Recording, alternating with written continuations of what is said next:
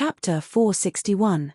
Within a short period of time, the energy contained in the sphere containing the terrifying aura of destruction that Han Shuro had painstakingly obtained had been fused with the main soul within the Demon Slayer Edge. After the main soul had fused with the energy of the sphere of destruction, it once again flew from Han Shuro's palm into Han Shuro's body and fell back into a dormant state. The Demon Slayer Edge was a demonic weapon that Han Shuro cultivated with his life. Now that the main soul had formed, it had gained sentience. The main soul formed within the Demon Slayer Edge, which was formed from Han Shuro's life essence and demonic yuan, would forever serve Han Shuro as its master. Unless Han Shuro's consciousness dissipated, the Demon Slayer Edge would forever be a demonic weapon that belonged solely to Han Shuro. Han Shuro looked at the sphere in his hand that had lost the energy of destruction. He thought to himself that this was pretty good. At least he didn't benefit an outsider. After absorbing the energy of destruction within the sphere, the Demon Slayer Edge would certainly become even more formidable. As a weapon solely for Han Shuro's use, the more powerful the Demon Slayer Edge was, the more advantageous it would be for Han Shuro. It wasn't a bad thing to think about it this way. Of the three spheres, one was obtained by Little Skull, one was fused with the main soul that had just been formed within the Demon Slayer Edge, and the last one belonged to the Dark Magus Emily. All three were people that Han Shuro could trust the most. Although Han Shuro's consciousness could not fuse with the three spheres, it could still indirectly strengthen him. Han Shuro, who had originally planned to fuse with the Origin Crystal of Death, now seemed to have nothing to do with it. The only thing that worried Han Shuro was the threat of the six-horned tribal king of the soul race. If Han Shuro were to stay in the Cemetery of Death, the six-horned tribal king of the soul race would naturally be unable to do anything to Han Shuro under the protection of the boundary within the Cemetery of Death. He would not be able to sense Han Shuro's aura at all. However, it was impossible for Han Shuro to stay in the Cemetery of Death forever. Once he left the Cemetery of Death, the six-horned tribal king of the soul race would immediately sense the location of his soul. In that case, Han Shuro would have to face this terrifying threat that he could not resist for the time being. It seems that I still need to get rid of that guy's perception of my divine sense first.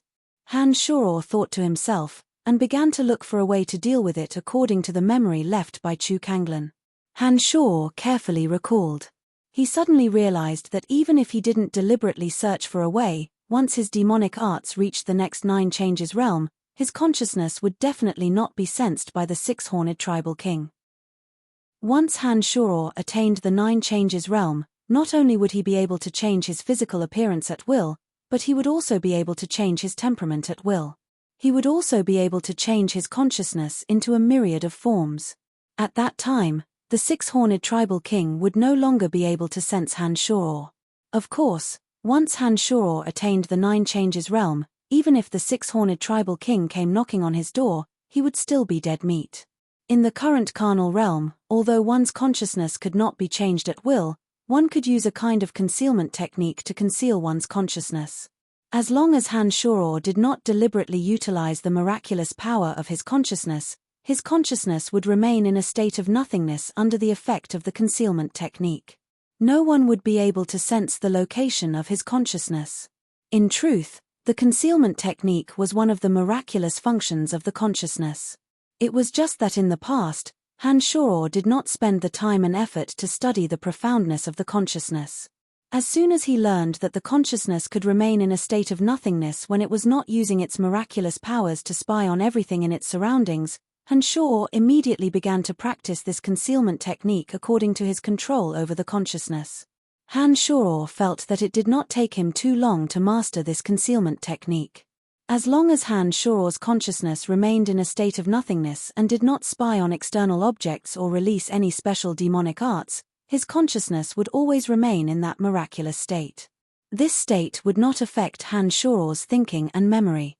It would even help Han Shuro make rational decisions about a matter, and would not cause Han Shuro to lose control of his emotions and do something that went against his character. After Han Shuro believed that he had mastered this concealment technique, he naturally wanted to try it out. After returning to the transportation matrix at the center of the Cemetery of Death, Han Shuro activated the transportation matrix and returned to the secret chamber of the City Lord's mansion in Brettel City. As expected, even after leaving the cemetery of death, Han Shoror could no longer feel the pressure coming from the six-horned tribal king. This indicated that the concealment technique was indeed effective. Han Shoror no longer needed to worry about the potential threat of the six-horned tribal king.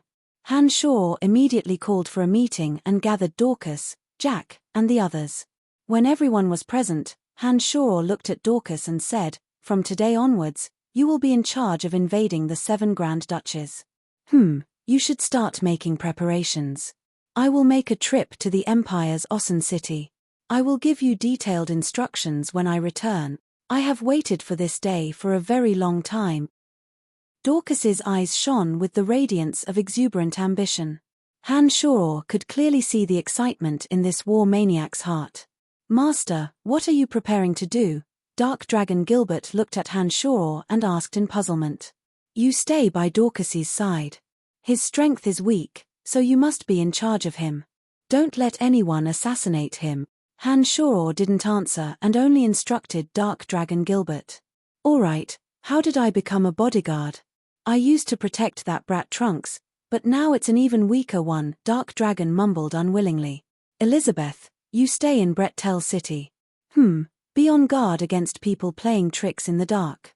There are a few fellows in Brettel City who aren't strong enough.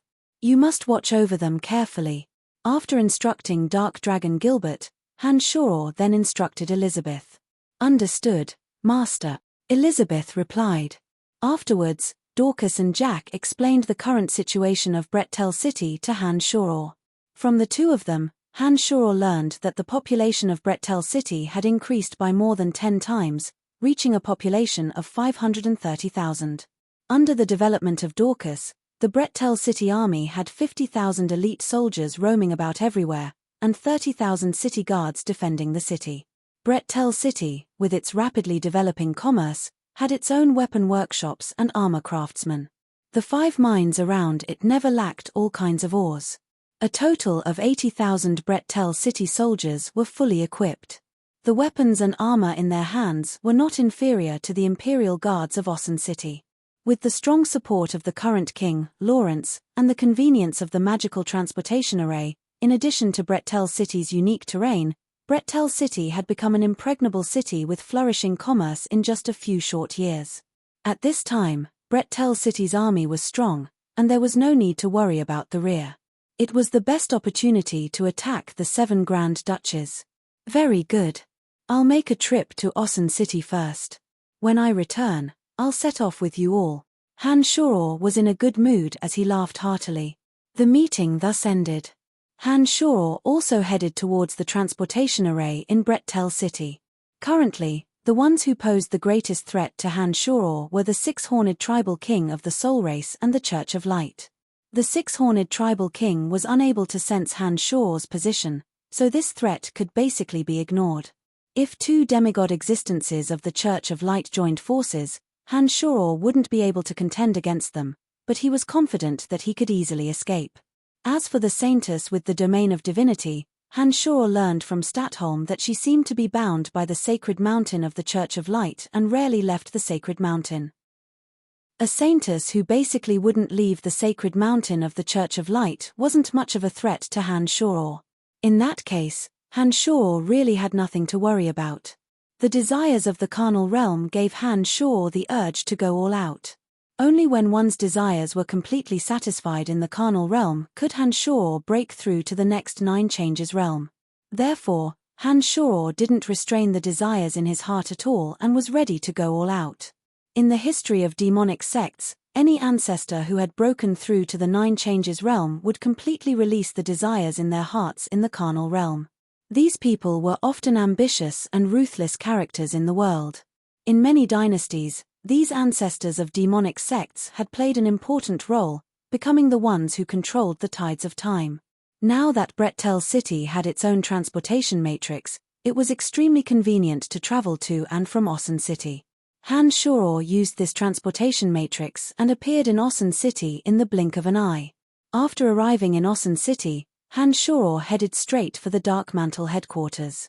Before coming to Ossen City, Han Shoror had learned from Dick that Emily rarely carried out missions herself. She was now in charge of assigning missions to the Dark Mantle headquarters. Her current position was much more relaxed and less dangerous. It seemed that perhaps it was because Han Shoror had basked in Emily's light that she was able to be so carefree. Mount Orders, Dark Mantle headquarters. After 3 years, Han Shoror had already become a legendary figure in the Dark Mantle. From the moment Han Shoror entered the Dark Mantle headquarters, when some of the seniors on the road discovered Han Shoror's arrival, they all looked at Han Shoror with incomparable admiration. "Where is Lady Emily?" Han Shoror asked as he watched the guide beside him lead him straight to Candide's secret chamber. Only after hearing Han Shoror's question did the guide remember the relationship between Han Shoror and Emily.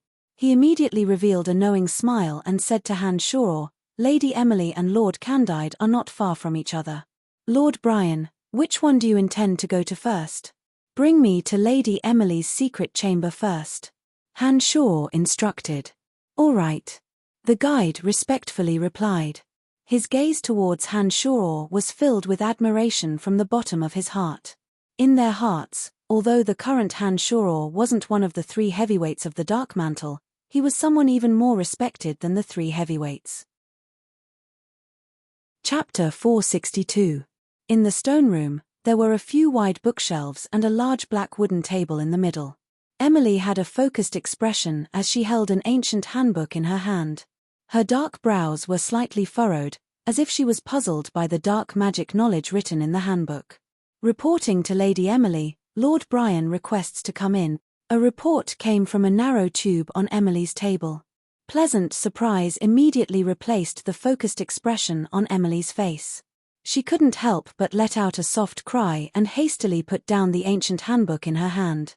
She took out a bright round mirror from her space ring and hurriedly drew a detailed picture of her delicate face in the mirror. "Lady Emily, can you let Lord Brian come in?" The guide heard a soft cry and understood that Emily was in the secret room. However, after calling out, Emily didn't respond. The guide couldn't help but ask again. Emily, who was busy tidying up her appearance, hurriedly said when she heard the confirmation from the narrow tube, "Wait a moment, it'll be done in a moment." As she spoke, Emily carefully looked at herself in the mirror again. After confirming that her face was flawless, she extravagantly smoothed out the wrinkles on her black magic robe with magic. Only then did she open her mouth and say, "All right, let Lord Brian come in." With a flash of light, Han Shoror used the short-distance transportation formation to directly reach the stone room where Emily was. Brian. When she saw the imposing figure that had haunted her dreams appear in the stone room, Emily immediately cried out in joy. She immediately threw herself into Han Shoror's broad chest like a swallow returning to its nest. She used all her strength to hug Han Shoror tightly, as if Han Shoror beside her would disappear at any time. A gentle smile hung on Han Shoror's face as he lowered his head to look at Emily in his arms. After 3 years, the beauty in his arms didn't change at all. Instead, she seemed to be even more charming and charming. Her delicate face was so delicate that it seemed as if it would break with the slightest breeze. Her face was flushed with happiness and excitement, and it was brimming with beauty that couldn't be replicated. Han Shoror could feel Emily's gradually rising body temperature. Han Shoror, who hadn't tasted anything for 3 years, felt the alluring and curvaceous body of the wonderful woman in his arms. An uncontrollable flame surged from his lower abdomen. Emily obviously felt the high spirits and heat emitting from Han Shoror's lower abdomen. Originally, she was already exceptionally sensitive after being nourished by Han Shoror. Suddenly, her bright eyes became dazed. Her voice and delicate body suddenly trembled together. Her 2 hands that were tightly hugging Han Shoror unconsciously began to move wantonly on Han Shoror's broad back. With a low roar, Han Shoror carried Emily in one go. His body swayed as he carried her to the office table that was used for assigning missions to the Dark Mantle members.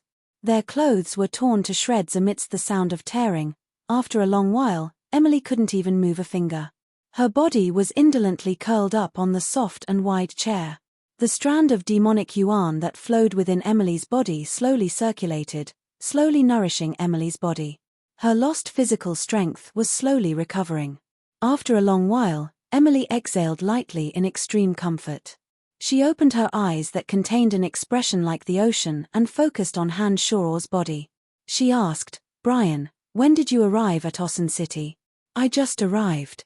Han Shuor changed his clothes again. He gently picked up a soft blanket and covered Emily's alluring body. Her bright eyes suddenly lit up with excitement. The corners of Emily's mouth hooked into a happy and sweet smile. She lowered her eyebrows shyly and softly said, "Then, you came to my place as soon as you arrived at Osun City?" "Yes." Han Shuor replied with a smile. "That's great." Emily suddenly raised her head. She looked at Han Shuor with the sweetness of a little girl and softly exclaimed. Her two hands tightly grasped Han Shuor's big hand that was gently caressing her cheeks. She took the initiative to bring the back of Han Shuor's hand to lightly caress her cheeks. "This is an origin crystal of the dark element that I obtained from Tarag Canyon. Take it and slowly fuse your soul with the origin crystal of the dark element. It will allow you to form a soul of element. It will be of great benefit to your training in dark magic." Han Shuor said with a gentle smile as he took out the origin crystal of the dark element and placed it in Emily's palm. As soon as the origin crystal of the dark element was taken out by Han Shuor from his space ring, Emily, who had been lazily curled up in her chair, immediately sensed the enormous amount of extremely pure dark element contained within. This kind of dark element contained no impurities at all. Its pure energy carried an indescribable allure. Even if Emily didn't use her mental strength to deliberately sense it, as a dark magus, she could deeply feel how magical and mysterious the thing contained within was. Such pure dark element. What is this thing? Emily's voice suddenly rose as she looked at Han Shuor with bright eyes. This is called an origin crystal. It contains enormous amounts of the purest dark element without any impurities. Once your soul fuses with the origin crystal, your soul will become a soul of element. This will allow you to have the deepest understanding of dark magic, and your soul and dark element will achieve a perfect affinity. If a magus of the elemental element wishes to become a god, they must form a soul of element and a body of element. Ordinary elemental magi may never find the knack of forming a soul of element. Even if they knew the method, it is not easy for an average person to achieve the transformation of their soul into a soul of element. As long as you fuse your soul with this elemental crystal, you'll be able to form an elemental soul by using the enormous amount of pure dark elemental energy within. This way, you'll definitely make rapid progress in your dark magic cultivation. Moreover, this will give you the foundation to become a god in dark magic. Han Shuor looked at Emily with a smile as he explained in a gentle voice. Emily's delicate body couldn't help but tremble. Her bright eyes shone with a light of disbelief. She looked at Han Shuor, and her voice also trembled. Her speech was not very smooth. Brian, is this for me? Are you sure this is for me? Silly woman, of course it's for you. Han Shuor caressed Emily's cheeks and said softly. Suddenly, Han Shuor thought of something and said solemnly, "However, with your current realm, you must absorb it carefully. I don't know if your soul can completely withstand this enormous amount of dark element. In any case, be careful."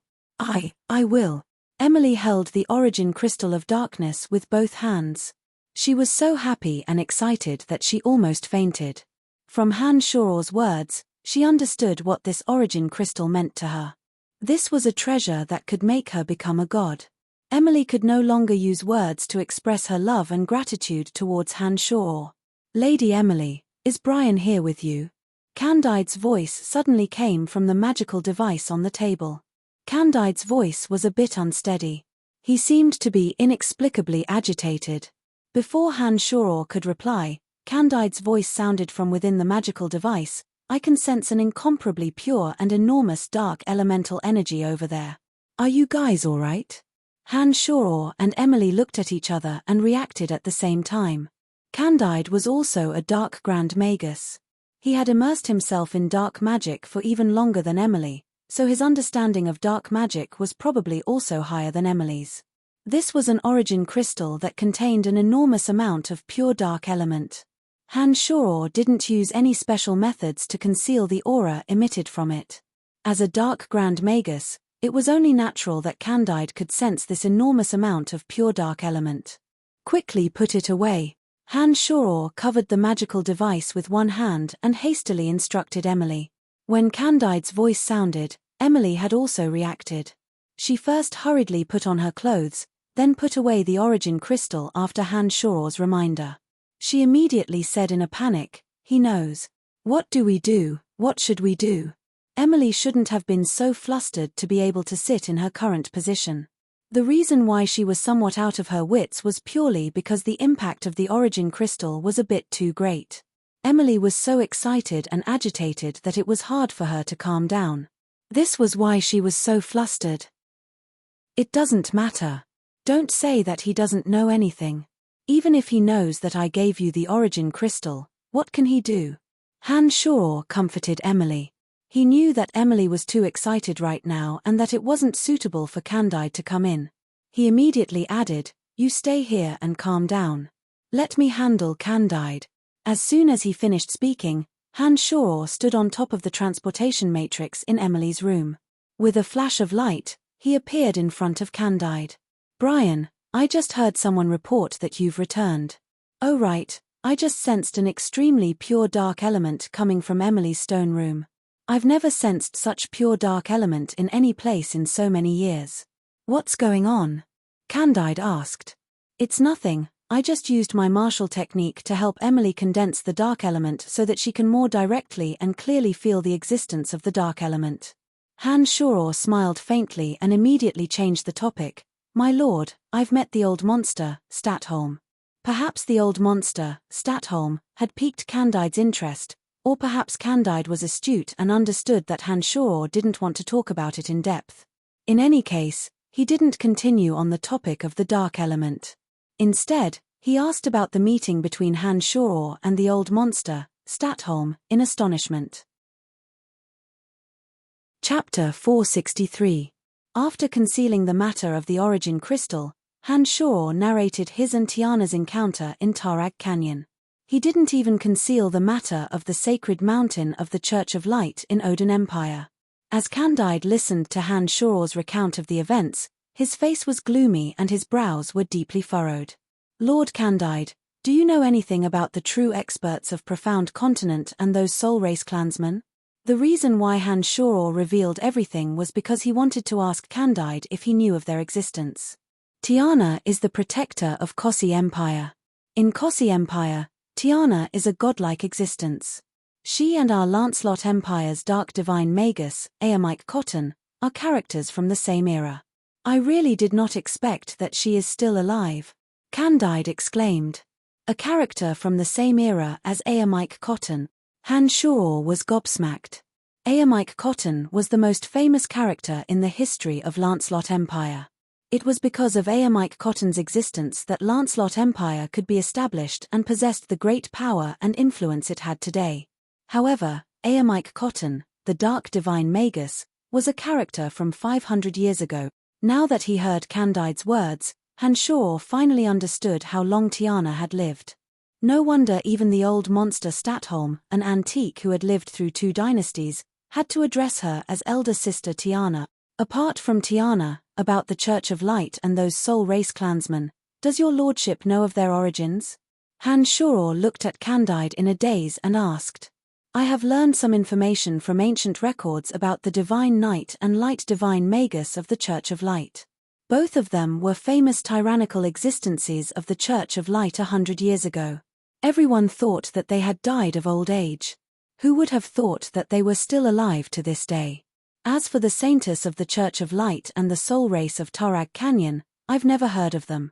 If you hadn't told me this information, I'm afraid that I would never have known that such characters existed on Profound Continent.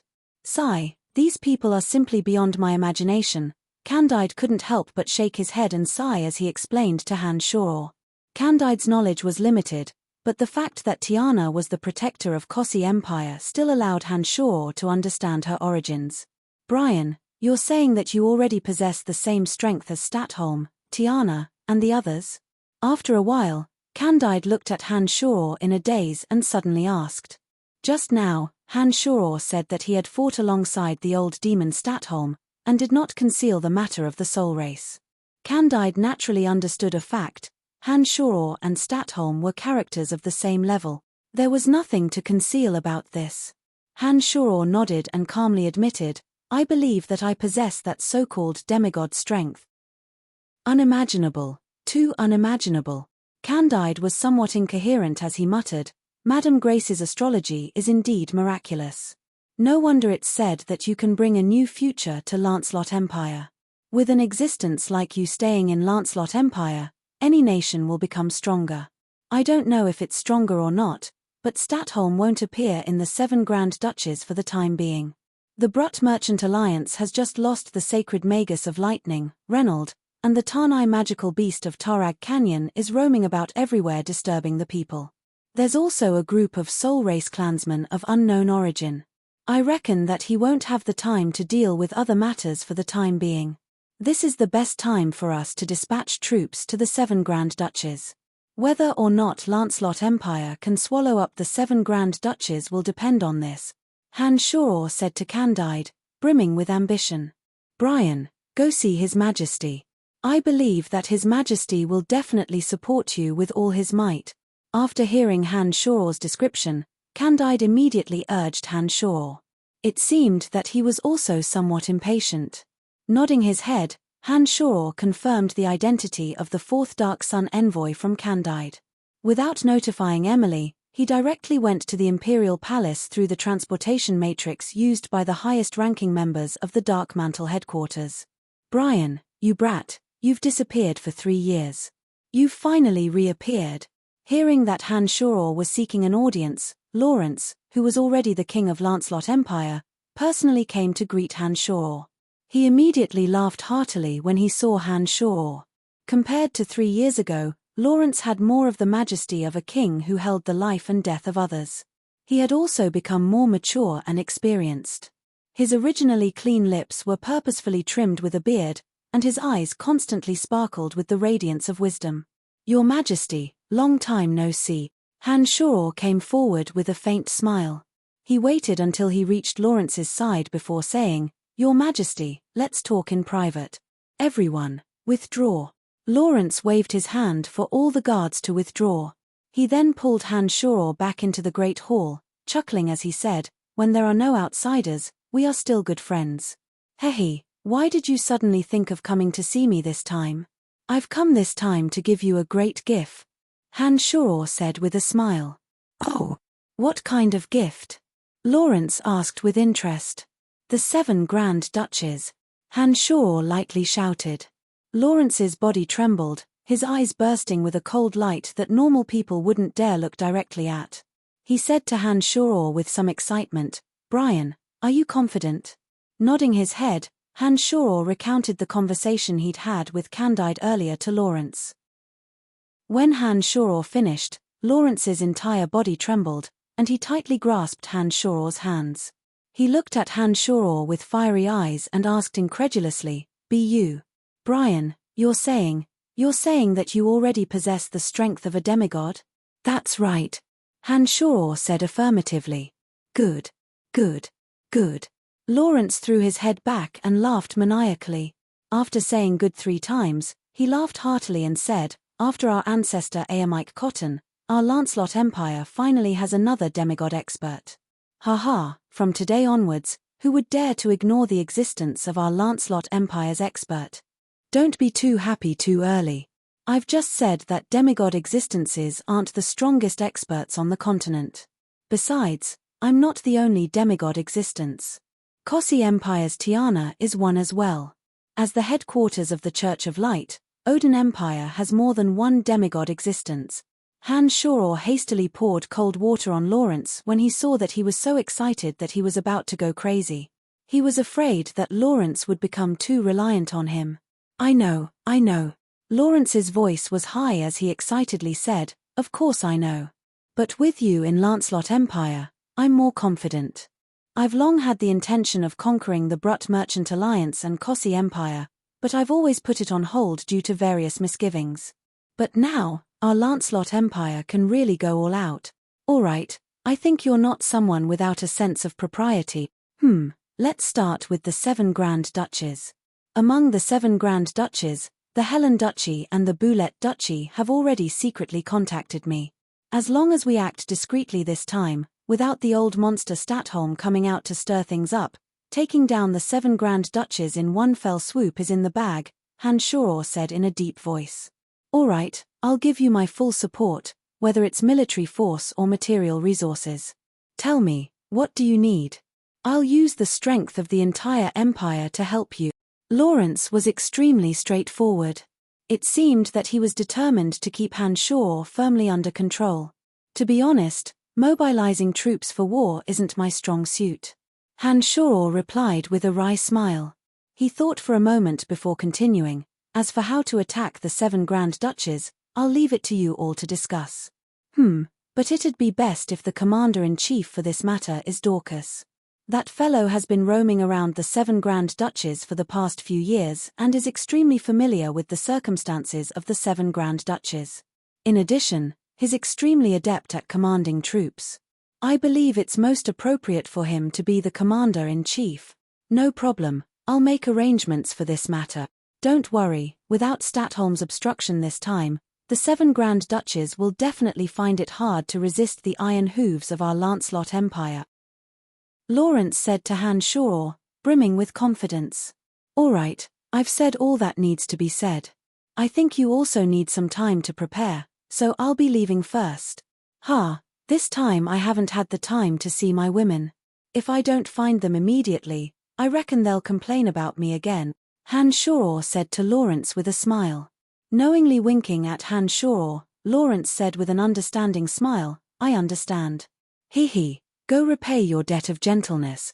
Oh, that's right. Your mansion has been renovated and all the servants are still there. Phoebe, Fanny, and the others will also stay there for a few days from time to time. Don't forget that you still have a home in Ossen City. Last time, during the chaos in Ossen City, the mansions of many great nobles had been turned into ashes in a single night. Han Shoror's Count Mansion had also suffered heavy damage. Originally, Han Shoror had thought that the mansion was completely destroyed. However, it seemed that Lawrence really valued Han Shoror and had actually helped him renovate it. Thank you, Your Majesty, Han Shoror replied. He didn't say anything else and left the palace. A demigod expert.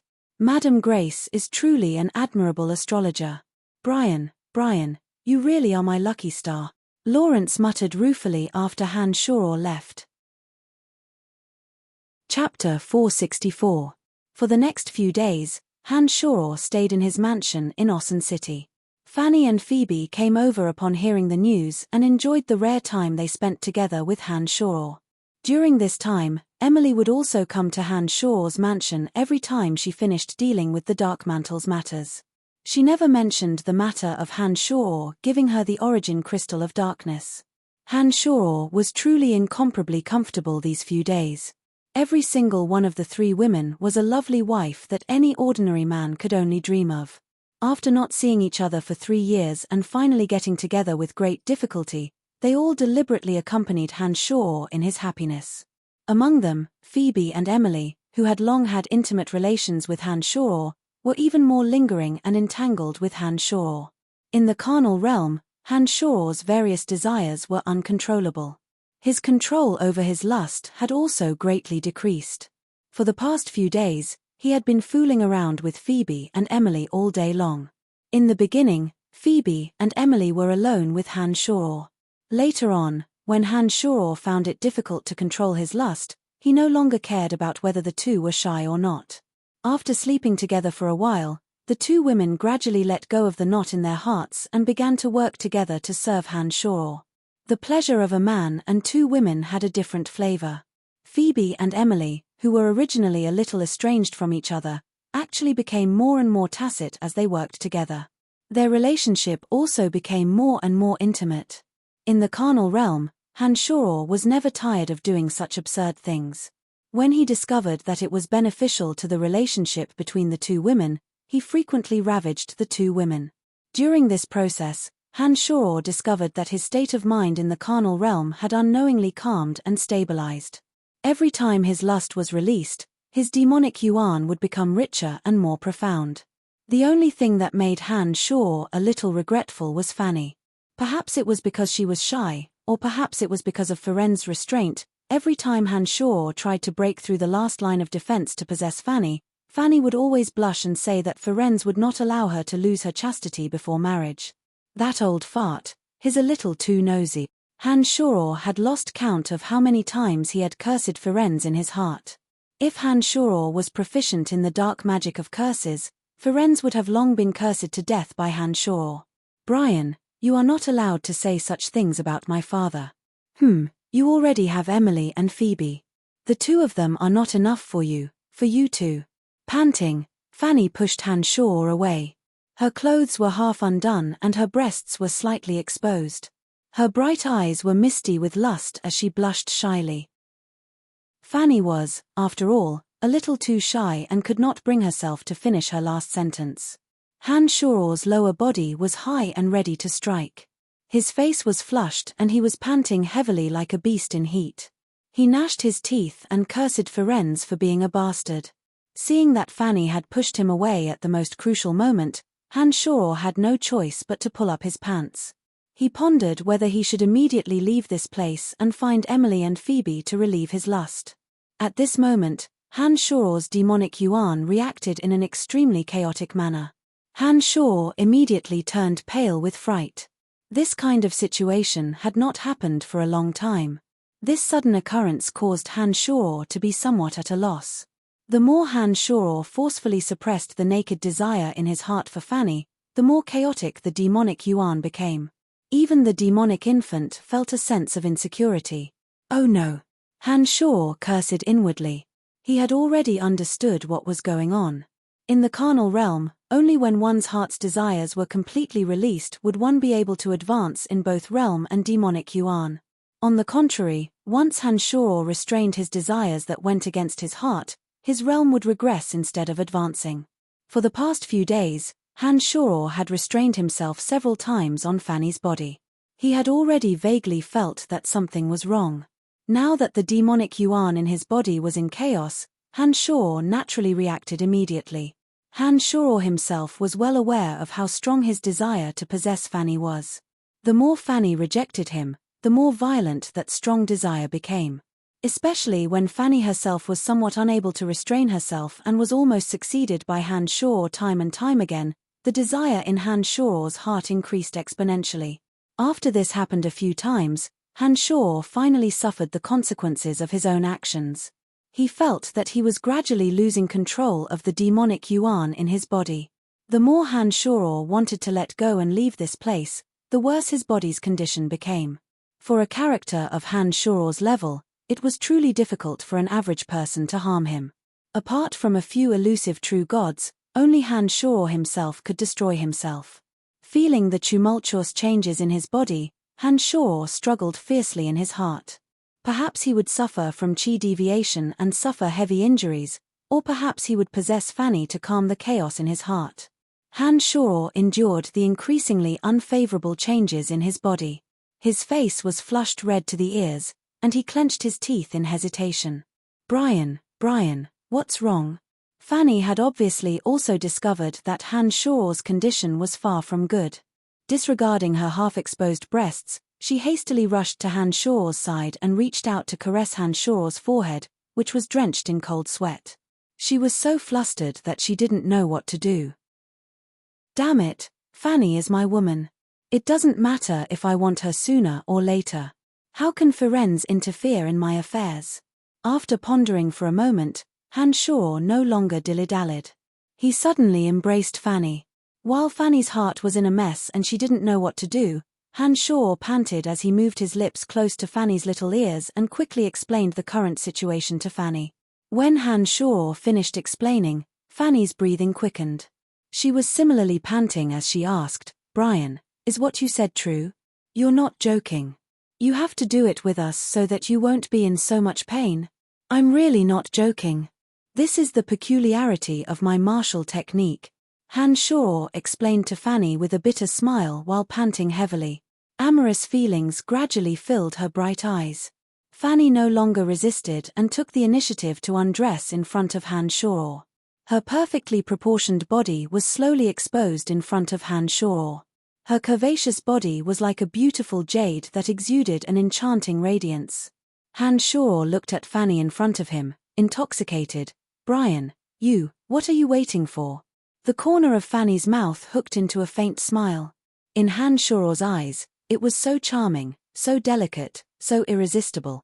Without any hesitation, Han Shore pulled with his large hands.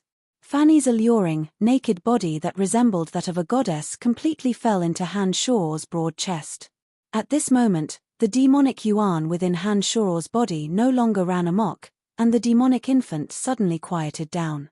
"Brian, be gentle, I'm afraid of pain." Fanny's bashful appearance was incomparably beautiful. She suddenly hugged Han Shore's back tightly and cried out a little nervously. "Don't worry, you won't feel a bit of pain," Han Shore promised gently. Soon after, he abruptly lifted Fanny up and scuttled onto the wide, soft bed like a cheetah. An enchanting moan mixed with Han Shore's beast-like panting immediately reverberated in the room, like an incomparably moving song of nature. "Little wench, you've been dealt with just the same." In another room, Phoebe, who was practicing with her sword, suddenly stopped and listened attentively for a while before murmuring, "Hee, I knew she wouldn't be able to escape from that little pervert's evil hand." Emily had just returned from a day's work in the Dark Mantle. She walked into Phoebe's practice room and spoke to her with a charming smile. "That's true.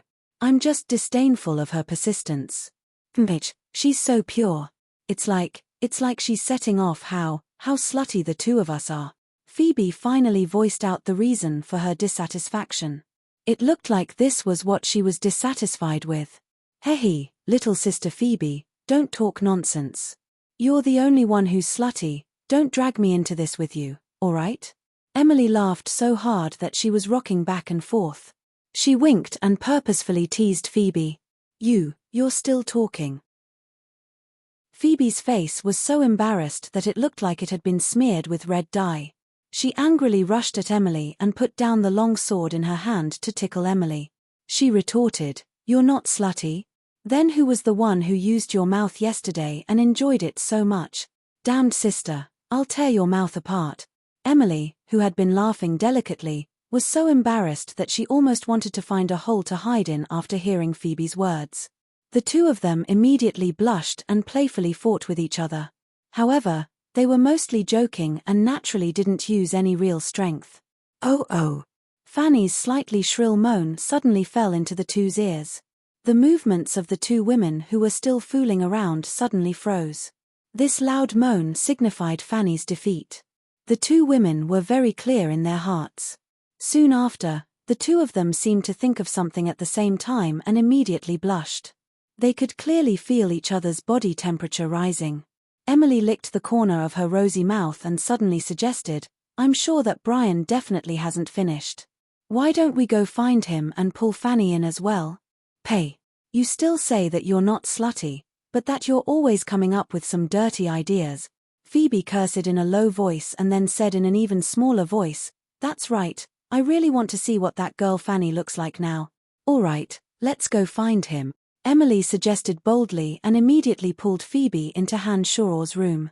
"Hey, just in time to accompany me." When Han Shore saw the two women come in, he immediately laughed heartily. The room was immediately filled with boundless spring scenery. That kind of erotic moan that made one's heart itch once again reverberated. Chapter 465. Time passed quickly.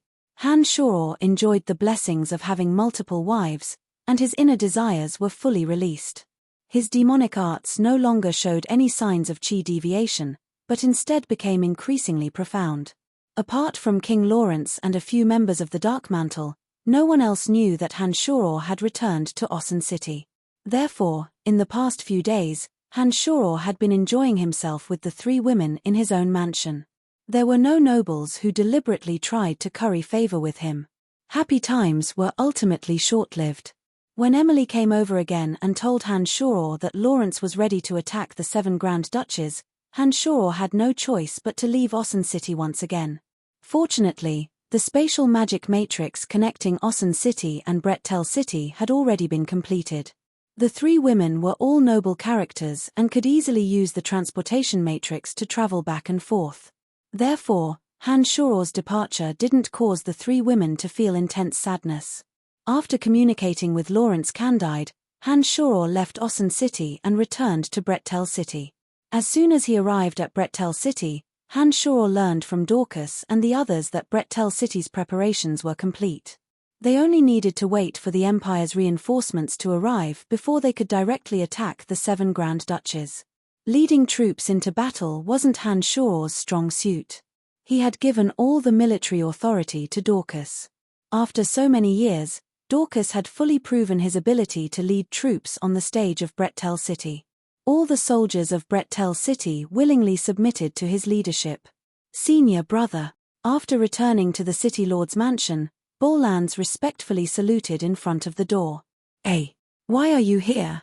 Han Shuor was a little surprised to see Bolans.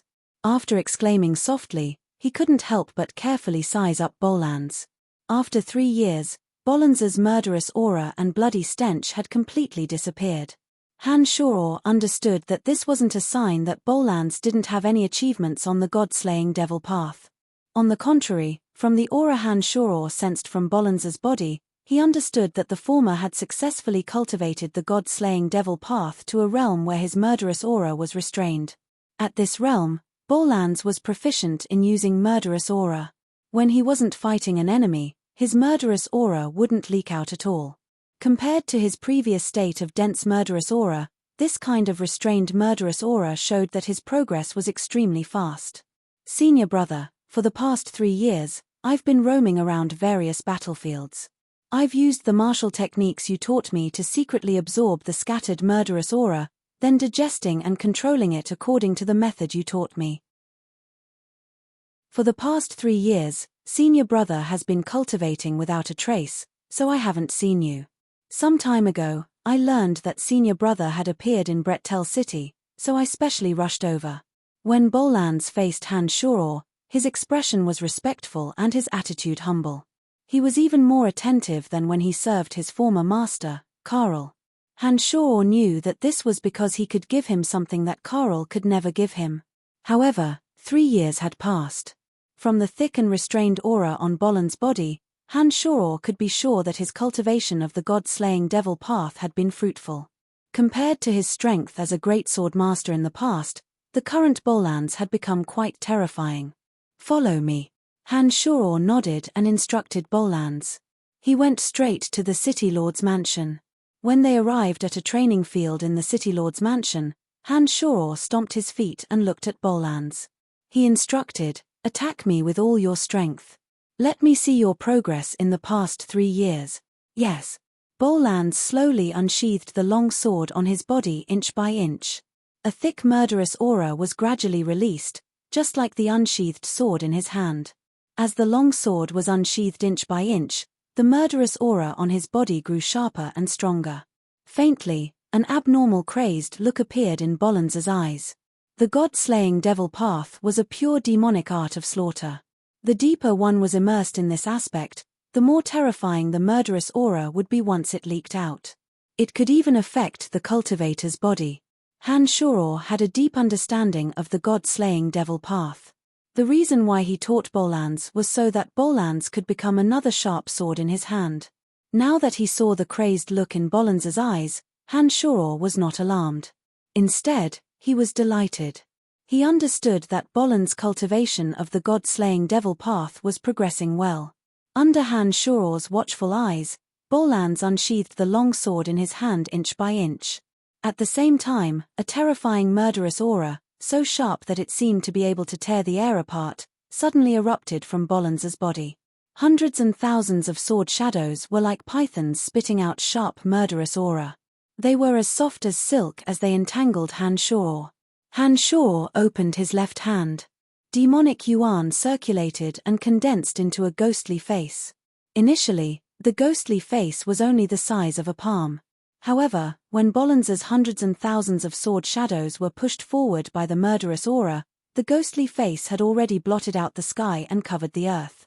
It suddenly opened its bloody mouth and swallowed all of Bolans's sword shadows. The fingers of Han Shuor's left hand were twisted into the shape of a hook. It was as if thousands of invisible threads were connected to the ghostly face.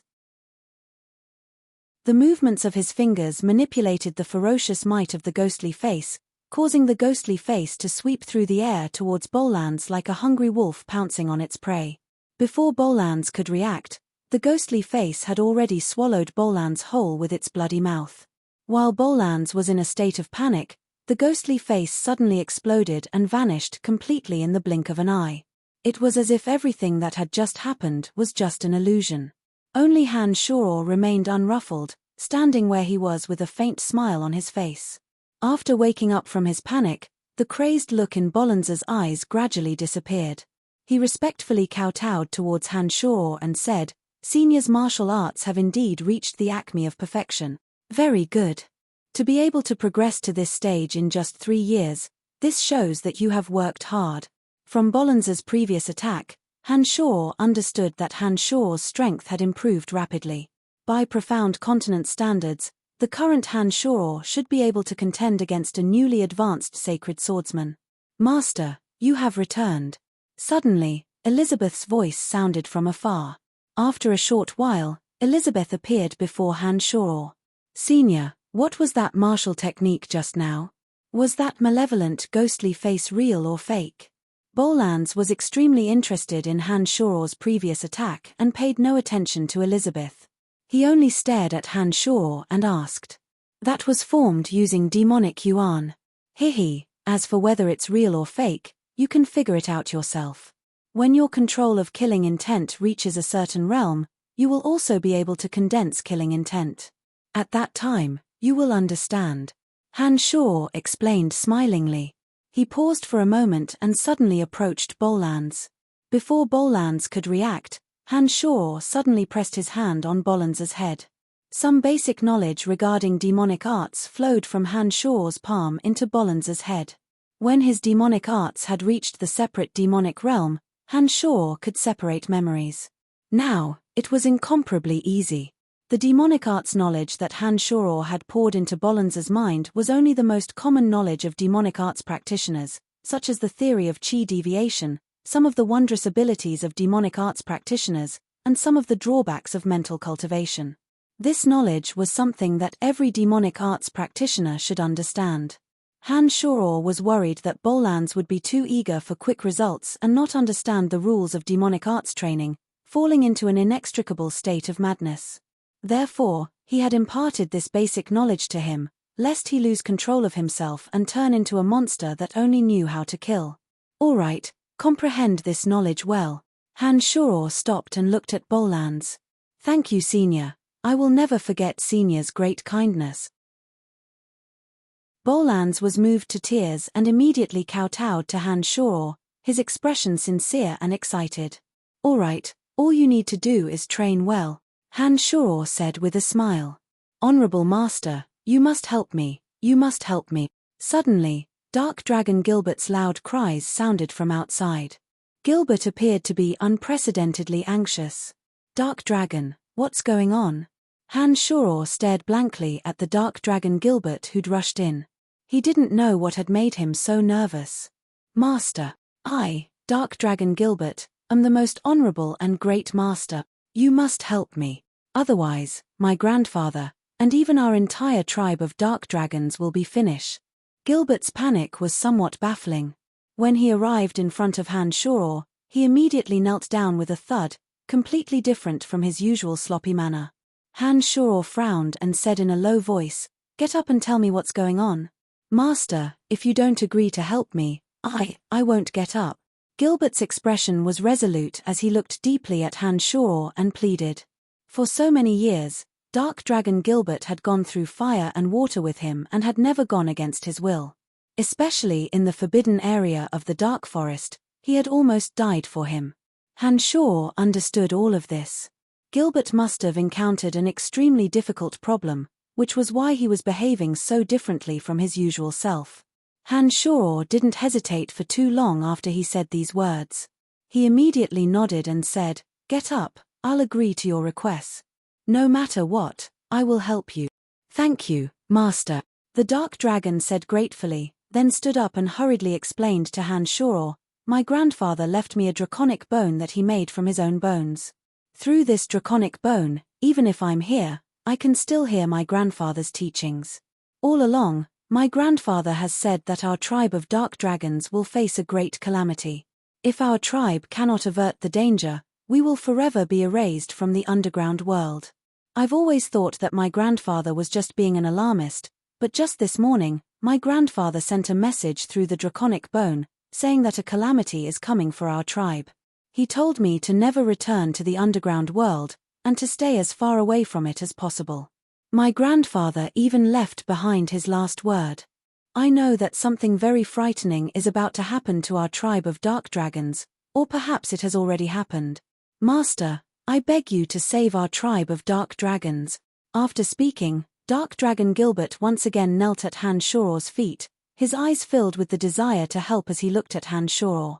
"I've already promised you." Han Shuro helped Dark Dragon Gilbert up and said, "I don't know if I can help you, but I will make a trip to the underground world with you." "Thank you, Master. Thank you, Master. I know that with Master's help, our tribe of dark dragons will definitely be able to avert the danger," Gilbert said hastily. "Bolans, follow Dorcas in secret and temporarily protect him in place of Gilbert. While Elizabeth, you stay in the city and assist Dick in taking care of Brettel City's safety." Han Shuro instructed the two. Logically speaking, Han Shuro shouldn't be running around in the face of a great battle. However, the relationship between Dark Dragon Gilbert and Han Shuro wasn't as simple as that of a master and servant. Now that the Dark Dragon tribe was facing a calamity, and with Gilbert pleading like this, Han Shuro really couldn't find an excuse to refuse. Fortunately, the guardian god of the 7 Grand Duchies, Old Monster Statholm, couldn't even protect himself and wouldn't appear in the 7 Grand Duchies during this period of time. In addition, Statholm had made an agreement with Han Shuro beforehand. The absence of Han Shuro, who wasn't adept at leading troops, didn't seem to have much of an impact on the overall situation in a large-scale battle of this scale. Therefore, after making his decision, Han Shuro immediately summoned Dorcas, Jack, and the others and explained a few things in detail. "My lord, don't worry. With the full support of the Empire, as well as the secret support of the Helen Duchy and Boulette Duchy, I have the confidence to take down the 7 Grand Duchies." Dorcas was full of confidence. The light of ambition in his eyes wasn't concealed in the slightest in front of Han Shuro. "You brat, you're not in Brettel City all year round. Actually, Brettel City can still function without you." Jack was the only one in Brettel City who dared to speak so carelessly to Han Shuro. Han Shuro was speechless. He immediately flew into a rage out of humiliation and said, "You damned little fatty, if you can't bring up Brettel City's economy, I definitely won't let you off. Heh, look at how prosperous Brettel City is now in my hand. You won't have a chance." Jack laughed proudly. "Oh, right." Han Shuro suddenly thought of something and immediately instructed Dorcas, "When attacking the 7 Grand Duchies, treat the people of each duchy well. Don't kill the innocent."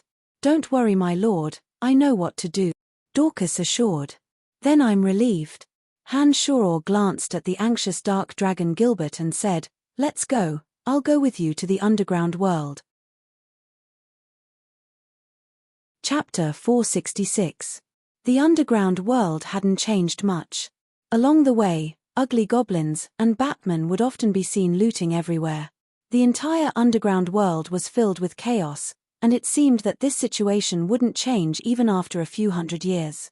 "Gilbert, do you know what kind of disaster your tribe of dark dragons has encountered?"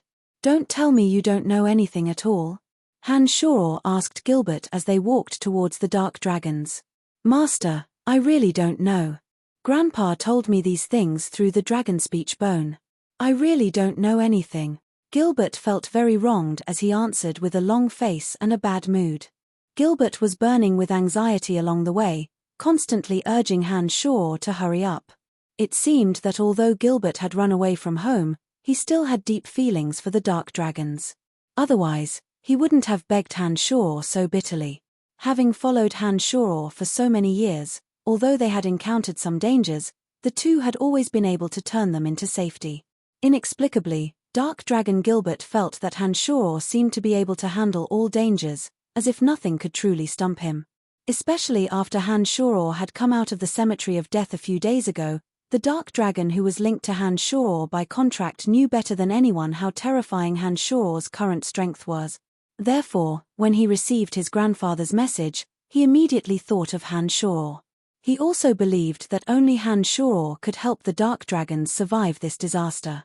Seeing that he couldn't get anything out of Gilbert, Han Shoror didn't waste his breath. Gilbert's understanding of the underground world was clearly far greater than Han Shoror's. The two didn't waste too much time on the first layer where dark elves ran rampant. Under Gilbert's lead, Han Shoror descended from a precipitous cliff-like cave and arrived at the slightly dusky next layer.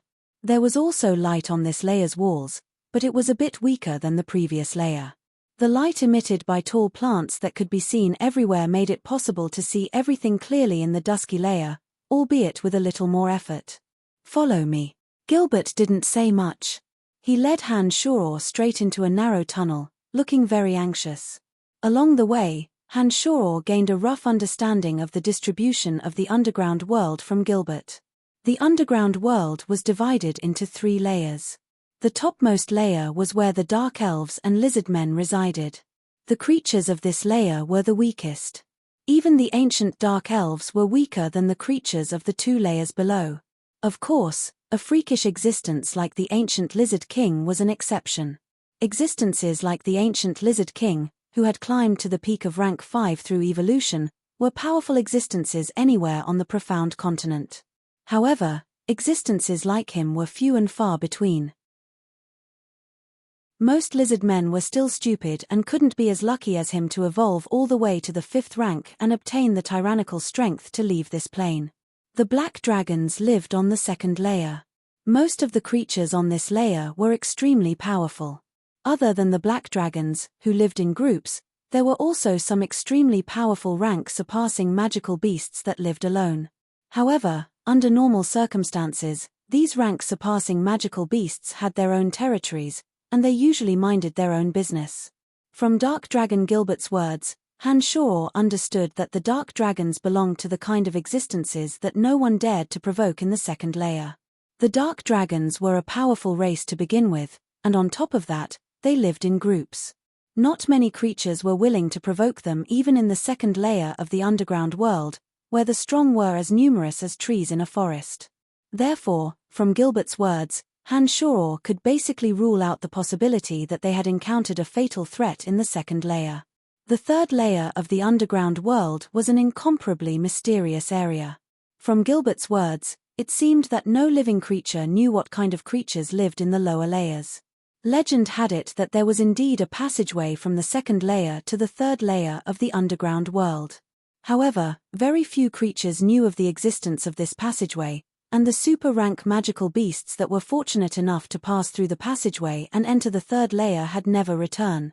Therefore, no one or any creature could truly understand the situation in the lowest layer of the underground world. After passing through the narrow passageway, Gilbert led Han Shoror for a long time before they arrived at an area filled with mountain ridges. This was a huge gorge. At a glance, there were undulating mountain ridges of uneven heights everywhere. From afar, it looked as if there were giant dragons entrenched here. "There's the smell of blood." Once Han Shoror arrived at this area, his sensitive nose immediately picked up the faint scent of blood. Dark Dragon Gilbert's eyes immediately reddened as he cried excitedly, "Grandpa, I'm back, Gilbert is back."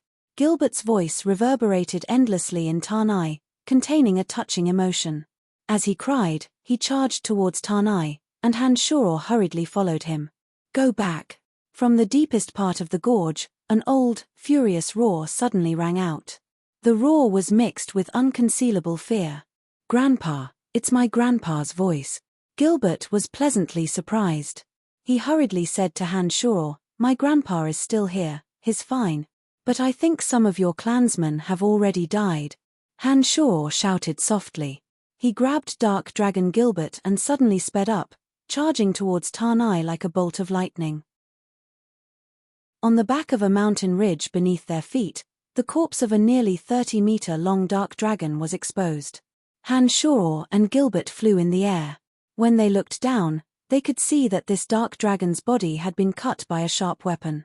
There were terrible wounds all over its body. Uncle Trace. Gilbert obviously recognized the dead dark dragon as he roared furiously, his eyes almost popping out of their sockets. However, this dark dragon wasn't the only corpse. As they flew in the direction of the gorge, 3 more dark dragon corpses appeared beneath their feet. These 3 dark dragons must have suffered cruel torture before they died. Each corpse was riddled with wounds, and one had even been chopped into 3 pieces, dying without a complete corpse. Gilbert recognized all 4 of these dead dark dragons, especially the huge dark dragon that had died in the most miserable state. Gilbert almost fainted from grief and indignation. When Dark Dragon Gilbert saw this corpse, he couldn't help but wail loudly. Because that was Dark Dragon Gilbert's father. Bastard! Run! Run quickly! A crazed howl that sounded like it was dripping blood came from the distant canyon. It mixed with Gilbert's mournful cries, causing Hanshor's heart to freeze to the extreme. He had the urge to kill the perpetrator by dismembering him into 1,000 pieces. Even if Hanshor didn't use his consciousness to spy on the situation inside, he could still sense a few icy auras. One of them was especially tyrannical. Hanshor even vaguely felt that it was somewhat similar to that of the water divine Magus Tiana. When this feeling arose in Hanshor's heart, his desire to kill grew even stronger. Let's go. Let's go to the gorge and see what's going on first. Hanshor grabbed Dark Dragon Gilbert. Ignoring Dark Dragon Gilbert's loud wails, he flew towards the gorge with a gloomy face. Another one. TSK, interesting. A disdainful cold sneer suddenly came from the depths of the gorge. I'm going to kill them, I'm going to kill them. No matter who they are, I'm going to kill them. Dark Dragon Gilbert kept repeating these words as he wailed. His usual carefree attitude had long since disappeared. At this moment, apart from grief and indignation, Gilbert probably only had bone-piercing hatred left in his heart. Finally, Hanshor pulled Dark Dragon Gilbert along and arrived at the largest gorge. The first thing that entered Hanshor's eyes was a huge, spotlessly white cage made of some unknown material. Inside the cage were 17 dark dragons with skin as dark as ink who had already taken human form. There were old and young people among them, and they all wore collars around their necks like dogs. All of them had bloodstains on their bodies from being whipped. Even a young female dark dragon was the same. Blood still flowed from the bloodstains on her cheeks, as if she had just been whipped. Surrounding the cage were 6 people dressed in clothes as white as snow. Their attire was very similar, and every one of their expressions was icy cold, carrying a natural indifference and ruthlessness. One of them, a handsome middle-aged man with a face as if carved from a blade, looked at Hanshor and Gilbert with a cold smile, his hands clasped behind his back. The aura on his body was somewhat similar to Tiana's, and he was also the most powerful existence here, a demigod existence. There's another little worm. The handsome middle-aged man looked at Gilbert as if he was looking at a pet, with a natural sense of superiority. Only after he finished speaking did he look Hanshor up and down, and asked, "Who are you?" "You know Tiana, don't you?" Hanshor answered with a question instead. Including the handsome middle-aged man, the expressions of the 6 people dressed in snow-white changed slightly. The middle-aged man who was the leader frowned and said, "You actually know of my little junior sister's existence. Who are you? Who are you people?" Hanshor's heart suddenly jolted, and he immediately shouted, "We are from the Shrine of Ice. I am Ice Celestial Cori. Since you know my little junior sister, Snow Celestial Tiana, who are you? Are you friend or foe?" Cori, the Ice Celestial of the Shrine of Ice, asked coldly, his eyes fixed on Hanshor. Chapter 467. Like the Church of Light, the Shrine of Ice was also a relatively well-known religious organization on Profound Continent. The Shrine of Ice worshipped the Ice Goddess. Although this church's influence was not as great as that of the Church of Light, it was not to be belittled. The Shrine of Ice was the state religion of Kossi Empire. The Shrine of Ice was located on top of the coldest snowy mountain in Kossi Empire. Tiana, as the protector of Kossi Empire, was unexpectedly from the Shrine of Ice, and the snow goddess of the Shrine of Ice at that. Han Shor only understood these secrets from Corey. However, even Candide of the Dark Mantle didn't know these things. It seemed that this Shrine of Ice was rather mysterious. By now, Han Shor finally understood why Tiana would plot against him. The Church of Light and the Shrine of Ice had always been close. As the snow goddess of the Shrine of Ice, it was only natural that Tiana would frame them for the Church of Light. In front of Han Shor, a group of Shrine of Ice members, led by Ice Celestial Corey, were watching Han Shor vigilantly. Among them, Corey was the strongest, roughly on par with Han Shor in strength. The other 5 emanated icy auras, roughly at the level of sacred grade experts. The strength of this group was by no means weak. They would be a force that no one would dare to ignore in any country. It made sense. This was the second layer of the underground world. For them to dare to slaughter in the territory of dark dragons, they naturally had to possess a certain level of strength. It was also at this moment that Han Shor began to understand why Lawrence was so happy when he learned that Han Shor possessed demigod strength. Odin Empire had the Church of Light, and Kossi Empire had the Shrine of Ice. Generally speaking, religious organizations like these controlled terrifying experts. The reason why Lancelot Empire hadn't dared to go on expeditions for so many years was probably because they were apprehensive of the existence of those people. Soon after, another doubt surfaced in Han Shor's mind. Judging from the strength displayed by Kossi Empire, they had completely suppressed Lancelot Empire. Why hadn't Kossi Empire invaded Lancelot Empire for so many years? With just the Snow Goddess and the Ice Goddess, before he became a demigod, who in Lancelot Empire could stop them? Apart from that, there was also the Brut Merchant Alliance and the Angela Empire. Both of them had the support of powerful experts. Even the 7 Grand Duchies had the demigod old monster Statholm. If so, why had the Lancelot Empire remained unscathed for so many years? What do you mean? Just as Han Shor was letting his imagination run wild, Ice God shouted again. The bone-chilling sword in his hand was already unsheathed. Han Shor stared blankly for a moment before immediately coming to his senses. He then turned his head to look at Dark Dragon Gilbert, only to see that Gilbert was currently being cursed at by a thin and weak little old man in the cage behind Corey with tearful eyes. This little old man should be Gilbert's grandfather, the patriarch of the Dark Dragons, Gilgees. Although his tone was vile and angry, his anxious expression showed his concern. Gilbert turned a deaf ear to his grandfather's curses. He just glared at Ice Celestial Corey with a pair of eyes filled with bone-piercing hatred. Even though he did not practice the god-slaying devil path, the killing intent emanating from his body was still incomparably intense. It was a bloodthirsty desire to destroy everything. Nothing. Han Shor coldly snorted. He opened his hand and 5 dark rays shot out from his fingers, heading straight for the spotlessly white cage imprisoning the dark dragons. Contrary to Han Shor's expectations, Corey, who was standing beside the cage, did not make a move to intercept the attack.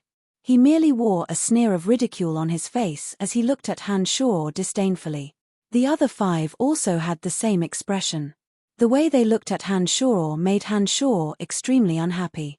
However, Han Shor soon found out why he had such a disdainful expression.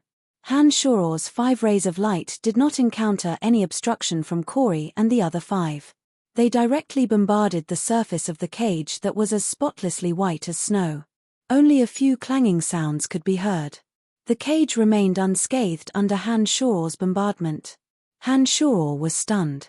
He knew very well how terrifying the impact force contained in those 5 rays of light was. Even the hardest iron and stone would be pulverized. However, the cage remained unscathed under Han Shor's attack. This was clearly beyond Han Shor's expectations. This is a cage blessed by the Snow Goddess.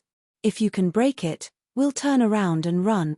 Ice Celestial Corey sneered as he looked at Han Shor. He pointed the ice-cold long sword in his hand at Han Shor and said, "It seems that you are the enemy." As soon as Corey's words fell, the 5 beside him simultaneously left the cage, as though they were not afraid of the cage being broken. Each and every one of them spread out with cold and detached expressions. They were probably prepared to make Han Shor and Dark Dragon Gilbert stay behind. Among the 6, Ice Celestial Corey was the strongest. Judging from the aura emanating from his body, he should be a magic swordsman. The long sword in his hand contained an enormous aura of ice. This kind of aura was mixed with pure and chilly divine energy. It was astonishingly similar to the divine energy of the temple knights of the Church of Light. These so-called churches were all like this. With devotion to the gods they believed in, they could always borrow some divine energy from their gods. Even if it was only a small portion of divine energy, it was enough for them to surpass their own shackles and possess power unimaginable to ordinary people. Seeing that the 6 fellows from the Shrine of Ice were slowly trying to surround him, Han Shor couldn't help but frown. If it was only Ice Celestial Corey, Han Shor wouldn't be afraid of him. After all, Han Shor was extremely confident in himself. However, if the 5 sacred grade experts were to be added to the mix, Han Shor would have some trouble dealing with them. Among the other 5, 2 of them were water sacred magi. At this moment, they had already begun to chant incantations. All of a sudden, the second layer of the underground world seemed to have turned into a world of ice and snow. A bone-chilling coldness pervaded the entire region in the blink of an eye. Friend, no matter who you are, don't even think of leaving safely today. Corey listened to the chanting of his subordinates as he advanced step by step towards Han Shor. The long sword in his hand was gradually covered in a layer of ice that was as bright and resplendent as a diamond. This layer of ice contained an incomparably chilling aura. Ganging up on me? Hihi, I'm least afraid of being ganged up on. Han Shor was suddenly no longer worried. At once, he let out a mischievous laugh and took out the skeletal staff from his hand. Following the chanting of necromancy incantations, one undead creature after another appeared around Han Shor. Before Corey could get close to Han Shor, there was no longer an empty spot around Han Shor. All of them had been blocked by a dense horde of undead creatures. From low-level skeletal warriors and ghouls to evil knights, bone demons, and mummy lords, they were all present. Especially the Earth Elite Zombie and his gang of extremely strange fellows. Every one of them wore strange armors. Among them, the Metal Elite Zombie held a dazzling golden cudgel in his hand, while the Fire Elite Zombie held a pulsating fire attribute treasure, the Fire Lotus. Among undead creatures, this was an unspeakable oddity. You are actually a wretched necromancer. Corey was gobsmacked. Obviously, he was rather astonished that Han Shor could summon so many undead creatures. Hihi, so what if I'm a necromancer? Even the entire race of dark dragons have been imprisoned in our hands. What do you think these low-level undead creatures can do to us? Corey was very conceited. Obviously, he did not attach any importance to the undead creatures summoned by Han Shor. Low-level? Han Shor sneered. Soon after, he secretly issued an order to the 5 elite zombies to find an opportunity to form the penta-elemental undead formation. As Little Skull was busy fusing his soul with the origin crystal of pure death, he did not appear this time. However, with the 5 elite zombies here, in addition to the 3 evil knights and the mummy lord, Han Shor still had the confidence to resist the 6 from the Shrine of Ice. However, to ensure that nothing went wrong, Han Shor first ordered the 5 elite zombies to prepare the penta-elemental undead formation. Although the 5 elite zombies were still unable to completely fuse all of their energies in this formation, from what Little Skull had said previously, Han Shor understood that even the 5 elite zombies were extremely formidable. Master, I want revenge, I want to kill them, Dark Dragon Gilbert bellowed furiously. With just you lot. Corey sneered with extreme contempt. Then, with a face full of loathing, he shouted in a low voice, "Clean up these filthy undead creatures for me." As soon as Ice Celestial Corey's words faded, the incantation that had been chanting all along suddenly came to a halt. Soon after, the entire region turned into a land of ice and snow. The coldness engulfed the entire canyon. Gigantic icicles and millstone-sized hailstones suddenly appeared, raining down on the undead creatures everywhere in the canyon. The magic of a sacred-grade magus was indeed terrifying, especially when it was released by 2 sacred-grade magi at the same time. The entire canyon became a frightening scene of icicles and hailstones raining down. The enormous number of undead creatures summoned by Han Shoror struck the low-level skeletal warriors and zombie warriors one after another. In an extremely short period of time, the thousands of undead creatures were smashed into pieces by the icicles and hailstones. However, starting from the hate warriors, the tough bodies of the high-level undead creatures were able to withstand the attacks. Naturally, high-level undead creatures like the Bone Demon and Mummy Lord were unscathed. The cold aura that spread throughout the entire canyon caused the dark dragons in the cages to shiver. However, to the undead creatures, the cold would never pose a threat to them. Under the hail of icicles, the undead creatures that were still alive lined up to attack Corey and the others. Chapter 468. The three evil knights that had been refined by Han Shoror previously had armor that shone as bright as mirrors. Each of them wielded extremely long, sharp bone spurs that emanated a dense aura of death. They charged at the very front. The fire-breathing warhorses beneath the evil knights were extremely tall and large. The evil knights wielding the enormous bone spurs were also incomparably valiant. They charged head-on towards Corey's party, the aura of death rippling out endlessly. Behind the three evil knights were another 5 evil knights that had not been refined by demonic arts, followed by the Mummy Lord and the Bone Devil. As for the 5 eccentric elite zombies, the Earth Elite Zombie and Wood Elite Zombie used their innate abilities to conceal themselves in the depths of the earth, and the other to vanish into a strange plant. The Fire Elite Zombie, Water Elite Zombie, and Metal Elite Zombie mixed in with the zombie warriors that were lucky enough to survive. They slowly spread out and surrounded Corey's party. Corey's eyes were like lightning. The icy sword in his hand that was covered in a layer of diamond ice continuously emitted a bone-chilling aura.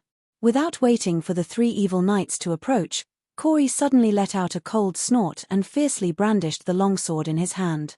Colorless fighting aura mixed with a chilling aura flew out from the longsword, aiming straight for the 3 evil knights riding their fire-breathing warhorses. The originally colorless fighting aura, which could freeze any ordinary creature, immediately converged at the location of the colorless fighting aura. The originally colorless and formless fighting aura shot out explosively, instantly absorbing the cold air and transforming it into an enormous icicle that sparkled with cold light. Infused with an unstoppable fighting aura, the icicle flew straight towards the 3 evil knights. Standing beside Dark Dragon Gilbert, the corners of Han Shoror's mouth hooked into a sneer.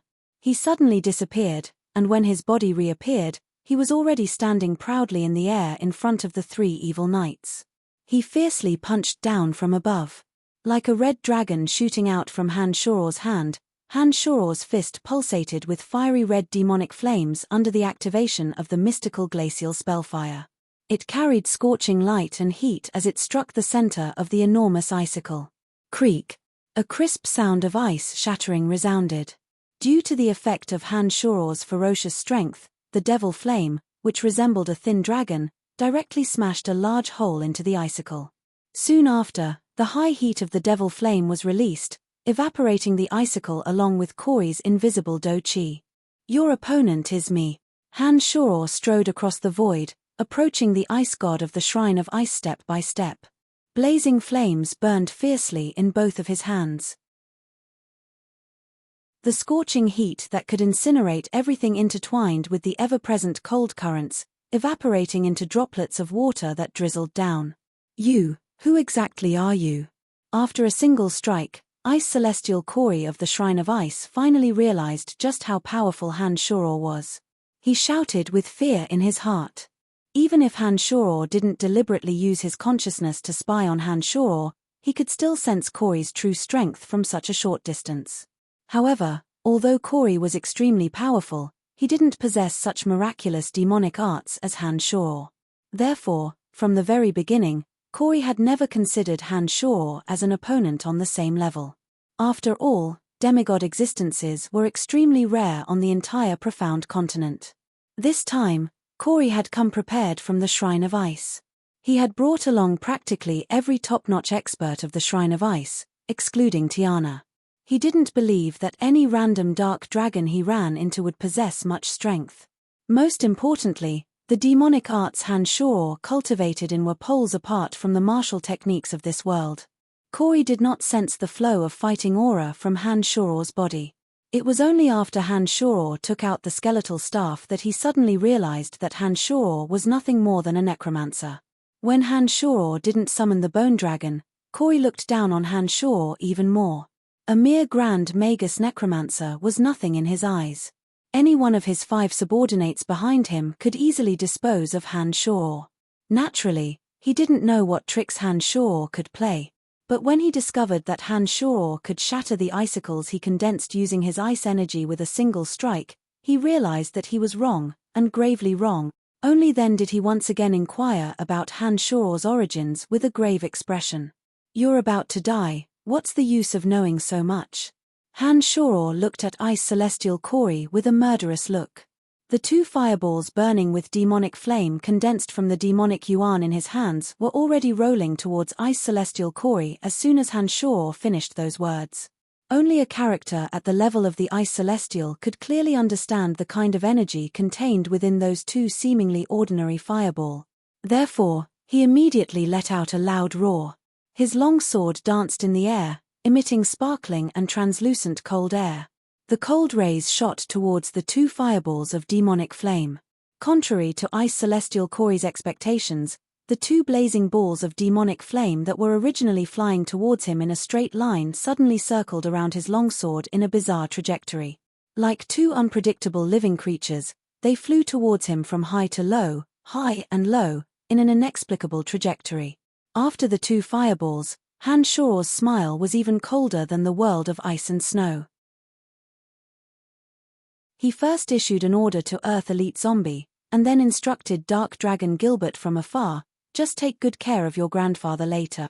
Due to the magic jointly released by 2 sacred-grade magi, the entire area was filled with bone-chilling coldness. Ice shards and snowflakes filled the air as they danced in the air. It was as though this place was the snowy mountain where the Shrine of Ice was located. Perhaps because their physical strength was restricted, the dozen or so dark dragons that were imprisoned were shivering from the cold. As for that dark-skinned girl covered in cuts and bruises, it was unknown whether it was because of the cold or the ice shards that landed on her face, but her skin actually appeared a little fairer. As soon as those words left Han Shoror's mouth, the floor of the cage that imprisoned the dozen or so dark dragons suddenly caved in to reveal a pitch-black hole. Amidst the dark dragons' panicked cries, the entire cage rapidly fell into the pitch-black hole. At the same time, beneath Dark Dragon Gilbert's feet, a tunnel leading to the underground was similarly formed. Gilbert immediately reacted and hastily leaped into the tunnel.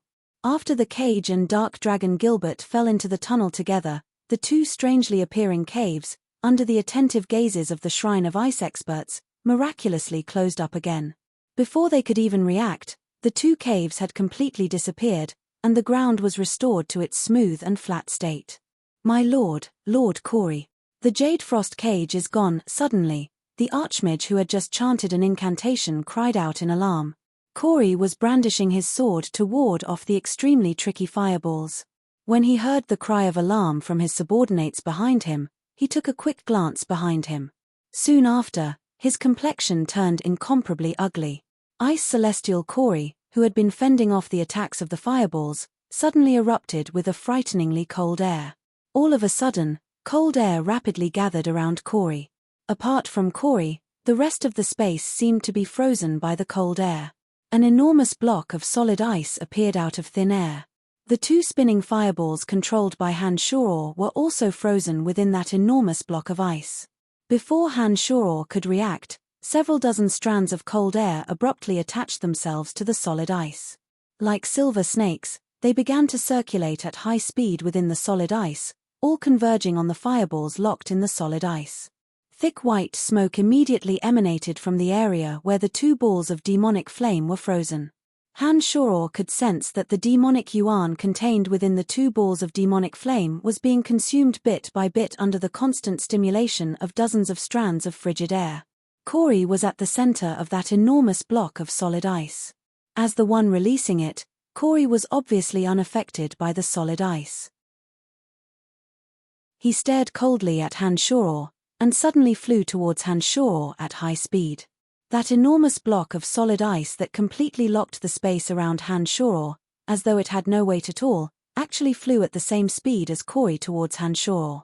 Midway through, the thick white smoke rising from the solid ice had already disappeared. The two fireballs were finally completely depleted of demonic yuan by several dozen strands of cold air. There was no longer any trace of their existence. Under Han Shuro's command, the high-level undead creatures that were unaffected by the previous wave of ice magic circled around Corey and charged towards the 5 most powerful experts of the Shrine of Ice. The 5 elite zombies also rapidly spread out and started preparing to release the penta-elemental undead formation. When Han Shuro saw that Corey was flying towards him with a huge block of solid ice, his 2 hands whirled at high speed. All kinds of strange demonic arts suddenly whizzed out. Those indestructible demonic lights bombarded the surface of that enormous block of solid ice, producing pleasing tinkling sounds. However, this enormous block of solid ice that was constantly absorbing the frigid air of the entire area seemed to be the hardest substance. When Han Shuro's secret demonic arts bombarded the enormous block of solid ice, he could at most penetrate a meter deep. He had absolutely no way of penetrating the solid ice to attack Corey, who was at the center. Ice Celestial Corey, your reputation is indeed well-deserved. Han Shuro praised in his heart. While releasing all kinds of dazzling attacks on the solid ice, he rapidly dodged and hastily thought of a way to break the solid ice. As the Demon Slayer edge had yet to fuse with the ball of destruction, Han Shuro, who had yet to find a way to break the solid ice, had no choice but to dodge quickly. Fortunately, Han Shuro had always held the advantage in terms of speed. Although Corey was chasing after Han Shuro with the enormous block of solid ice, he couldn't even get close to the corner of Han Shuro's clothes. One couldn't break the solid ice, the other couldn't catch up to the other. The two temporarily fell into a deadlock. "Father, I'm coming. Father, I'm coming." It was at this moment that Han Shuro suddenly received messages from fire and metal elite zombies. The two were brimming with confidence. They transmitted the message to Han Shuro's mind almost at the same time. Then, the two charged at Corey at the same time. Metal Elite Zombie and Fire Elite Zombie, one wielded the all-conquering metal attribute treasure, the Golden Cudgel, while the other wielded the fire attribute treasure, the Fire Lotus, that could incinerate all things. Han Shuro suddenly came to his senses. He couldn't help but feel relieved and started plotting how to beat them when they were down. Chapter 469. Facts had proven that the Metal Elite Zombie who had obtained the Golden Cudgel and the Fire Elite Zombie who had obtained the Fire Lotus could indeed release extraordinary strength. Under Metal Elite Zombie's manipulation, the Golden Cudgel transformed into a dazzling golden pillar. Carrying a force of hundreds of millions of kilograms, it bombarded the enormous block of ice surrounding Ice Celestial Corey. Frightening cracking sounds suddenly erupted from the block of ice. Ice Celestial Corey, who was at the center, suddenly felt an unparalleled force rushing towards him, causing his body to shake violently and his aura to become unstable. Fire Elite Zombie followed closely behind. The Fire Lotus in Fire Elite Zombie's hand blossomed into blazing flames. They constantly leaped out from the Fire Lotus and landed on the block of ice that had yet to completely shatter. Thick smoke was suddenly released from the point of contact between the ice and fire. Corey turned pale with fright. If Han Shuro had used some miraculous martial technique to break this move of his, then perhaps he wouldn't have been so astonished. However, for two oddball zombie warriors to be able to break through his ice imbued with the energy of the ice goddess, this was beyond his imagination. What the hell are these? Corey was stunned by Fire Elite Zombie and Metal Elite Zombie. He tightly clenched the long sword in his hand that was covered in a layer of diamond-hard ice. He looked at Fire Elite Zombie and Metal Elite Zombie in a rather flustered manner. It was at this moment that Han Shuro suddenly shot out from the thick smoke. The demonic blades had caused Han Shuro's fingernails to grow a meter long. Han Shuro flew towards Corey like a demon. It was as though Han Shuro's two hands were weaving an invisible net. As they danced in the air, streaks of incisive demonic light shot out and formed a giant net that trapped Corey. Corey's mind was in turmoil. One Han Shuro was already extremely difficult to deal with. On top of that, Fire Elite Zombie was refined purely from the Yuan energy of fire. The fire lotus in his hand seemed to faintly restrain him. This feeling made Corey extremely uncomfortable. When he saw Han Shuro charging at him, he used the long sword in his hand to shoot out streaks of solid ice while continuously retreating. Suddenly, right in front of Corey, Han Shuro's figure gradually faded until it disappeared. However, that sense of danger did not diminish, but instead grew stronger and stronger. To Corey, this made him very unhappy. One after another, icicles burst out from the long sword in his hand, shooting out in all directions with him as the center. After losing track of Han Shuro, this was the best method of attack Corey could think of. Under Corey's full-range attack, the large net that was descending upon him seemed to be destroyed and dissipated by the bombardment of the icicles. However, Corey did not feel any sense of relief in his heart. The sense of crisis that had been shrouding his heart was getting stronger and stronger. Corey had already focused all of his attention, spinning at high speed on the spot in an attempt to find the source of the crisis, but to no avail. When that sense of crisis had accumulated to its peak, Corey suddenly felt a stinging pain from the soles of his feet. Corey's expression changed dramatically, and he hurriedly soared into the sky, trying to escape the sudden attack from the bottom of his feet. Beneath Corey's feet, Han Shuro, who had used the Earth Elite Zombie as a cover to launch his attack, raised his head to look at Ice Celestial Corey with a malevolent smile. The demonic blades in his 2 hands glistened with cold light, and 10 jet-black finger rays shot towards Corey like slithering snakes. Not only were they as fast as lightning, their trajectories were crafty and unfathomable. Damn it! Corey inwardly cursed himself for being careless. In a flurry, he used the long sword in his hand to spin and flick. Out of the 10 strange finger auras, 6 of them were destroyed by Corey's frantic defense, but there were still 4 that stuck to Corey's body like shadows, bombarding his thighs and waist respectively. Fresh blood spurted out almost immediately, and Corey's miserable howls could be heard soon after. Take his life while he's down. Han Shuro soared into the sky. The meter-long demonic blades in his 2 hands seemed to be flowing with demonic light. The 10-finger rays were once again accumulating power, ready to take Corey's life at any moment. Contrary to Han Shuro's expectations, Ice Celestial Corey, whose status in the Shrine of Ice was slightly higher than Tiana's, actually hastily took out a magic scroll after his lower body was pierced by one of the finger rays. Before Han Shuro could approach, Corey had already activated the magic scroll that was as white as snow. "Retreat!" Corey shouted. The snowflakes that filled the sky suddenly rushed towards Ice Celestial Corey. In but an instant, Ice Celestial Corey disappeared amidst the flying snowflakes. Corey let out a miserable howl. The snowflakes that covered the entire area suddenly wrapped around the remaining experts of the Shrine of Ice. Amidst the fluttering snowflakes, the 5 remaining experts seemed to have fused with the snowflakes, magically vanishing before Han Shuro's eyes. Even though Han Shuro's consciousness was extraordinary, he could only sense their auras in the fluttering snowflakes in the sky, but was unable to pinpoint their exact location. It was as if they had all melted into the snow. There were traces to follow, but there was no way to make a move. As soon as the party of 6 disappeared, the snowflakes that covered the entire canyon abruptly stopped. Han Shuro could sense that the auras of Corey and his party were gradually disappearing. When Han Shuro could no longer sense the auras of the 6, the cold and dense world of ice and snow that enveloped the entire canyon was still present. However, not a single snowflake could be seen drifting down from the sky.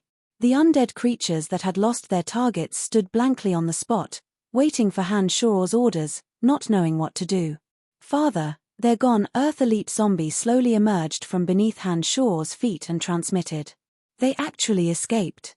This method of escape is truly miraculous. They actually melted into the snow." Han Shuro mumbled to himself. Soon after, he said to Earth Elite Zombie, "Open the underground tunnel and get Dark Dragon Gilbert and the cage out." "All right." Earth Elite Zombie straightforwardly replied.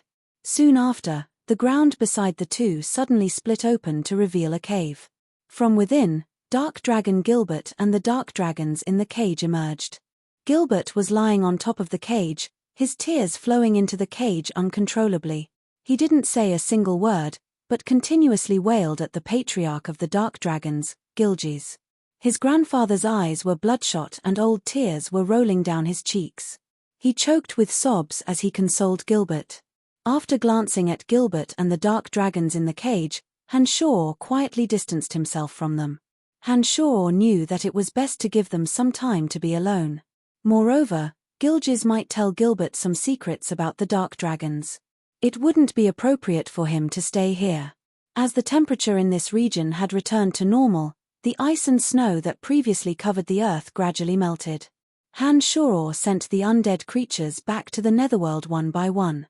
Then, he pondered about the purpose of the Shrine of Ice's visit. The Shrine of Ice and the Church of Light were on very good terms. Although the doctrines they preached were different, most people knew that they were allies in private. Based on Hanshaw's loathing of the Church of Light, in addition to Tiana's betrayal, Hanshaw naturally regarded the Shrine of Ice as an enemy. Although Ice Celestial Corey managed to escape by relying on the boundless snow this time, Hanshaw had left an unforgettable mark on his body. In addition to his relationship with Tiana, the enmity between him and the Shrine of Ice would be difficult to resolve.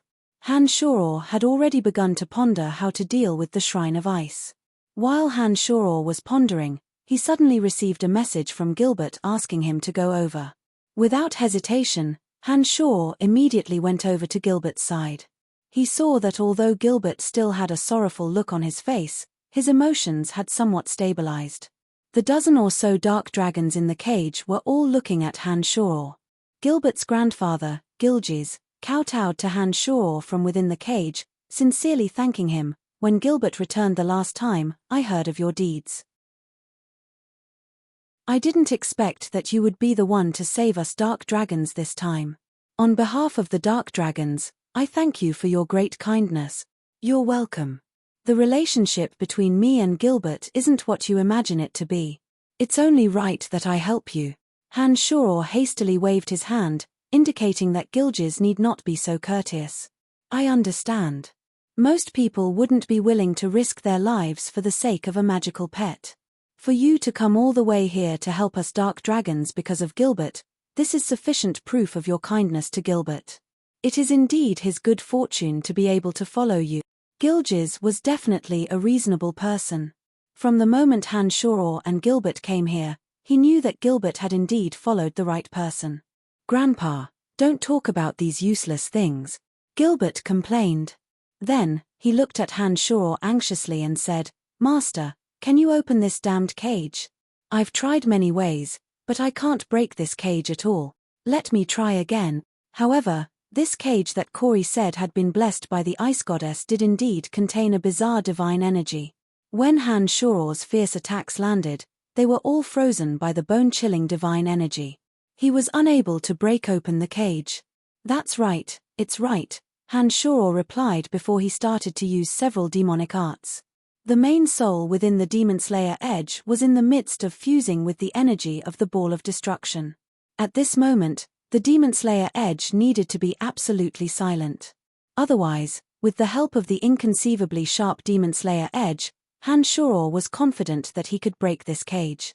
However, without the Demon Slayer Edge in hand, Hanshaw was really having a headache for the time being.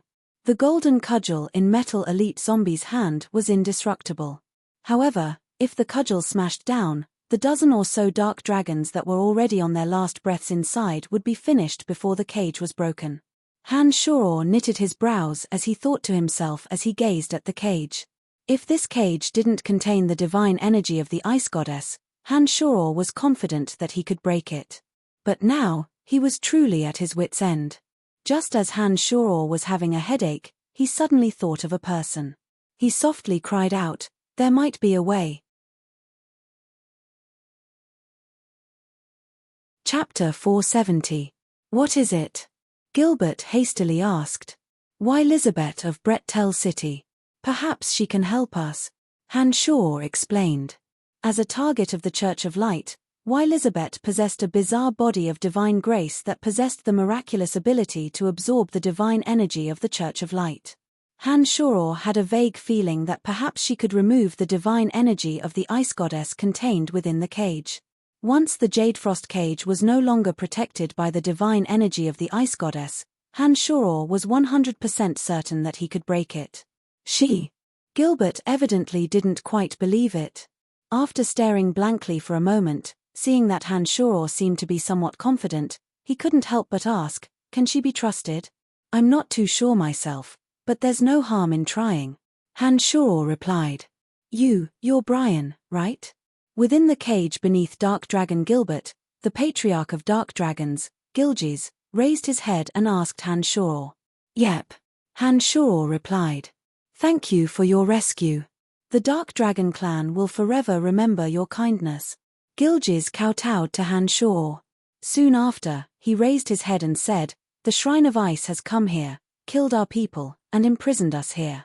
Firstly, they intend to turn us Dark Dragons into their mounts.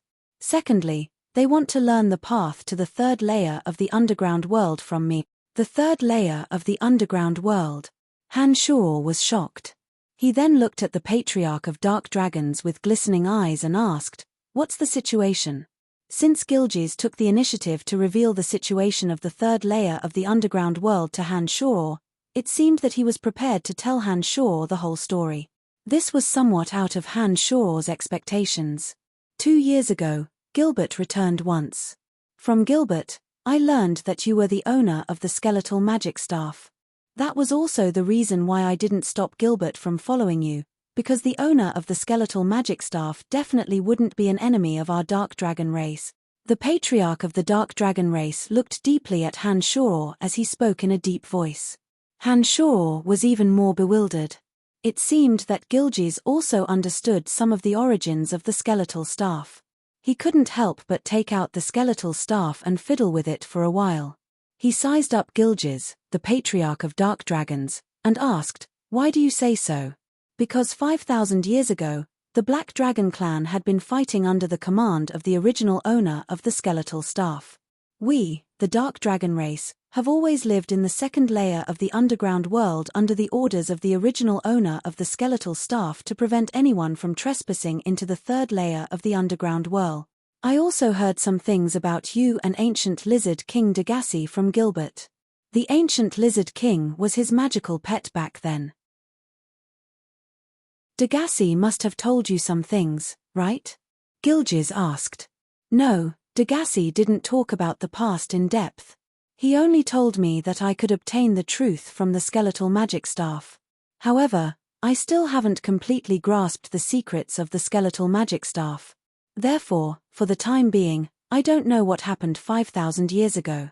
If you know, I hope you can tell me." Han Shoror's heart was filled with doubts as he looked at the patriarch of the Dark Dragon race, Gilges. Gilges shook his head with a wry smile. Soon after, he saw the longing look in Han Shoror's eyes.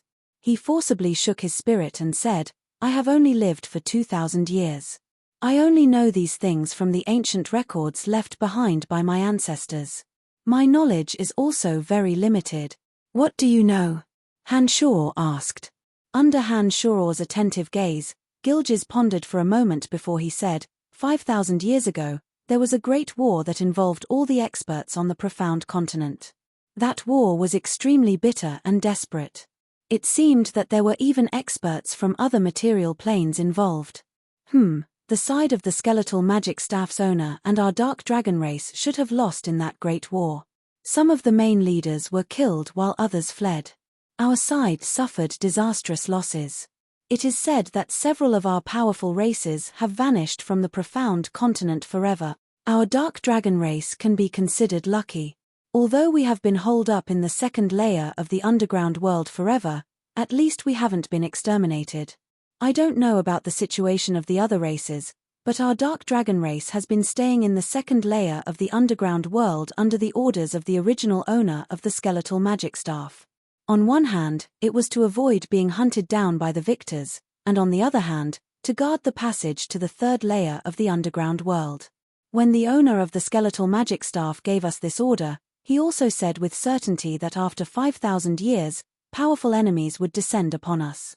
He said that as long as we could avoid this calamity and guard the passage for 5,000 years, we would be able to leave the second layer of the underground world. That's all I know. As for what happened 5,000 years ago, why did we lose so miserably? Who were the enemies? What is in the third layer of the underground world? I don't know about that. After Gilges finished speaking, Han Shor couldn't help but fall into contemplation. He was certain that the original owner of the skeletal magic staff should be one of the leaders of the Dark Dragon race 5,000 years ago. Otherwise, he wouldn't have been able to command the Dark Dragon race in such a manner. In addition, the original owner of the skeletal magic staff should still be alive. Otherwise, he wouldn't have left so many tricks up his sleeve. It was also from this moment onwards that Han Shor felt that the legends regarding the Cemetery of Death in the outside world weren't absolutely true. According to the legends, the Cemetery of Death was originally created by a group of necromancers. They used the Cemetery of Death to research the profound mysteries of necromancy magic, and committed many outrageous acts. In the end, the Cemetery of Death was destroyed by the combined efforts of mags of various elements. The Cemetery of Death also completely disappeared. As a necromancer, Han Shor had heard of many of these legends. However, according to the timeline, these legends occurred no more than 1,000 years ago. Now that he heard Gilbert talk about the events of 5,000 years ago, Han Shor suddenly felt that the Cemetery of Death should have existed for a longer time.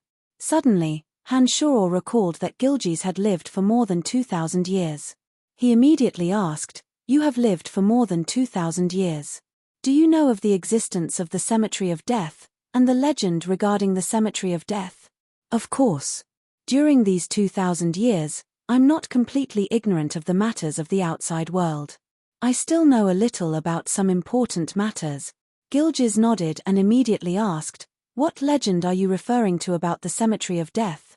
Han Shor was overjoyed. He hastily described the legend regarding the Cemetery of Death in the human world. Soon after, he looked at Gilbert with sparkling eyes and asked, "Is that the truth?" Gilbert shook his head and said, "It's true that a group of necromancers gathered in the Cemetery of Death 1,000 years ago. They researched many kinds of evil necromancy magic. In the end, it's not a problem for them to be hunted to death by the combined efforts of mags from various countries. However, the Cemetery of Death was definitely not built by them. Just like you, they are only the owners of the Cemetery of Death, not the creators. Although there is no conclusive evidence, I have always believed that the Cemetery of Death should have been built by the original owner of the skeletal staff. It should be the same as us dark dragons who have been guarding the passageway from the second to the third layer of the underground world for the past 5,000 years. The original owner of the skeletal staff must have had his reasons for building the Cemetery of Death. Then, do you know the origins and situation of the Calamity Church? They don't seem to have appeared on the profound continent for very long. Why do they consider the Cemetery of Death to be the sacred ground of the Calamity Church? Why do they know about the 3 miraculous functions of the skeletal staff?" Han Shor was somewhat impatient as he continued to ask Gilges with a hurried tone. "I do know a little about the Calamity Church. Apart from the fact that the Cemetery of Death wasn't built by those necromancers, most of the rest of the legends are true. As for the Calamity Church, it was actually established by a group of necromancers who originally owned the Cemetery of Death. Back then, they had created many terrifying spells in the Cemetery of Death. In particular, the appearance of the plague spell had caused many humans in the city to become undead creatures. Therefore, they became the public enemy of the entire continent. In the end, they were besieged and annihilated by experts from various countries. However, their vitality was extremely tenacious. They weren't completely annihilated under the encirclement of various countries. However, those who were fortunate enough to survive no longer dared to show themselves in public like they used to. They would forever hide in the darkness. It must be said that these people were truly incomparably powerful. Not only were they not completely annihilated under the encirclement of the entire continent, those who were fortunate enough to survive grew stronger and stronger. Moreover, they became more and more proficient in the field of necromancy magic. They even began to absorb all kinds of evil experts from the profound continent. This continued until those powerful necromancers reached new heights in their research in the field of magic. After gaining the ability to communicate with evil gods and demons, they founded the Calamity Church. They worshipped evil gods and absorbed more and more evil people from the profound continent. They reached a state where only the Church of Light could barely suppress them. The Cemetery of Death was their birthplace. It was also the place where the first generation of Calamity Church higher-ups researched necromancy magic. It was only natural that they would regard the Cemetery of Death as the sacred ground of the Calamity Church. Gilges looked at Han Shoror and explained tirelessly. So that's how it is. Han Shoror finally understood the relationship between the Cemetery of Death and the Calamity Church after listening to Gilges' explanation. It turned out that the Cemetery of Death was actually the laboratory of those evil necromancers of the first generation of the Calamity Church. The founders of the Calamity Church researched those evil magics in the Cemetery of Death. No wonder Wolf kept saying that Han Shoror was one of them. Chapter 471. In that case, do you know why the Cemetery of Death and the skeletal staff disappeared together? With Gilges' description, Han Shoror easily figured out what had happened.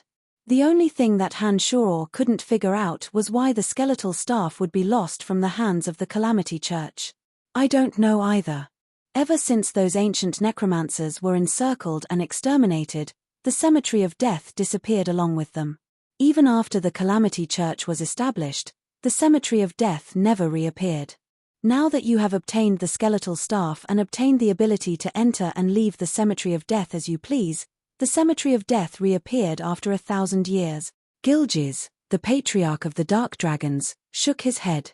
It seemed that he was also unclear about the inside story. Soon after, Han Shoror inquired about the Calamity Church's Cemetery of Death. However, this time, Gilges similarly couldn't answer. It seemed that this was all he knew. Right, do you still want to stay here?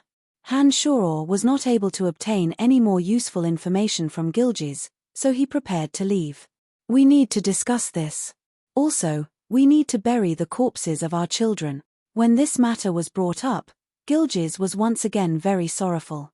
Master, I also want to bury my father. From today onwards, as long as I, Gilbert, am alive, I will thoroughly annihilate the Shrine of Ice. Gilbert's gaze was resolute. It seemed that he had regarded the Shrine of Ice as his mortal enemy. Creasing his brows, Han Shoror actually wanted to leave this place first. After all, there were still many matters he needed to take care of in the world above ground. However, he didn't know when those from the Shrine of Ice would come. If by any chance they came again and he wasn't here, the race of dark dragons would once again be hard-pressed to escape misfortune. After thinking for a moment, Han Shoror said, "First, take care of the matters here, then leave this place." Upon finishing those words, Han Shoror summoned the Earth Elite Zombie, as well as many zombie warriors in passing. After issuing an order to the Earth Elite Zombie, Han Shoror said to Gilbert, "Let him help you. Bury your father's corpse first. I will stay here and wait for a few days. When all the matters here have been taken care of, take the cage and we will leave together." "Thank you, Master," Gilbert said. Hence, Han Shoror temporarily stayed in the canyon. Under his grandfather's instructions, Gilbert buried the dead Black Dragon's corpse according to the Black Dragon clan's ritual. Then, they discussed their future plans in the cage. Han Shoror also stayed here, but he stayed away from the area with Gilbert and the others. He diligently studied the mysteries of the 3 boundaries that he had obtained last time.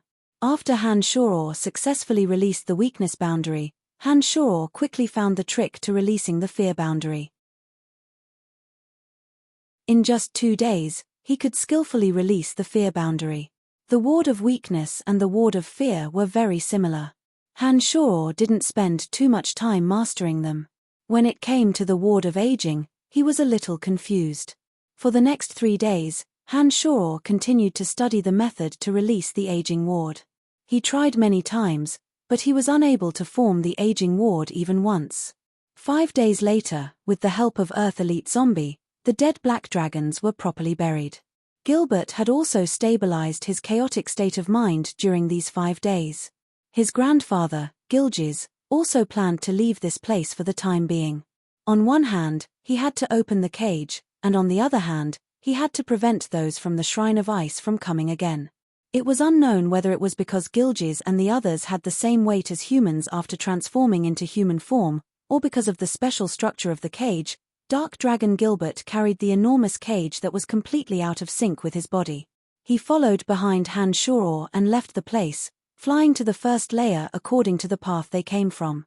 Before they reached the first layer, Han Shoror suddenly sensed a few weak auras coming from the entrance above. This put Han Shoror on guard. However, these auras really didn't pose any threat to Han Shoror. Therefore, he wasn't really worried. When Han Shoror and Dark Dragon Gilbert walked out of the passageway to the second layer, they finally discovered who were guarding the entrance. 5 mature dark elves who had once had sex with Han Shoror were elegantly waiting at the entrance with a group of dark elves. Among them, when Xiaoran saw Han Shoror, her pretty face immediately blossomed. She laughed in a very licentious manner and said, "Oh my, it's really you. You've come all the way here. Why don't you come to our clan as a guest? Are you looking down on us dark elves?" Ever since Han Shoror had gotten rid of Adele, these 5 had become the new leaders of the dark elves. In the beginning, Han Shoror had maintained contact with the underground world. Later on, after Trunks had taken control of the Valley of Sunshine, Trunks' people had gradually begun to trade with the dark elves of the underground world. The underground world was rich in crystals and peculiar ores, including some rare treasures that couldn't be found on the surface. The dark elves were a race that loved to enjoy life. As the trading point for several countries, the Valley of Sunshine had too many goods for enjoyment. In these few years, the benefits that Trunks had obtained from trading in the underground world were much more than the gold coins he had obtained from missions.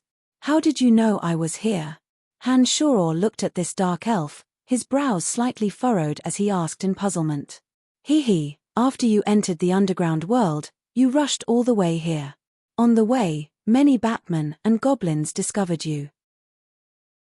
Those filthy things now tell us any information about strangers in exchange for some food.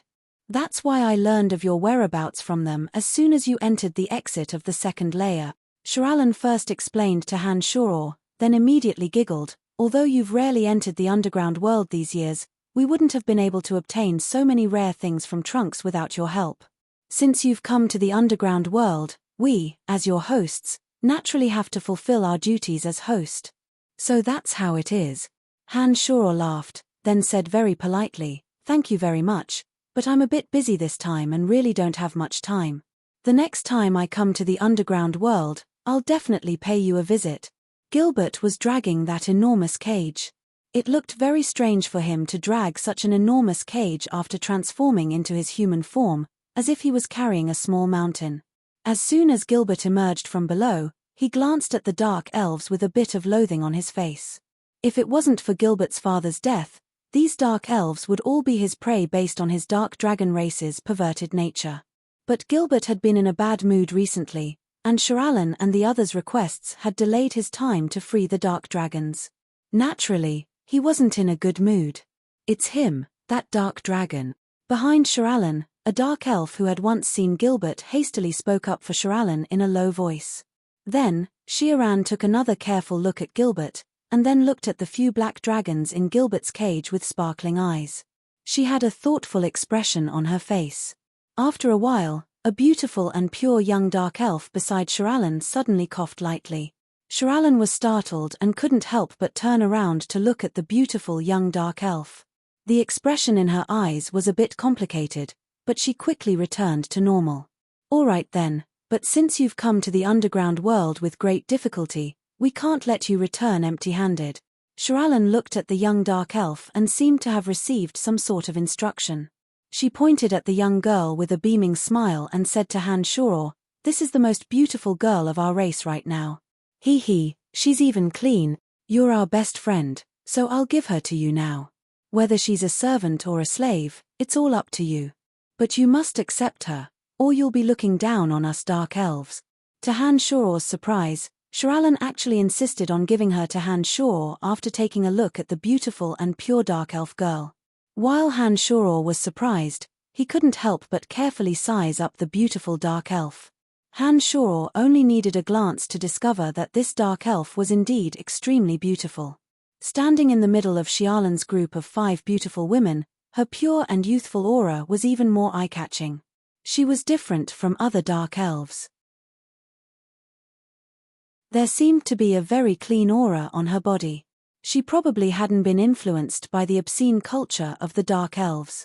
She timidly looked at Han Shoror, giving off a kind of delicate and pitiful feeling that would make one feel pity for her. Han Shoror had a very familiar feeling as he deeply sized up this young and beautiful dark elf girl. It was as if he'd known this girl for a long time. It was a very strange feeling. Han Shoror carefully thought for a moment. He'd gone back and forth to the underground world many times, but he was sure that he'd never seen this girl before. This made him a bit puzzled. Could it be that we really hit it off at first sight? Han Shoror thought to himself.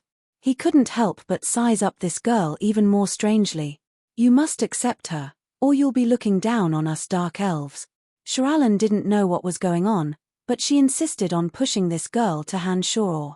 It was as if Han Shoror didn't accept this girl, he would be an enemy of her race from now on. All right then, come with me. It wasn't a big deal to have another servant in the City Lord's mansion in Brettel City. Han Shoror didn't want to cause trouble for Trunks over this matter, so he readily agreed. In this way, Shirallen and the others no longer obstructed Han Shoror. They chatted cheerfully and wittily along the way as they escorted Han Shoror to the exit.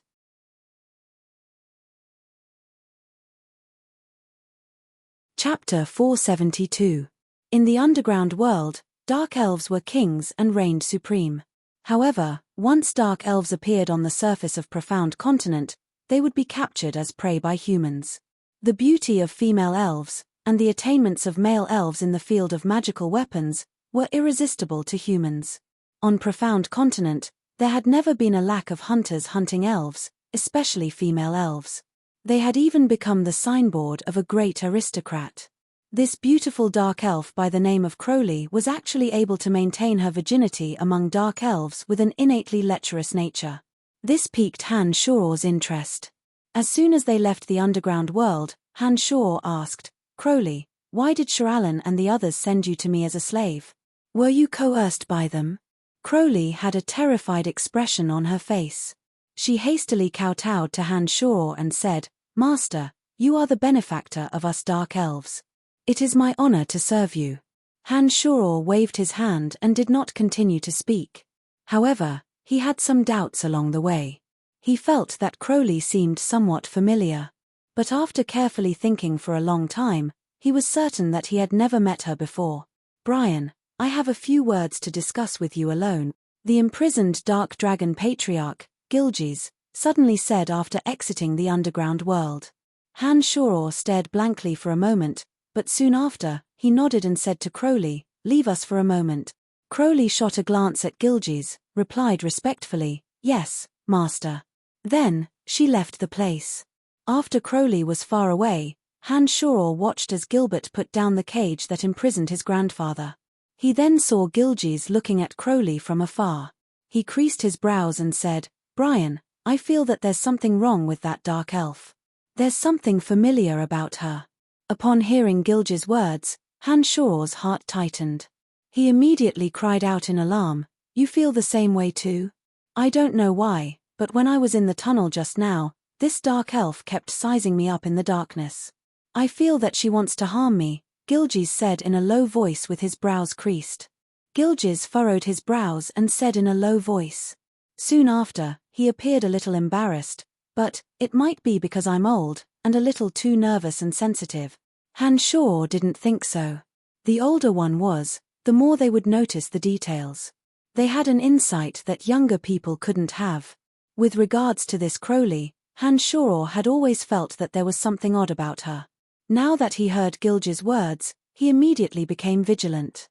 Gazing at the slender, graceful, and charming dark elf in the distance, Han Shoror couldn't help but cautiously release his consciousness and slowly sense Crowley's aura. Indeed, Crowley didn't have the lewd aura that a female dark elf should have. However, when Han Shoror used his divine sense to sense her seriously, he felt that Crowley really was a little unusual. It was precisely because her aura was too different from that of an ordinary female dark elf that Han Shoror felt suspicious. If he closed his eyes and didn't look at her, Han Shor definitely wouldn't treat her as a dark elf based on his senses alone. Come to think of it, it's strange. Although I've lived in the underground world for many years, I haven't come into contact with many dark elves. Only that Adele that I've imprisoned has stayed with us for a longer period of time. Why do I sense a familiar aura from this young dark elf? While Han Shor was slowly using his consciousness to observe Crowley, the dark dragon patriarch, Gilges, was muttering to himself. Grandpa, you must be mistaken. I also know that Adele. She has a bewitching aura on her.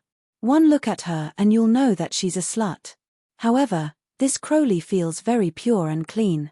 If it weren't for the fact that she indeed looks like a dark elf, I would really think that she's a forest elf, Dark Dragon Gilbert interrupted. Han Shor was suddenly startled. Then, his eyes brightened as he stared deeply at Crowley, who was standing there in the distance, revealing a pensive expression. All right, let's not talk about this anymore.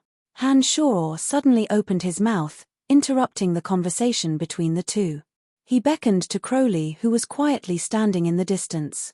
When Crowley came over, he smiled and said, "We still have things to do. It's not very convenient for you to follow us. Here, take this badge and go back to Brettel City first. With this badge, nothing will happen to you in Lancelot Empire. But Master, I don't know the way. What if I get arrested in the dark forest?" Crowley looked at Han Shor timidly, appearing to be at a loss of what to do. Head north from here and you'll reach the Valley of Sunshine in 2 days. If you have any more questions, just take this badge and tell Trunks that you're my maid. You're a dark elf, so your life won't be in danger even if you're captured. With this badge, my friends will naturally let you go, and my enemies will use you to blackmail me. In short, you won't die. Don't worry. Han Shor comforted.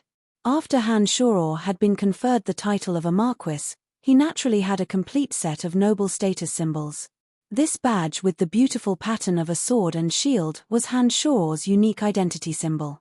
It also had a magical imprint, making it impossible for ordinary people to forge. Of course, those who had the strength to forge it would also disdain to do such a senseless thing. Crowley looked at Han Shor anxiously. Although Han Shor seemed amiable, his tone was firm. She knew that as a servant, she had no right to bargain. Even if Han Shor were to kill her now, that would be her fate. Therefore, the clever Crowley could only take the badge and said meekly, "Understood, Master.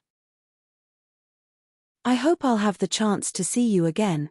"Definitely," Han Shor said with certainty. After Crowley left, Han Shor sneered, "Playing this game with me, those dark elves are indeed tired of living. Brian, what's going on?"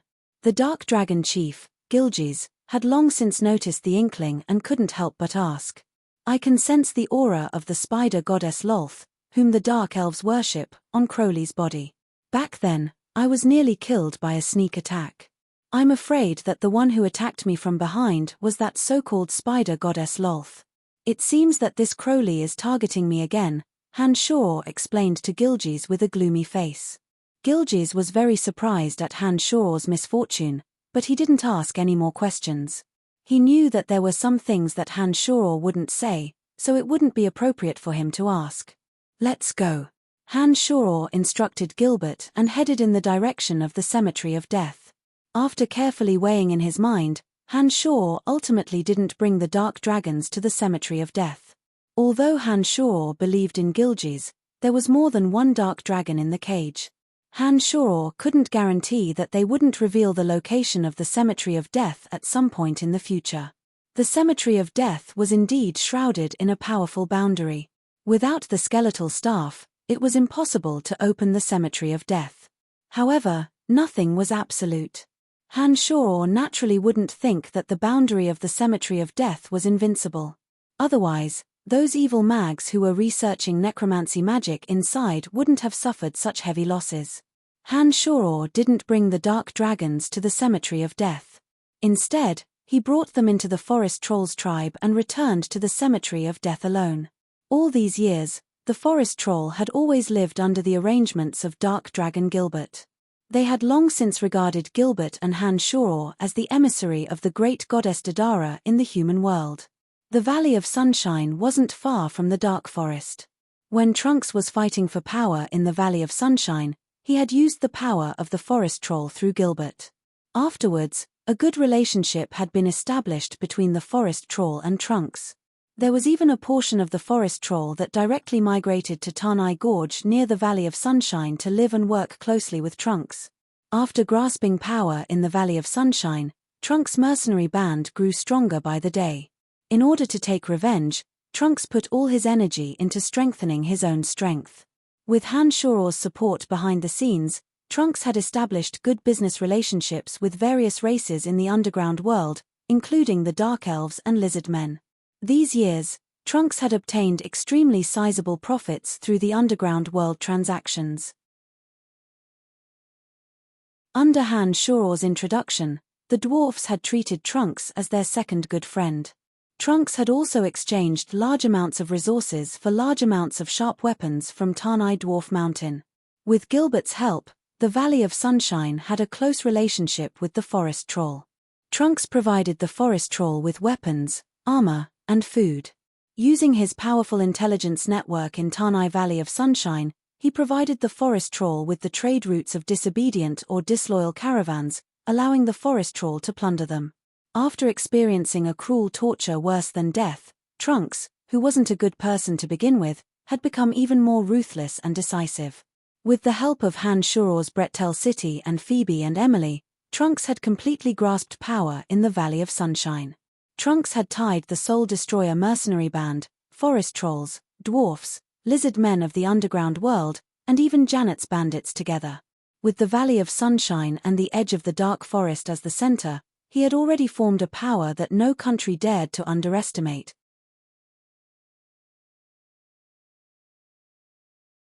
Chapter 473. One day later, in the forest troll's tribe, Han Shoror had come with Elizabeth. Han Shoror had planted a drop of demonic blood in Elizabeth's body. With Han Shoror's current demonic arts, as long as Elizabeth betrayed him, he could take her life with a single thought. Besides, Elizabeth had been driven into a dead end by the Church of Light. With a big tree like Han Shoror to cling to, as long as she had a brain, she should understand that betraying Han Shoror wouldn't bring her any benefits. After arriving at the forest troll's tribe, Han Shoror saw Dark Dragon Gilbert standing guard beside the Jade Frost cage imprisoning the Dark Dragons. Beside Gilbert, the old forest troll priest was directing some forest troll warriors to deliver large chunks of cured meat to Gilgies inside the cage. The Dark Dragons, who had been tortured by the Shrine of Ice's Ice Celestial Kori for a long time, were now wolfing down the meat in their hands. It seemed that they were quite famished. After Han Shoror arrived, a group of forest troll led by the old priest immediately kowtowed to Han Shoror, loudly chanting the name of the great goddess Dadara. Towards the forest troll, Han Shoror's initial intention to make use of them had now become rather sentimental. Apart from the nature of plundering, this race was still somewhat in line with Han Shoror's temperament. No matter how cruel they were to others, because of their relationship with Little Skull, these forest troll were absolutely loyal to him. Rise.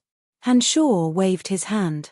After seeing the old priest and the others stand up, he smiled and said, "You will have more contact with Trunks in the future.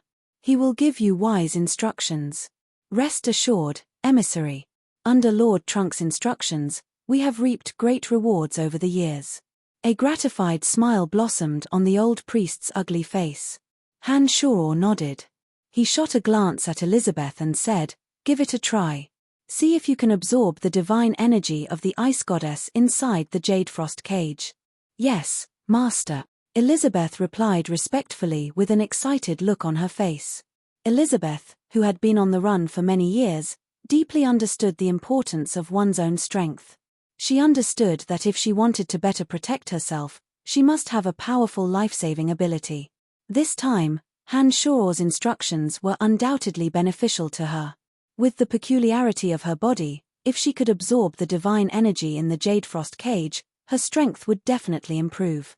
"Be careful, these are all my clansmen." Gilbert did not know why Elizabeth's strength. Seeing her approach the cage excitedly, he hurriedly warned her. Why Elizabeth nodded and did not say anything else. Once she approached the Jade Frost cage, she reached out with both hands and grabbed onto the bars of the Jade Frost cage.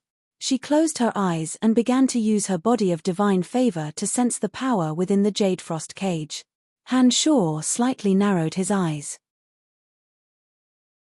There seemed to be lightning flashing in his slender eyes as he stared unwaveringly at Elizabeth. Suddenly, Han Shuo saw Elizabeth's face lit up with joy. Wisps of green smoke suddenly drifted out of her 7 orifices. The green smoke was like 7 earthworms wriggling in Elizabeth's nostrils, eyes, ears, and mouth. The green smoke coming and going from her 7 orifices made Elizabeth's already ugly old face look even more hideous. Master, can she do it? Gilbert was startled by the strange look on Elizabeth's face. The ones imprisoned in the jade frost cage were Dark Dragon Gilbert's grandfather and clansman. He was extremely worried that Elizabeth would accidentally injure his clansman. Han Shuo made a shushing gesture at Gilbert and slowly approached Elizabeth. He used his invisible consciousness to spy on Elizabeth and the movements within the jade frost cage. Han Shuo could sense that Elizabeth's unique body of divine favor had already allowed her to discover the ice and snow divine energy that existed within the jade frost cage. This was also the source of Elizabeth's excitement. As the green smoke lingered around Elizabeth's 7 orifices, the skin on her withered and yellow hands seemed to have shrunk and dried up severely, turning into green iron hooks. Her hands were shriveled and looked like the hands of a 1,000-year-old mummy. The skin on her bony fingers was glowing with a green, misty evil light. Wisps of cold energy, like fine threads, slowly flowed into her body from her bony fingers. The unique structure of the body of divine favor within Elizabeth's body allowed her to endure and digest this divine energy. The sinister-looking Elizabeth's eyes were filled with excitement and joy during this process. Through the transmission of her hands, wisps of divine energy slowly flowed into her body. She could feel the benefits that the energy brought to her body.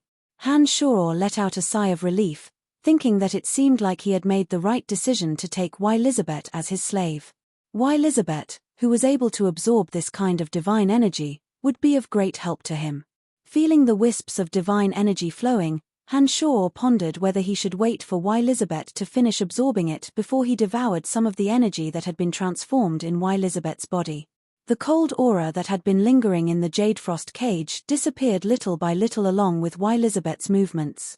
Gilbert, who had been observing from the side, had obviously sensed the changes in the jade frost cage. Pleasantly surprised, Gilbert's mood became much better. When he looked at the current Elizabeth, that sinister-looking face seemed much more pleasing to the eye. Just as Han Shuo and Gilbert let out a sigh of relief, Elizabeth's face suddenly revealed a terrified expression. Her body trembled abruptly as the cold aura permeated her body. Elizabeth seemed to want to pull her hands out of the jade frost cage with all her might, but her hands and the jade frost cage seemed to be connected by a strong adhesive, unable to be separated no matter how hard she tried. At the same time, wisps of bone-chilling white smoke abruptly leaked out from the fences of the jade frost cage. The surrounding temperature plummeted. The originally warm forest troll tribe seemed to have fallen into a world of ice and snow. Unbeknownst to Wen, snowflakes had unknowingly enveloped the forest troll tribe under the blowing of the chilly wind. The forest troll were immediately shivering from the cold, all of them shouting in terror. They had no idea what was happening. Han Shuo's expression changed in fright. He could distinctly feel that the jade frost cage seemed to have been suddenly injected with a few bursts of profound energy. These bursts of energy came in a strange manner, immediately causing the entire region to be filled with a bone-chilling coldness. It even tightly bound Elizabeth's hands, not allowing her to budge an inch. The dark dragons within the jade frost cage suffered the most from the bone-chilling coldness. Gilbert's grandfather Gilge's teeth were chattering, and the hot air he exhaled froze in an instant. The expressions of some of the younger dark dragons gradually stiffened. It seemed like they would be frozen soon. "Damn it, what are you doing? I'm going to kill you," Gilbert bellowed furiously. He extended his hand and slapped at the top of Elizabeth's head. With Gilbert's strength, Elizabeth would undoubtedly die if this went on. "Stop. It's none of her business," Han Shuo shouted and raised his hand to stop Gilbert. Gilbert was stunned by Han Shuo's shout, and when he saw Elizabeth's terrified and pained face, he finally came to his senses. However, as the dark dragons in the cage gradually stiffened, Gilbert fell into a state of irritation and restlessness. He anxiously howled, "What should I do? What should I do? Evacuate the clan at once!" Han-Shoror roared at the trembling old priest. Soon after, he summoned Fire Elite Zombie and gave him an order. In an instant, he appeared behind Elizabeth and pressed his hands on Elizabeth's shoulders at lightning speed. At the same time, in the distant territory of Kossi Empire, on the summit of an ice mountain in a world of ice and snow, many ice crystal palaces were situated on the summit of the icy mountain. At the center of one of them was a conical shrine that reached the heavens. Several experts from the Shrine of Ice, led by Ice Celestial Kori, were sitting cross-legged in a semicircle at the center of an enormous magical matrix. Each and every one of them was frozen in ice like ice sculptures. They did not seem to have any signs of life. At the center of the shrine, Ice Celestial Kori and the others all wore solemn and serene expressions. They were facing the enormous ice sculpture of the ice goddess before them. Their bodies were frozen in ice, and they maintained that posture while casting magic from afar.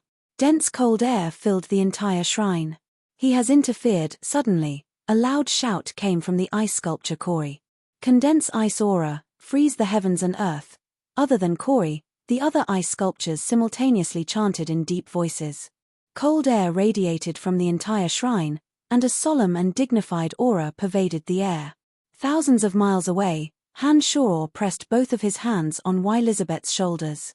Surging demonic yuan suddenly poured into Elizabeth's hands from her shoulders, mixing with the bone-chilling coldness.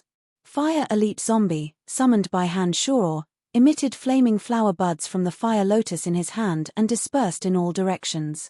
As soon as the flames flew out from the fire lotus, thick white smoke suddenly appeared in the world of ice and snow. That was the smoke produced by the combination of scorching heat and cold air.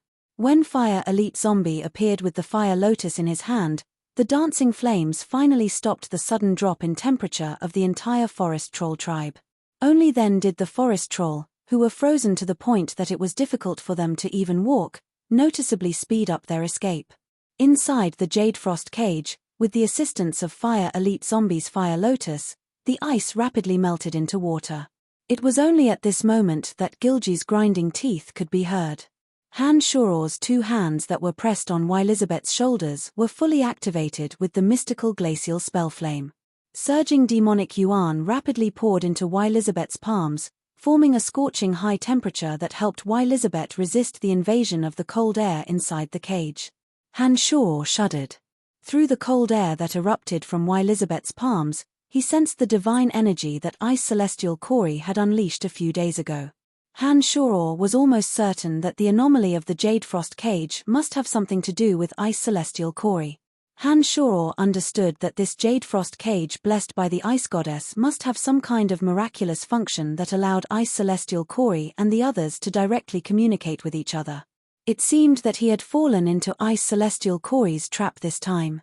When Ice Celestial Kori rapidly left the Valley of the Dark Dragons and did not pay attention to the disappearance of the Jade Frost cage, he had long planned to use the Jade Frost cage to scheme against him. Cursing Ice Celestial Kori's treachery and viciousness in his heart, the endless demonic yuan in Han-Shoror's body frantically transformed into scorching red flames through the mystical glacial spell flame, doing his utmost to help Elizabeth resist the invasion of the cold air inside the Jade Frost cage. It wasn't that Han-Shoror cared about Elizabeth's life or death, but that even if Elizabeth were to die at this moment, the cold air inside the Jade Frost cage would not vanish. Furthermore, using Elizabeth's unique body to prevent the cold air from leaking out was at least safer than Han-Shoror using his own body as a battlefield. Cold, so cold. With the infusion of Han-Shoror's demonic yuan, Elizabeth was finally able to speak while trembling. "Hold on."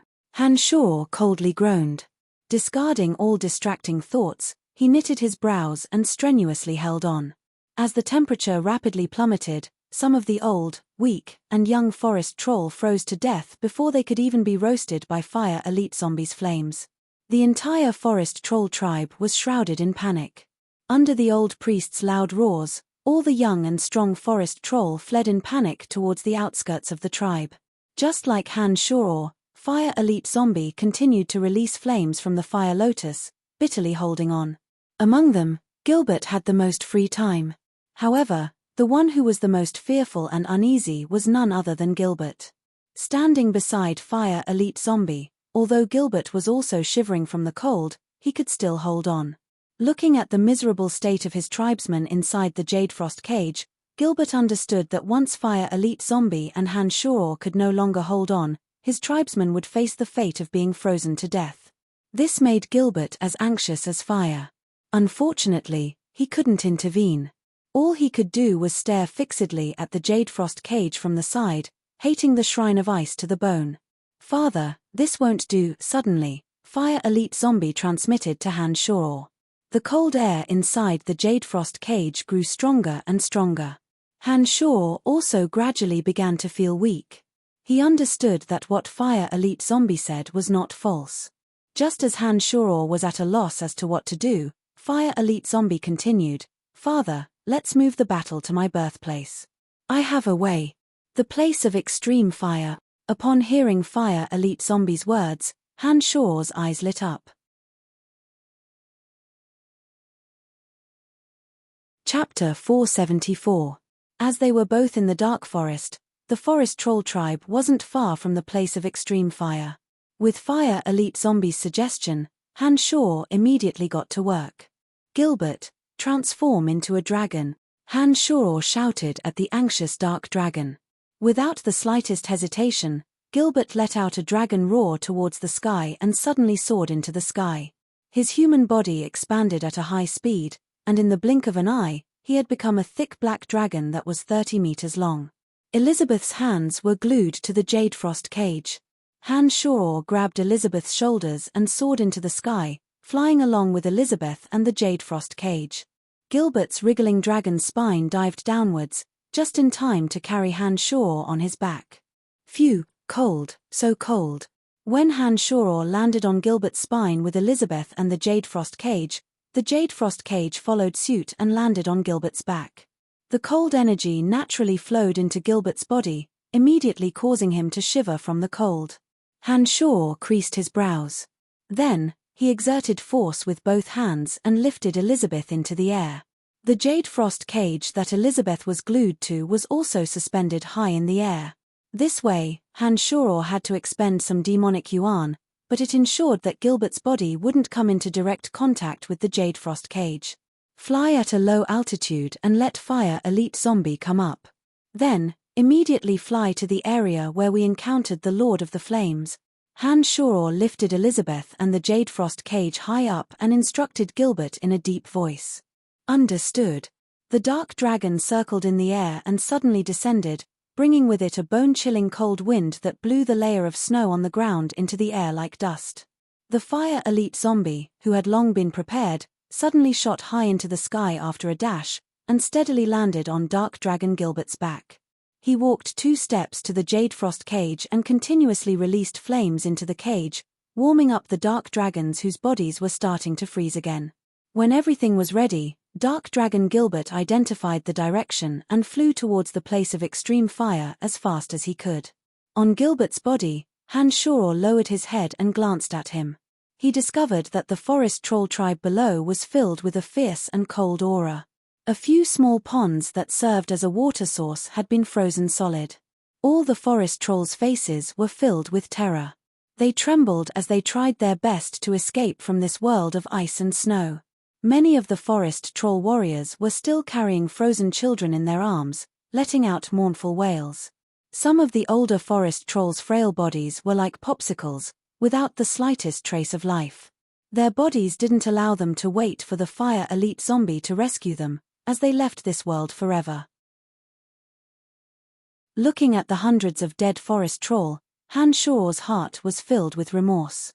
He knew that this disaster of the forest troll was single-handedly caused by him. Most of the forest trolls that had served him loyally for several years, including the old, young, sick, and disabled, had lost their lives to the frost this time. Shrine of Ice, this enmity is absolutely irreconcilable. Han Shuro faced the sky and howled in rage. The demonic yuan in his body flowed unceasingly into Elizabeth's arm, transforming into scorching energy to resist the invasion of the cold. The distance from the forest troll tribe to the place of extreme fire wasn't far. But it was this distance that Han Shuro and Fire Elite Zombie felt incomparably long. Han Shuro's demonic yuan was incomparably vast and he could still manage to hold on. However, Fire Elite Zombie was already showing signs of fatigue. Han Shuro could tell from the flickering red light of the Fire Lotus.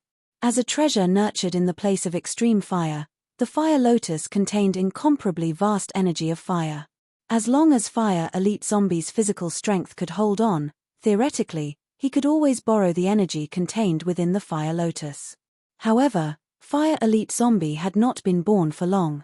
Given his current strength, it wasn't easy for him to hold on until now. Most importantly, this time, the Fire Elite Zombie was resisting the power of extreme cold from frigid ice. As the saying goes, ice and fire are incompatible. When Fire Elite Zombie was resisting the energy of extreme cold, he had to expend a lot more energy. In addition to the Jade Frost cage being invaded by the cold air of several experts from the Shrine of Ice, he was able to show signs of fatigue so quickly. Thousands of miles away, inside the Shrine of Ice, the group of experts from the Shrine of Ice, led by Ice Celestial Corey, appeared unruffled, especially Ice Celestial Corey. His face even revealed an ice-cold smile as though victory was in his grasp. It seemed that he was very satisfied with his operation this time. A puny city lord like him dares to make an enemy of our Shrine of Ice. Corey, who was trapped in the ice, had long understood Han Shuro's identity. Sneering in his heart, Ice Celestial Corey said in a deep voice with extreme confidence, "In just a moment, we will freeze them all to death. Everyone, hold on. Rest assured, Lord Corey. With our combined strength, they will be dead for sure. Lord Corey's calculations are truly accurate. This time, that Brian won't be able to escape. When he dies from being frozen into an ice sculpture, the Church of Light will surely be very grateful for our help." Another sacred magus also found the time to speak and took the opportunity to flatter Ice Celestial Corey. "We don't need the Church of Light's gratitude. Our Shrine of Ice should be the #1 religion on the continent. By killing this Brian that they can't do anything to, we can prove it to them." Corey coldly groaned. Lord Corey is absolutely right. Our Shrine of Ice, as the divine emissaries of the Ice Goddess on Profound Continent, shouldn't be suppressed by the Church of Light forever. That person hastily corrected himself. "All right, let's put in more effort and freeze them to death in one spurt of energy." Corey did not continue with superfluous words and immediately shouted. Soon after, cold air pervaded the air around them. Strands of bone-chilling coldness were transmitted through the abstruse magical matrix to the dark forest thousands of miles away. "Father, I can't hold on much longer." Fire Elite Zombie, who was incessantly spurring the flames within the Fire Lotus, suddenly transmitted a message to Han Shuro. Han Shuro immediately sensed the sudden surge of cold air within the Jade Frost cage. Han Shuro, who was constantly pouring demonic yuan into Elizabeth's hands, found it increasingly difficult to resist. By this time, the radiance of the flames within the Fire Lotus was no longer as bright as before. The yuan energy of fire within the corpse of fire armor was gradually draining away and was on the verge of drying up. Elizabeth's hands were frozen to a greenish-purple color. Her body of divine favor simply couldn't withstand the onslaught of such enormous cold energy. The few cyclones in her body also slowly stopped transforming energy. And now, they were only halfway through their journey. With Dark Dragon Gilbert's speed, it would take them another 10 minutes or so to reach the place of extreme fire. At this rate, Fire Elite Zombie would be severely injured and Elizabeth and the Dark Dragon in the cage would all freeze to death before they could reach the place of extreme fire. At this moment, Han Shuro was extremely anxious. Unfortunately, he was also having a hard time resisting the cold and had absolutely no time to help either side. If Han Shuro were to fully deploy the art of the demonic Ninth Heavens, his speed would be much faster than Dark Dragon Gilbert's. Unfortunately, he had to lift the Jade Frost cage high and constantly use demonic yuan to resist the cold air's onslaught. He had no time to help. His heart was filled with frustration. Han Shuor's mind raced, but he couldn't think of any other way. Gilbert, hurry up. If you can't reach the place of extreme fire in 5 minutes, your grandfather and your clan will all perish because of you. Han Shuor was at his wit's end and could only tell Gilbert the truth about the current situation. Han Shuor had already made up his mind. If he really couldn't do it, he could only sever Elizabeth's hands and give up on the Dark Dragon clan. Although he was unwilling to do so, he really couldn't think of any other way. As soon as Han Shuor's words fell, Gilbert suddenly let out a mournful howl. Following Gilbert's howl, the blood vessels in his dragon body suddenly ruptured. Fresh blood dripped down from Gilbert's body like a fine rain. At the same time, Gilbert's speed, which was already faster than lightning, suddenly doubled. He streaked across the blue dome of heaven like a black bolt of lightning, flying straight towards the place of extreme fire. No. Inside the cage, Gilgis, the patriarch of the Dark Dragons, was shivering from the cold. He suddenly let out a loud shout while shivering. He twisted his body with all his might, grabbed the bone-chilling bars with both hands, and yelled desperately, "Little bastard, stop it. Stop it. We can't be saved. You are the only hope of the Dark Dragons. You can't die." As Gilbert's master, Han Shuor could clearly feel the loss of Gilbert's life force. Listening to his grandfather Gilgis' hoarse roar, Han Shuor knew what Gilbert was doing, using his life force to stimulate all the hidden potential of the Dragon Clan to save the entire Dark Dragon Clan. "Gilbert, stop!" Han Shuor suddenly shouted. The relationship between Elizabeth and the Dark Dragons was far from being as deep as the relationship between Han Shuor and Gilbert. Han Shuor could watch a dozen Dark Dragons freeze to death, and he could chop off Elizabeth's hands without hesitation, but he couldn't watch Gilbert overdraft his life force and die. However, Dark Dragon Gilbert turned a deaf ear to Gilgis' hoarse roar and Han Shuor's shouts. He only flew at full speed towards the place of extreme fire. In Gilbert's lantern-sized eyes, there was only the firmness of facing death with equanimity. "Gilbert, if you don't stop, I'll leave this matter to you right now." Han Shuor could clearly feel the loss of Gilbert's life force. Furious, he stomped on Gilbert's dragon body and shouted in grief, "Master, I beg you to fulfill my wish." Gilbert's enormous dragon body shuddered. Feeling Han Shuor's rage, he finally opened his mouth to speak. His deep voice was no longer frivolous, only heavy and resolute. After a pause, he continued in a low voice, "Master, it is my, Gilbert's, honor to be able to follow you. All these years, I've been very happy with you, really. Goodbye, Master. I, Gilbert, will never forget the fun and joy I had with you, even if I die." As he flew at high speed, Gilbert's life force was rapidly draining away bit by bit, accompanied by his deep voice. Han Shuor understood that Gilbert was saving the Dark Dragons at the cost of his own life. His request was so firm that Han Shuor couldn't refuse. Although Han Shuor could feel the loss of Gilbert's life force, he felt an indescribable grief in his heart. He wished he could immediately chop off Elizabeth's hands and abandon the life of the Dark Dragons. However, he knew that he couldn't refuse Gilbert's wish. Thus, Han Shuor didn't stop Gilbert. Hearing Gilbert's deep voice of farewell, scenes after scenes replayed in Han Shuor's mind. Don't hesitate. Think about it. If I become your servant, I can help you kill and set fires, carry you everywhere, and help you deal with others. As the master, you only need to give me treasures and beauties to enjoy. What a good deal this is. If you don't have treasures, I can make do, but I must have beauties to sleep with me. Otherwise, I won't do it. When he first met Gilbert, before he became Han Shuor's magical pet, he had made a hilarious request. My great, heroic, magical, and noble master, what do you want? Don't tell me you're planning to lay your hands on your most adorable, loyal, honest, and humble Gilbert. No, never. I can't deal with my master together with you, not even if I die. In the Forbidden Land, facing the possessed Han Shuor, Gilbert stood there in a daze, not knowing what to do. He stared blankly at Han Shuor, waiting foolishly for Han Shuor's 100-meter-long sword ray to bombard him. Scenes after scenes repeatedly appeared in Han Shuor's mind. At this moment, Hanshuro recalled all the bits and pieces of his interactions with Dark Dragon Gilbert.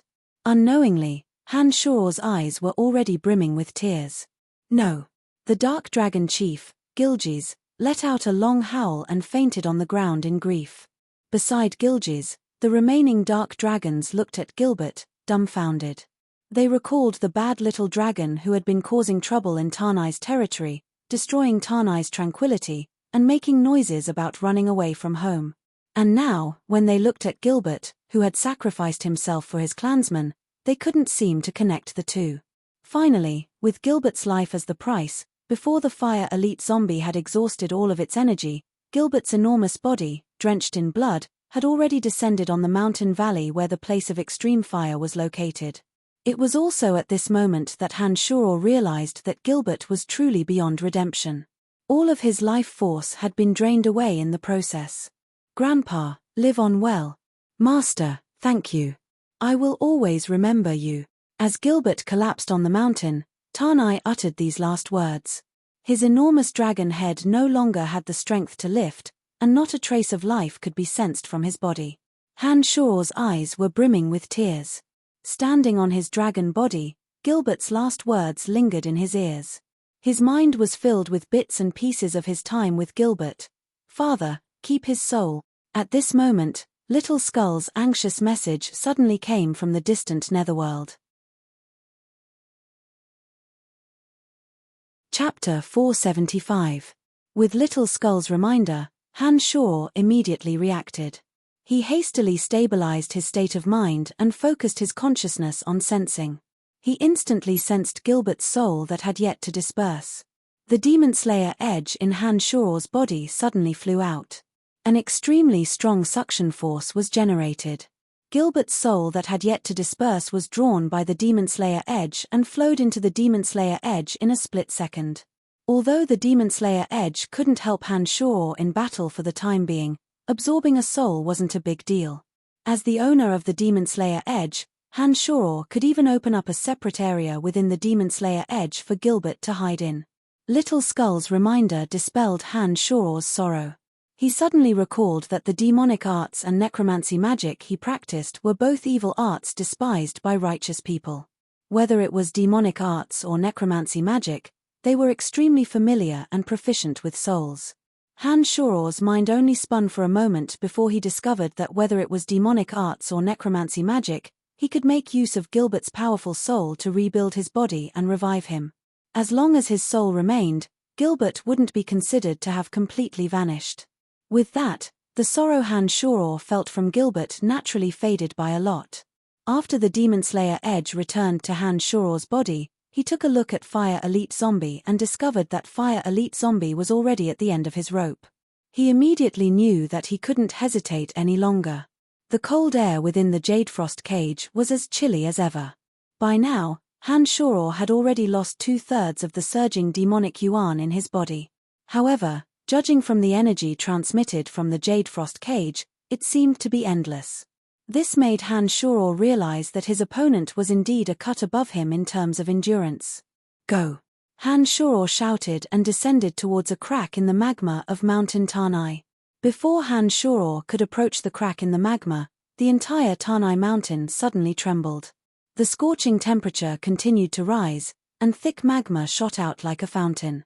A strong feeling of longing suddenly filled the entire valley. It was like a mother who had bitterly watched over her child for many years and suddenly found her son standing in front of the door. She knows that I'm back, Fire Elite Zombie immediately transmitted to Hanshuro, pleasantly surprised. Hanshuro finally arrived at the mouth of the lava fissure. He activated his protective shield and enveloped Elizabeth before descending. As the refiner of the Fire Elite Zombie, Hanshuro could clearly sense the exchange between the Fire Elite Zombie and the Lord of the Flames. As soon as the Fire Elite Zombie arrived in this area, the surrounding temperature continued to rise and the Fire Elite Zombie's exhausted energy began to recover bit by bit. Raging flames shot out in all directions. The place of extreme fire was bubbling with fire bubbles, and a terrifyingly high temperature filled all directions. Suddenly, a roar sounded from the place of extreme fire. Han Shoror lowered his head to take a look and discovered that the enormous body of the Lord of the Flames was slowly emerging from the place of extreme fire. On the surrounding cliffs of the place of extreme fire, many flame demon warriors had surged out of nowhere. Each and every one of them was looking at Han Shoror and his party that were slowly descending. "Father, don't worry, she will help me," Fire Elite Zombie hastily transmitted to Han Shoror when he sensed Han Shoror's vigilance. "All right, I'll count on you." Han Shoror naturally had absolute trust in Fire Elite Zombie. Upon hearing Fire Elite Zombie's assurance that nothing would go wrong, he immediately felt at ease. While Han Shoror was speaking, Fire Elite Zombie held the Fire Lotus in his hand and suddenly landed on the enormous Lord of the Flames that had emerged from the place of extreme fire. Fire Elite Zombie sat on the broad shoulders of the Lord of the Flames. Endless energy was suddenly released from the Lord of the Flames' body. A dozen or so streams of magma were directly spat out from its mouth. Like fiery red silk, they all wrapped around the Jade Frost cage. At the same time, the place of extreme fire that had existed for an unknown number of years and had nurtured the fire attribute treasure, the Fire Lotus, suddenly seemed to come alive. Thousands and thousands of strands of the Yuan energy of fire flowed into the Fire Elite Zombie's body. The previously exhausted Fire Elite Zombie instantly recovered the strength he had lost. The Fire Lotus suddenly glowed brightly. Under Fire Elite Zombie's manipulation, the enormous Yuan energy of fire in the place of extreme fire was mobilized. Blobs of bowl-sized flames flew and danced on the Jade Frost cage. Han Shoror suddenly felt the pressure on him greatly reduced. With the bone-chilling Jade Frost cage being manipulated by Fire Elite Zombie and the Lord of the Flames, the bone-chilling coldness was all used to resist the counterattack of the flames. Han Shoror no longer needed to expend too much demonic arts to continue resisting. Even the bodies of Elizabeth and the dark dragons that were on the verge of freezing had returned to normal under the high temperature of the place of extreme fire. Thousands of miles away, at the Shrine of Ice, oh no, there's an extremely powerful energy of fire pouring in. What's going on?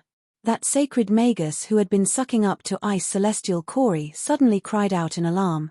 Inside the Shrine of Ice, every expert wore a solemn expression. Their previously unruffled composure had vanished without a trace. Without exception, all of their gazes were cast on their leader, Ice Celestial Corey. Ice Celestial Corey was also astonished. Evidently, he had also sensed the change in the Jade Frost cage in the dark forest through some mysterious connection.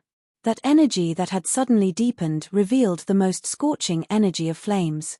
For the Shrine of Ice, this kind of firepower was what they loathed the most, and also the most troublesome to deal with. The appearance of this energy that had suddenly become incomparably powerful completely disrupted Ice Celestial Corey's composure. Under the attentive gazes of his subordinates, Corey rapidly racked his brains for countermeasures, trying to determine the source of the energy of flames that had suddenly appeared. After a long while, Corey suddenly opened his mouth and said, "This must be their counterattack before their death.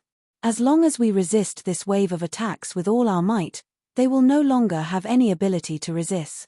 Lord Corey, if it wasn't for their counterattack before their death, if we were to use all our might to resist this wave of attacks, just in case, and I'm saying just in case, their strength surpasses our combined strength, it would be very difficult for us to withdraw," another sacred magus of the Shrine of Ice suddenly reminded. Ice Celestial Corey let out a cold groan and said, "My judgment won't be wrong. Even if it's another force, with so many experts of our Shrine of Ice joining forces, how many on Profound Continent can withstand it? Don't worry, this time I will go all out. I will freeze them all to death in one fell swoop." Seeing that Ice Celestial Corey was somewhat displeased, the few of them no longer said anything. Corey's conceit was well known in the Shrine of Ice. He wasn't a person who would listen to the opinions of others. Once he had made a decision, all one needed to do was to act according to his requirements. There was no need to question whether his decision was correct or not. Under Corey's command, the strongest few members of the Shrine of Ice, using the Jade Frost cage blessed by the Ice Goddess, began to unleash the divine energy in their bodies with all their might in accordance with the effects of the abstruse magical matrix, intending to defeat and eliminate Han Shoror and his party in the faraway place of extreme fire in one fell swoop. The dark forest, the place of extreme fire. Master, what should I do, what should I do? Elizabeth, who was finally able to speak, cried out in panic. Maintain this state and don't talk nonsense. This time, we won't be the ones having a headache, Han Shoror lightly shouted, and soon after, he no longer paid any attention to Elizabeth.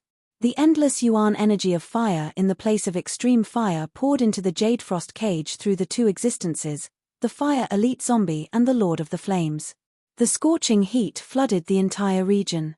After Gilges, the leader of the Dark Dragons, fainted, he actually slowly regained consciousness from the high temperature. Silly boy, where's that silly boy Gilbert? Where's my grandson? As soon as Gilges woke up, he anxiously searched for Gilbert's existence everywhere. Patriarch, Gilbert, he's already dead. A dark dragon said with a pained sigh, his eyes brimming with tears. Roar, Gilges let out a mournful howl as grief attacked his heart. It was at this moment that those in the distant Shrine of Ice launched a fierce counterattack. The frigid cold air increased by 3 times. The frigid air within the Jade Frost cage overflowed in all directions. When it came into contact with the high temperature of the place of extreme fire, thick smoke was produced in an instant, shrouding Gilges and the others. The frigid cold current, like a breached dam, madly gushed into Elizabeth's body through her hands. Han Shoror was startled. He thought to himself, here it comes. He hastily concentrated all of his attention, madly attacking Elizabeth's hands with his remaining demonic yuan. Ah, it hurts. Elizabeth let out a miserable shriek, like a pig being slaughtered. Red, white, and green radiances radiated from her hands. One moment, it was frigid, the next, it was scorching. The two energies collided with each other, bringing her a pain she had never experienced before. Previously, when Elizabeth's body was frozen stiff due to the frigid cold had also frozen her body. The pain was actually not that unbearable. However, now that she could move her body, the pain became even more distinct and frightening. At this moment, Han Shoror couldn't be bothered with Elizabeth at all. He constantly poured his demonic yuan and condensed it into flames on Elizabeth's hands. Suddenly, his consciousness sensed something through the Jade Frost cage. From within the Jade Frost cage, after concentrating his consciousness, Han Shoror seemed to be able to sense a few auras from extremely far away. It was as though there was some kind of miraculous connection that bound the Jade Frost cage to some kind of distant energy. Han Shoror suddenly came to a realization. The auras on the Jade Frost cage that his consciousness could sense should be traces of the souls of Ice Celestial Corey and his gang. If they wanted to transmit their energy to the Jade Frost cage through that mysterious method, their mental strength must be highly concentrated. In this way, through that mysterious connection, Han Shoror's powerful consciousness could also somewhat sense it. While Han Shoror was attentively comprehending, the Jade Frost cage once again erupted with 10 times the frigid coldness. Thick smoke enveloped the entire sky above the place of extreme fire. Even the fire-like threads spat out by the Lord of the Flames were rapidly freezing up. It seemed that the Lord of the Flames had never encountered such a thorny situation. Irritated, she suddenly raised her head and roared. The entire valley, including the place of extreme fire, seemed to be shaking along with her roar. All of a sudden, the bubbles rising from the magma in the place of extreme fire popped one after another. It was as though the Lord of the Flames was retaliating in anger.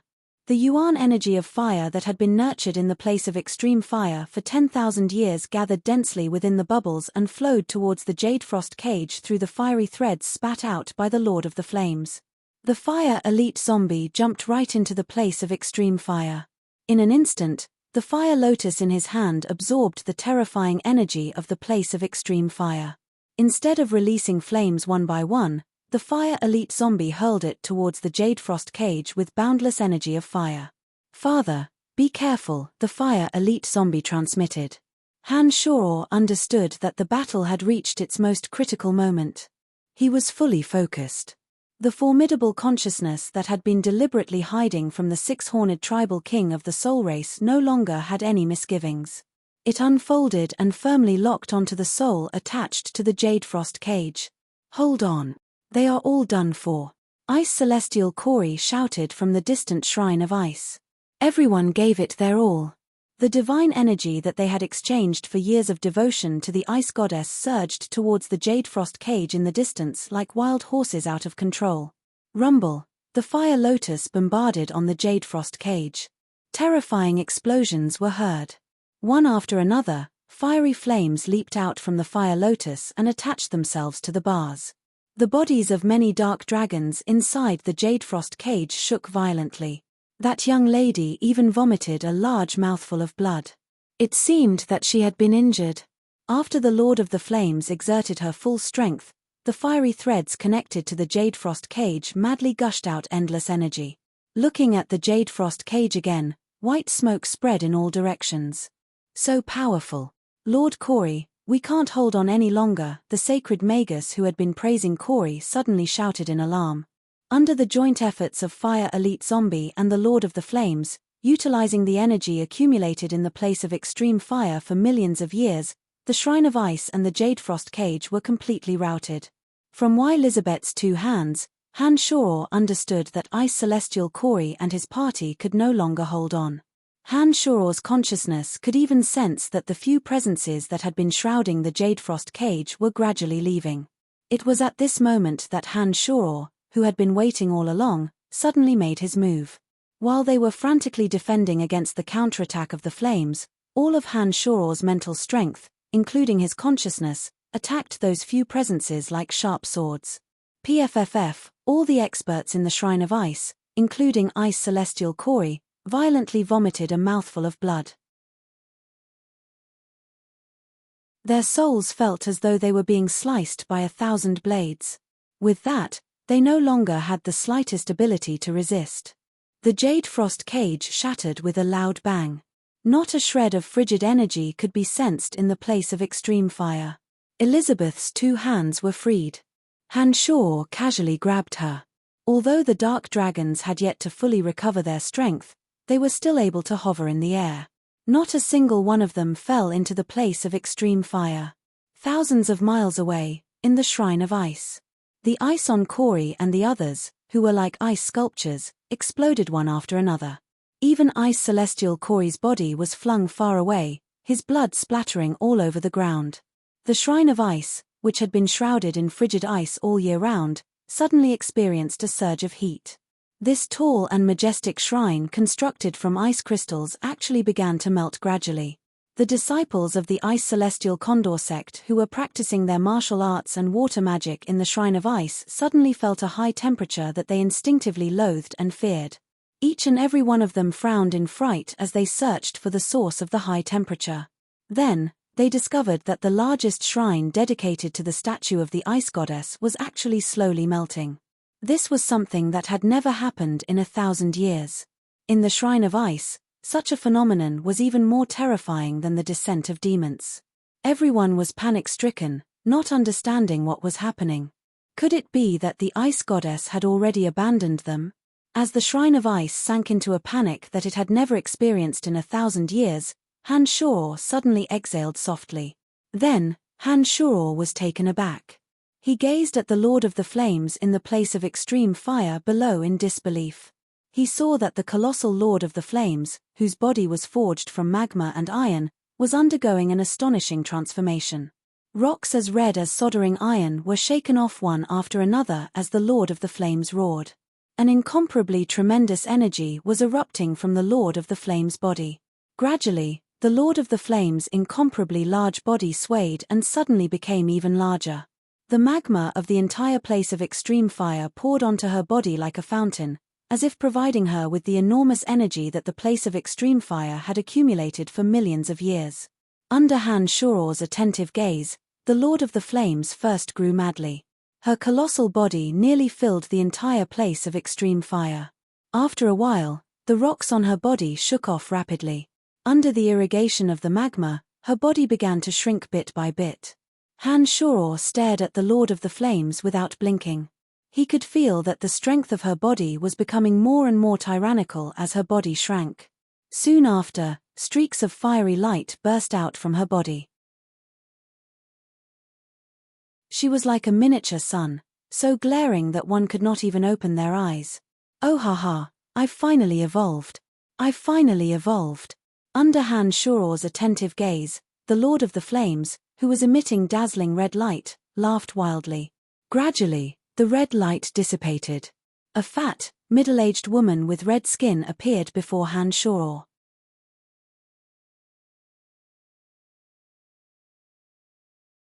Chapter 476.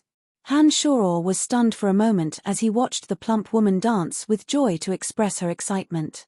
In Han Shuor's eyes, there was no way he could associate this ordinary-looking, red-skinned, middle-aged plump woman with the incomparably large Lord of the Flames from before.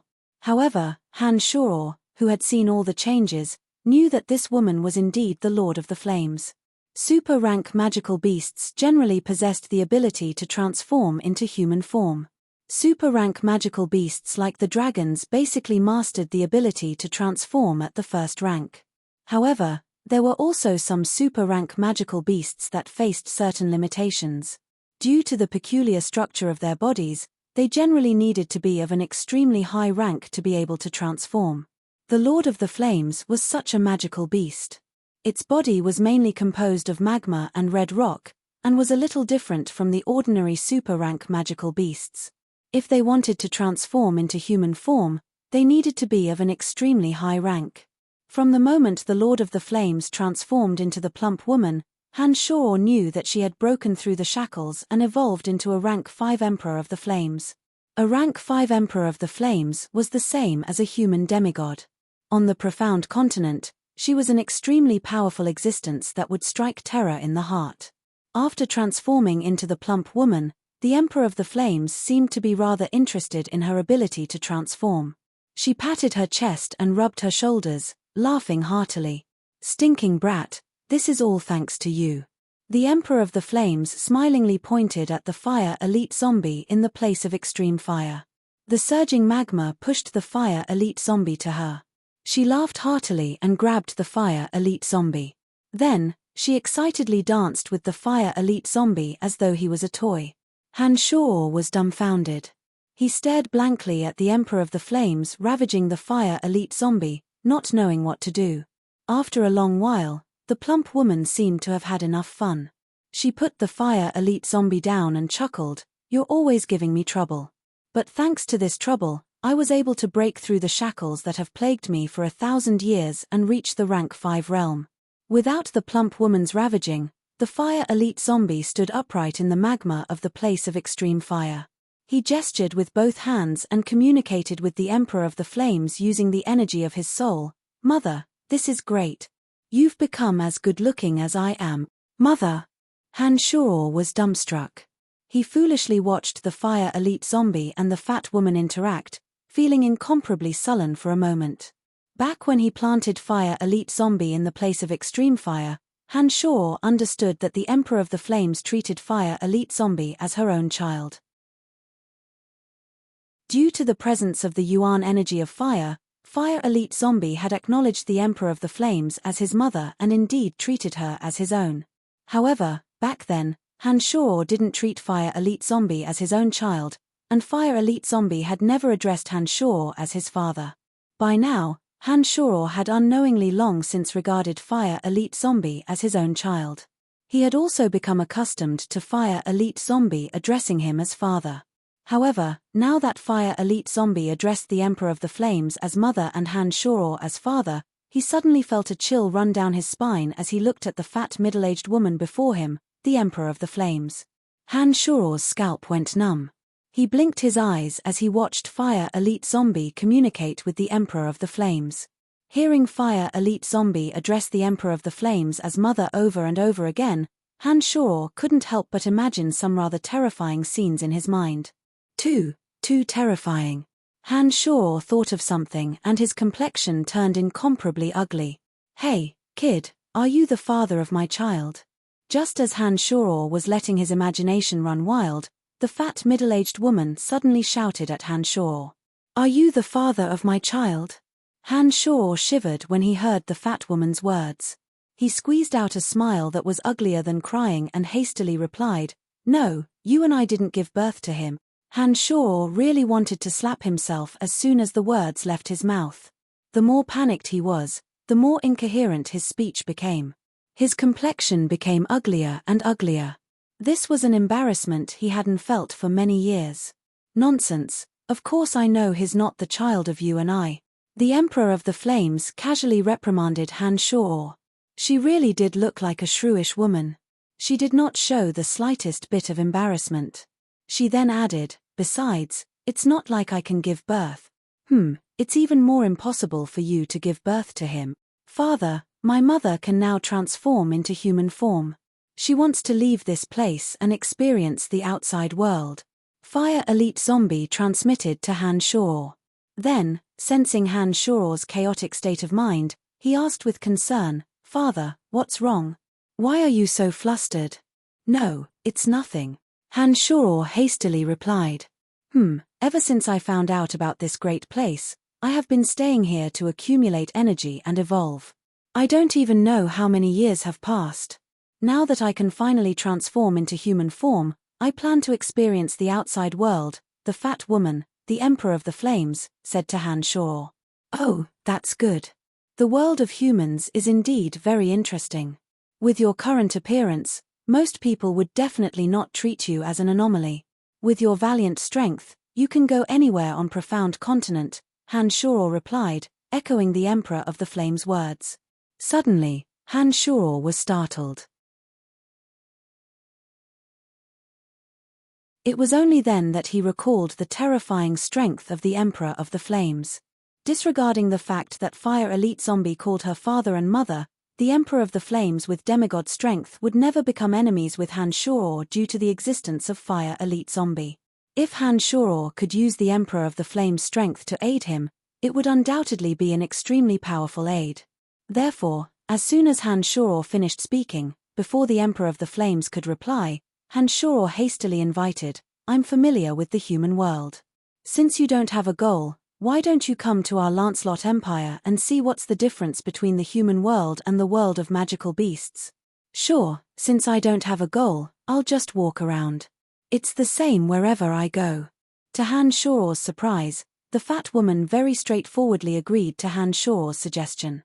After thinking for a moment, she grabbed Fire Elite Zombie and said to Han Shor, let's go up first. All right, Han Shor replied. He took a glance at the dark dragons who were similarly stupefied as they stared at the Emperor of the Flames below, and said, let's go to the top of the valley first, then we'll talk about other matters. Brian, that bastard Gilbert, is he already dead? Gilges, the patriarch of the dark dragons, had his strength returned little by little after breaking free. Having reached the 4th level, he could completely adapt to the high temperature here without the slightest bit of discomfort. It was just that there was a perpetual pain hanging on his face. Upon hearing Gilbert mentioned, Han Shor couldn't help but feel sorrow in his heart. However, compared to before, having found a way to deal with the situation, his sorrow wasn't as intense as before. Han Shor forced a smile at Gilges and consoled, don't worry. Although Gilbert is dead, his soul has been collected by me. Give me some time, and I will bring him back to life in front of you. After a short pause, Han Shor's eyes glittered with cold lightning as he said in a deep voice, in addition, Gilbert's sacrifice will not be in vain. I will make the Shrine of Ice pay 10 times, 100 times the price. Really? You can bring Gilbert back to life? The Patriarch of the Dark Dragons asked in a slightly trembling voice as he looked at Han Shor in disbelief. Nodding his head, Han Shor was about to give a complete guarantee. However, on second thought, whether it was demonic arts or necromancy magic, the resurrected Gilbert would never be the same as before. Thinking of this, Han Shor couldn't help but sigh and say, I can guarantee that Gilbert can come back to life. It's just that his new body might have some changes. Gilges naturally wasn't an ordinary person. He obviously understood the meaning behind Han Shor's words. He couldn't help but sigh and say, as long as he can be resurrected, nothing else matters. Let's go. You've lived for thousands of years, yet you're as long-winded as a woman. While Han Shor and Gilges were still sighing with emotion, the fat woman, the Emperor of the Flames, couldn't help but urge them. She had never roamed the continent as a human before. Now that she had finally evolved to the 5th level of the Emperor realm, she couldn't wait any longer. Without saying anything else, Han Shor nodded at Gilgis and flew out of the lava crevice. When he arrived at the valley where the place of extreme fire was located, Han Shor gazed at the group of non-human creatures. For a moment, he didn't know what to do. We must avenge Gilbert. From today onwards, the Shrine of Ice will be the irreconcilable enemy of our Dark Dragon clan. A boorish dark dragon with the appearance of a burly man immediately roared in grief and indignation when he saw Gilbert's corpse lying in a pool of blood upon arriving at the valley. After the thrilling battle in the valley just now, the lava from the place of extreme fire shot out in all directions, causing another volcanic eruption in the small valley. The magma, which contained the enormous fire origin energy of the place of extreme fire, submerged Gilbert's corpse. Gilbert's lifeless corpse was burned by the magma, and his skin and flesh were all melted away by the magma. All that was left was a huge skeleton, a magical beast core, and 2 eyeballs. Looking at Gilbert's corpse, even though Han Shor had a way to save Gilbert, he still couldn't restrain his anger. At once, he faced the sky and bellowed, "That's right, we must avenge him." By this time, the patriarch of Dark Dragons, Gilgis, had flown to where Gilbert's corpse was. He carefully stored away Gilbert's magical beast core and 2 eyeballs. After letting out a furious howl, Han Shor summoned Earth Elite Zombie. Under the effect of Earth Elite Zombie, Dark Dragon Gilbert's enormous skeleton was buried deep in the earth, ready to be used when Gilbert's body was reconstructed in the future. "I want to go to human society," the Emperor of the Flames said resolutely and decisively as he looked at Han Shor. Just as Han Shor was about to agree, his consciousness suddenly sensed the boundless hatred coming from Tarag Canyon. Han Shor was startled.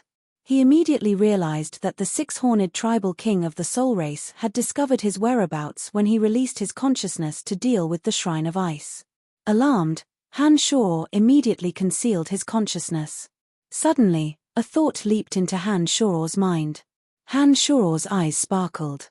After a short while, the corners of Han Shor's mouth hooked into a sinister sneer. He had found a way to deal with the Shrine of Ice.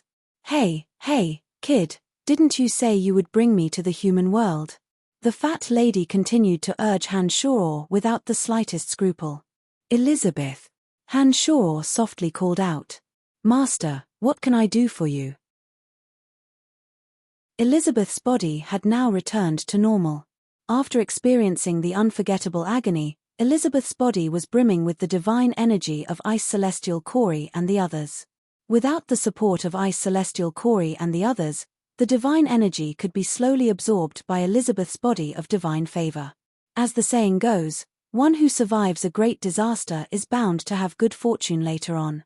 This time, not only did the fat lady evolve from the Lord of the Flames to the Emperor of the Flames, even Elizabeth had gained many benefits. Once she could completely absorb the divine energy in her body, Elizabeth's strength would naturally advance a step further. Bring her to Tor Lancelot Empire. If she gets bored, send her to Brettel City. Understood. Han Shor looked at Elizabeth and instructed with narrowed eyes. Elizabeth clearly understood Han Shor's intention. She respectfully nodded and replied, "Rest assured, Master. I will let her enjoy herself to the fullest." All right, let's go," the fat lady said impatiently. She grabbed the Fire Elite Zombie and was about to leave. Hold on. Han Shor saw that the Emperor of the Flames would not let go of the Fire Elite Zombie and hastily shouted, "Can't he leave with you?" "Why? This is my child, why can't he leave with me?" The fat lady was somewhat displeased. She glared at Han Shor and snorted. "He's also my child." Han Shor blurted out again after being anxious.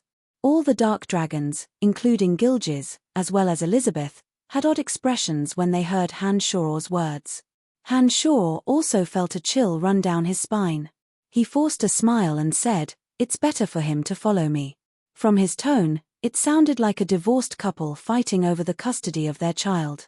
The Lord of the Flames was furious.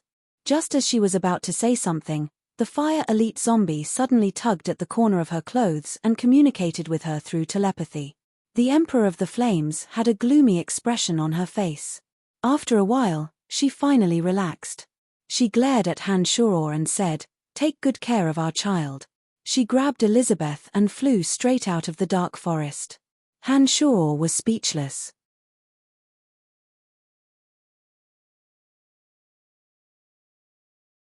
Chapter 477.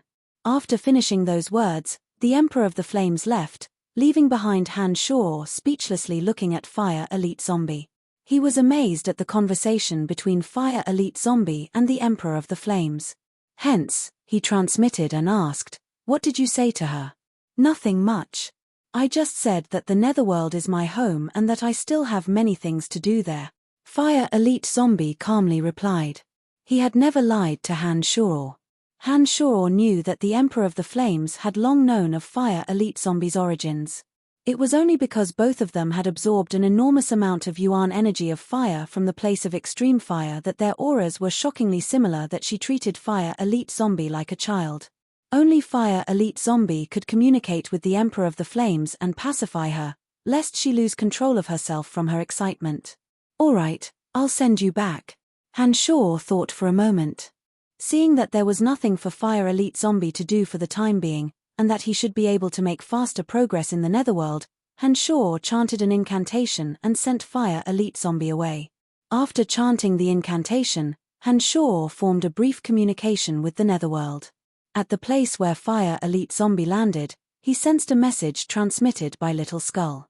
From the message, Han Shoror understood that Little Skull was still fusing with the origin crystal of death. This process seemed to have been going on for a long time. The reason why Little Skull would suddenly warn Han Shoror was because Little Skull sensed Han Shoror's boundless sorrow. Therefore, he took the time to warn Han Shoror. Han Shoror sent a message to Little Skull, telling him to be at ease while fusing with the energy. Then, he took a deep breath, looked at the crowd of dark dragons, and asked in a deep voice, "What do you plan to do in the future?" "After we recover our strength, we dark dragons will take revenge for our clansmen." Gilgees had a resolute look on his face. It seemed that he had made up his mind to vent his hatred towards Gilbert on the Shrine of Ice. However, although Ice Celestial Corey and the others had suffered heavy losses, the dark dragons were still overestimating themselves if they wanted to contend against the Shrine of Ice. Han Shoror intended to say a few words of persuasion. However, on second thought, he realized that doing so would be a blow to their morale. Hence, he hesitated for a moment and ultimately decided against it. However, the experienced Gilbert already understood what Han Shoror wanted to say from his hesitant expression, so he said in a deep voice, "Don't worry. We'll be fine. Besides, we were captured because we weren't prepared. Our black dragon race has lived for so many years, we are not so easily bullied." Han Shoror looked at Gilgees. He felt that Gilgees seemed to have something else to rely on. This dark dragon who had lived for so many years ought to be able to see further than him. Therefore, Han Shoror nodded and said, "Then be careful. I hope that I can see Gilbert again." Gilgees gazed deeply at Han Shoror. His tone was somewhat sentimental and pleading. "There will be a chance. Don't worry." "Oh, right. This time, those from the Shrine of Ice have suffered rather serious injuries. I believe they won't dare to come to your Black Dragon Canyon for the time being," Han Shoror said. "Thank you, Brian. Our race of dark dragons will be your friends forever." Gilgees sincerely expressed his gratitude. "You're welcome. Goodbye." Han Shoror did not continue exchanging pleasantries with Gilgees. With a faint smile, he left through the air with the art of the demonic ninth heavens. Kossi Empire's northernmost snowy region. Snowy mountains rose and fell continuously, shrouded in a world of bone-chilling cold all year round. As far as the eye could see, it was forever monotonous snow-white. At the top of the ice peaks that pierced through the clouds, there were some solemn and dignified shrines built from ice crystals and cold jades. The ice peak at the center was especially tall and straight. The headquarters of the Shrine of Ice was located at the top of the tallest ice peak. The bone-chilling wind blew, and the sky was covered in ice and snow. In this pure white world of ice resided many followers of the Shrine of Ice. Most of them were citizens of Kossi Empire. Here, they offered their most pious faith to the Ice Goddess. For many years, the central main peak had always been a forbidden area. Apart from special festivals and the followers of the Shrine of Ice with noble status, ordinary people could not set foot on the main peak. However, in the past 2 days, an unimaginable event happened that broke this rule. The followers of the surrounding mountain peaks ascended the main peak one after another. In fear and trepidation, they used their meager divine energy to once again solidify the largest shrine of ice on the main peak. 2 days ago, amidst the bone-chilling cold of the snowy region, the shrine of ice on the coldest main peak suddenly began to melt. Several elders of the Shrine of Ice, and even one of its highest leaders, Ice Celestial Kori, were injured and recuperated. This grievous news instantly spread throughout the entire Shrine of Ice. Was it because the Ice Goddess was enraged by their incompetence? Or was it because demons were about to invade the Shrine of Ice? Many followers were secretly guessing in their hearts. They were frightened by the changes in the Shrine of Ice, and did not understand what had actually happened. This strange situation, which had not occurred for hundreds and thousands of years, had caused immeasurable negative effects on the Shrine of Ice. Gradually, panic began to spread among the followers of the Shrine of Ice in the snowy region. Even some followers of the Shrine of Ice who were far away in other regions learned of the tragic changes at the headquarters of the Shrine of Ice. Far north of Kossi Empire, Icicle City. Icicle City was one of the many cities surrounding the snowy region of the far north. It would only take an average adventurer squad 10 days to travel from Icicle City to the Shrine of Ice in the depths of the snowy region. On this day, after a long and arduous journey, Han Shor arrived at Icicle City and began to carry out his revenge against the Shrine of Ice. Han Shor's plan was very simple. Just like how he dealt with the Church of Light, he would directly release his consciousness and draw the six-horned tribal king of the soul race over to kill him. The only difference was that Han Shor could now easily release his consciousness. Even if the six-horned tribal king of the soul race came over, Han Shor only needed to conceal his consciousness, and he could vanish from the six-horned tribal king's senses. There was one more point. Han Shor could be sure that there was no godly existence in the Shrine of Ice like the Saintus on the sacred mountain of the Church of Light. Otherwise, they would have all been frozen to death even before they reached the place of extreme fire when they fought using the Jadefrost cage a few days ago. From the fact that Snow Celestial Tiana had to flee to the Church of Light to hide from the six-horned tribal king of the soul race, it could be seen that there was no one in the Shrine of Ice who could match the six-horned tribal king. Otherwise, Tiana would have returned to the Shrine of Ice straight away instead of wholeheartedly seeking the Church of Light. Given the strength of the six-horned tribal king of the soul race, once he arrived at the Shrine of Ice, and Han Shor suddenly concealed his consciousness, the six-horned tribal king would certainly search for Han Shor's traces all over the mountains and plains. The Shrine of Ice was just as arrogant as the Church of Light. A great battle would break out almost immediately. When the six-horned tribal king of the soul race arrived at the Shrine of Ice, and there was no other godly existence of the same level in the Shrine of Ice, Han Shor was already somewhat looking forward to how much damage the six-horned tribal king could inflict on the Shrine of Ice. After the six-horned tribal king of the soul race locked onto Han Shor also sensed the ice-cold, merciless killing intent of the six-horned tribal king. However, what surprised Han Shor was that the six-horned tribal king did not take any immediate action. He was somewhat stunned. Han Shor had stayed in Icicle City for an entire morning, yet he did not sense the six-horned tribal king approaching. This meant that the six-horned tribal king was still in Tarag Canyon. This had obviously ruined Han Shor's wishful thinking. Han Shor cursed inwardly. His consciousness could still sense the boundless killing intent coming from the distant Tarag Canyon. However, the six-horned tribal king's inaction had rendered Han Shor's plan impossible. Previously, when Han Shor escaped from Tarag Canyon, the six-horned tribal king of the soul race, along with 4 of his generals, almost immediately killed their way to the sacred mountain of the Church of Light. They charged forward with a ferocious momentum, ready to kill anyone who stood in their way. Han Shor did not expect that the six-horned tribal king would actually remain indifferent after sensing his presence so soon. This made Han Shor rather baffled. Could it be that the soul race had changed? Han Shor immediately denied this thought. Ever since the first time Han Shor saw this race, he could tell from their ice-cold, merciless eyes that they were heartless by nature. In addition, the tremendous killing intent from the six-horned tribal king was still there. This indicated that he had not changed his mind about Han Shor. There must be some other reason. Han Shor's mind raced. Could it be that the six-horned tribal king was injured on the sacred mountain of the Church of Light? Han Shor felt that this was more likely, unless the six-horned tribal king was injured in the battle with the Saintess and was now in a critical period of recuperation.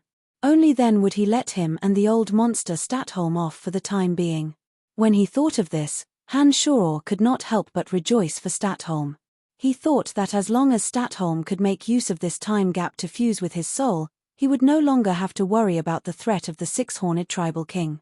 Since the six-horned tribal king could not come for the time being, Han Shor had no choice but to make other plans. Seeing that the Great Snow Mountain was within reach, Han Shor decided to go to the headquarters of the Shrine of Ice to investigate.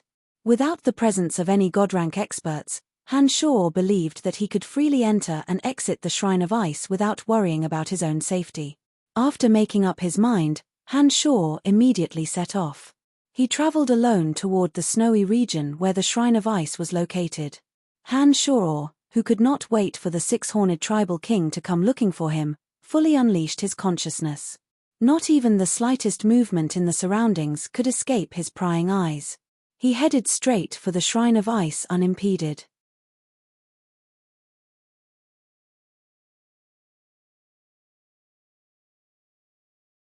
Chapter 478. This was a world of ice and snow. This was the coldest place on profound continent. Frigid winds howled along the way. As far as the eye could see, a vast expanse of snow covered every corner. Ancient trees, rocks, and rivers were all covered in ice and snow. It was as though there was no second color between heaven and earth. In this bone-chilling region, Han Shor's consciousness could sense traces of magical beasts. Ice bears, snow wolves, and frost eagles, these magical beasts that preferred cold environments, roamed the uninhabited world of ice and snow, adding some vitality to this world. Along the way, Han Shor's target was one of the many icy peaks. His killing intent was awe-inspiring, his heart as cold as ice. The two most frightening figures of the Shrine of Ice were Ice Celestial Kori and Snow Celestial Tiana. They were the true pillars of the Shrine of Ice. Of the two, Snow Celestial Tiana had schemed against Han Shor on the sacred mountain, nearly causing Han Shor to be captured alive by the Church of Light. As for Ice Celestial Kori, not only had he wiped out the entire race of dark dragons, he was also the cause of Gilbert's death. On top of that, the Shrine of Ice and the Church of Light were solid allies. Han Shor couldn't find any reason not to retaliate against them. When he was about to approach the central icy peak, Han Shor slowed down his flying speed. He fully unfolded his consciousness, concealing the aura on his body. While carefully observing every movement on the main peak, he searched for a way to enter the main peak undetected. Holding his breath and concentrating, Han Shor's consciousness immediately sensed the boundary of frost all around the icy peak. The boundary enveloped the entire main peak. Fierce, frigid winds and solid ice wrapped around the central peak. Amidst the frigid winds and solid ice, Han Shor sensed the presence of the divine energy of the ice goddess. This discovery made Han Shor even more cautious. The speed at which he approached the main peak of the Shrine of Ice slowed down even more. His mind was rapidly pondering countermeasures. One after another, disciples of the Shrine of Ice entered and exited the icy peak. However, the boundary that enveloped the main peak all year round never gave any warning, nor did it make any counterattack. Han Shor carefully observed for a moment and discovered that some of these disciples who had entered the main peak of the Shrine of Ice actually did not possess the divine power of the ice goddess. However, without exception, their bodies were ice-cold, much lower than the average person's body temperature. After observing for a while, Han Shor came to a conclusion. Hovering in the sky at an altitude difficult to see with the naked eye, Han Shor slowly adjusted his body's temperature. He even converted an appropriate amount of cold energy into the mystical glacial spellfire. In an extremely short period of time, Han Shuo's body temperature had reached the same level as the disciples of the Shrine of Ice below. On the profound continent, there were existences stronger than Han Shuo.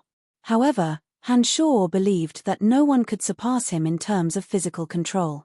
This was the confidence that came from the demonic arts towards the abnormal forging of the body. After adjusting his body's temperature, Han Shuo observed for a while to ensure that he would not trigger any abnormalities in the boundary around the icy peak. Only then did he start searching for an opportunity to enter the main peak. After observing for a while, Han Shuo discovered a precipitous cliff that jutted out halfway up the icy peak.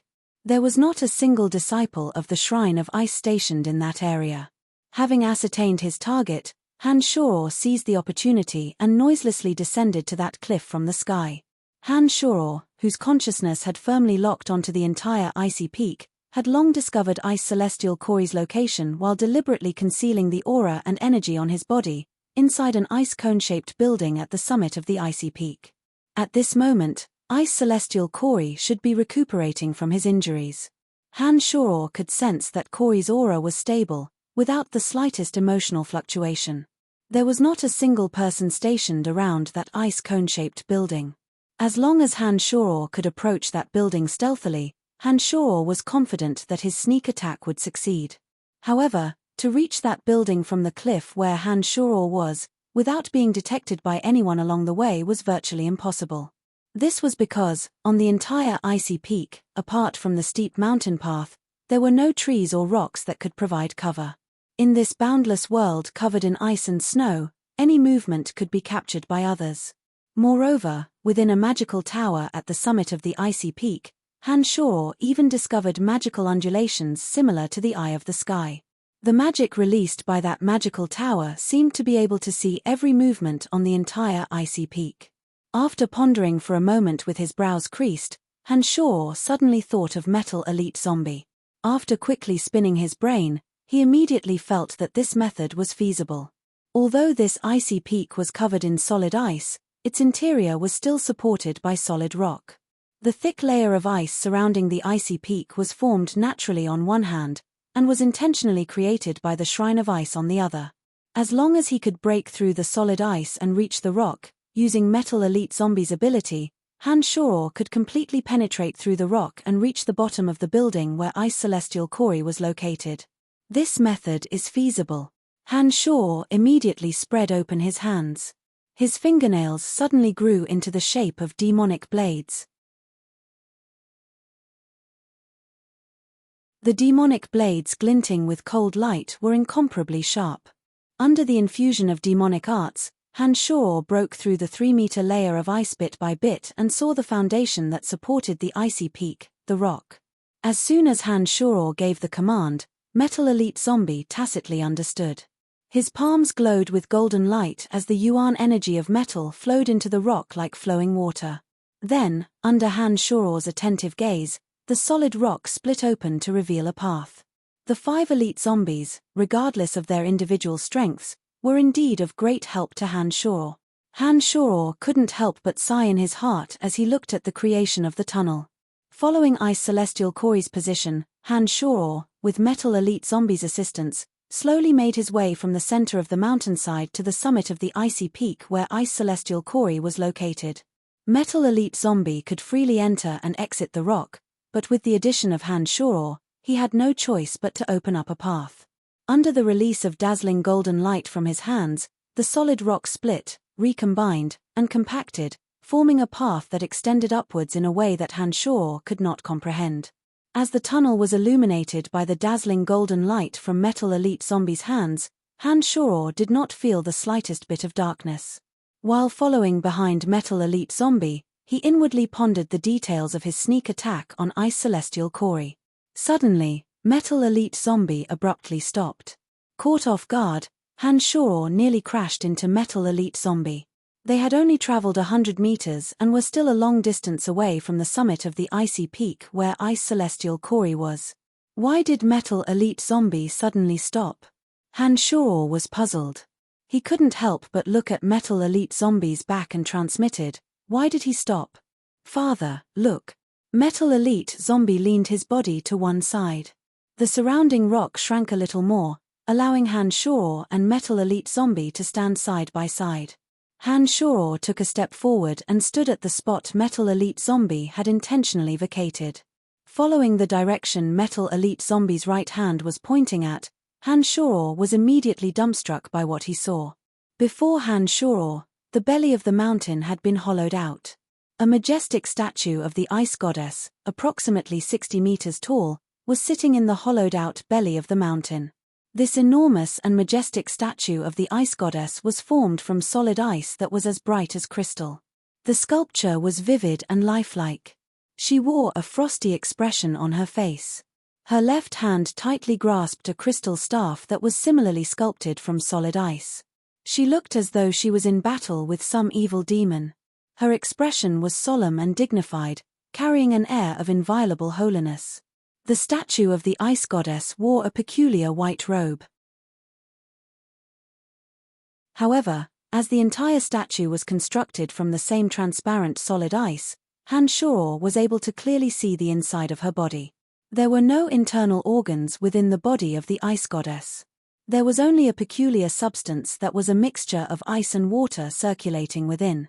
It sparkled with a dazzling brilliance like a diamond and slowly flowed within her body according to some mysterious trajectory. However, in the womb of the ice goddess stood a beautiful naked young lady with skin of ice and bones of jade. This young lady's eyes were peacefully closed. There was not the slightest trace of life coming from her. However, her beauty was comparable to that of the saintess of the Church of Light. It was a kind of perfection that shouldn't exist in the secular world. Han Shoror was standing at the foot of the ice goddess statue. When he raised his head to look at this majestic statue, a feeling of insignificance immediately welled up from the bottom of his heart. He was momentarily stunned by this ice goddess statue that suddenly appeared in the middle of the mountain.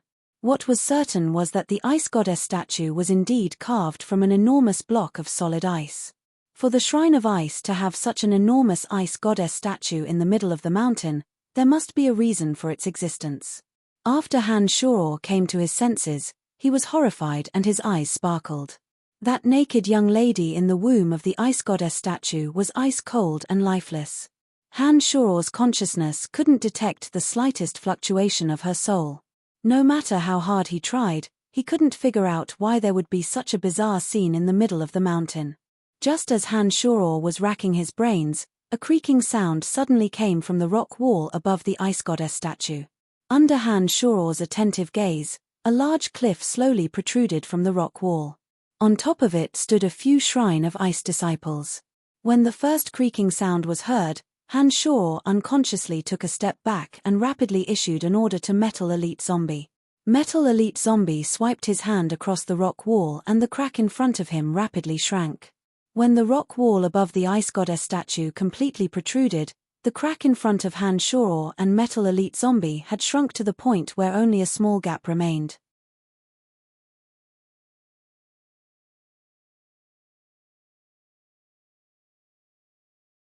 Chapter 479. Through that narrow gap, Han Shoror's eyes lit up. He stared at the few people standing on the cliff above the ice goddess statue, cautiously listening to their worrisome conversation. Sigh, I wonder when it will be completed. It's been more than 100 years, one of the Shrine of Ice disciples sighed. Ever since Project God Creation was launched, it has consumed countless manpower and material resources of our shrine. Now that we have reached the most critical juncture, we absolutely cannot be careless. The reason why our Shrine of Ice has been suppressed by the Church of Light and the Calamity Church for so many years is because we do not have our own true God on Profound Continent. We are unable to attract more disciples because we cannot manifest our miracles in the world. Once our Project God Creation succeeds, our Shrine of Ice will surely change our current situation and become a church admired by everyone on Profound Continent. We will no longer have to submit to anyone, another disciple who came over explained in an ice-cold voice. Project God Creation? Han Shoror's heart was in turmoil. He was astounded by what he heard. By now, Han Shoror had long believed that gods existed in this world. Spider Goddess Rose had crossed several realms to face his consciousness attack, the saintess hidden deep within the sacred mountain of the Church of Light, and the six-horned tribal king of the Solnet clan had proven to Han Shoror that gods were not imaginary.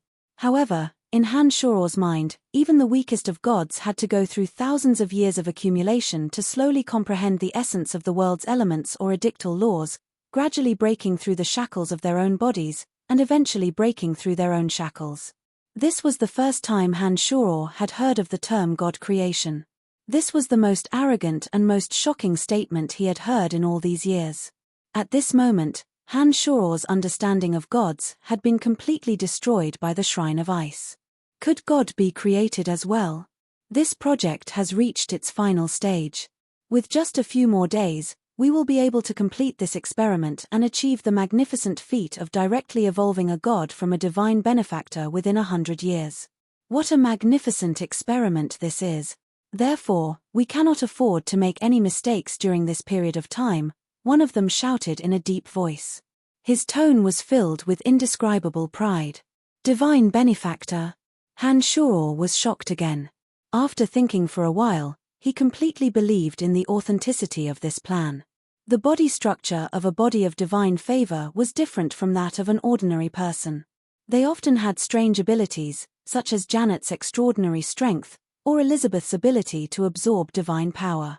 There were also many people with the body of divine favor who could easily communicate with a certain element in the world. As long as they practiced the magic of that element, their progress would be beyond imagination. Perhaps in 1/10 or even 1/100th of an ordinary person's time, they would be able to reach the level of an ordinary person in that element of magic. For a long time, Han Shoror had been very curious about the possessors of the body of divine favor. He was curious about the special abilities that their bodies brought to them.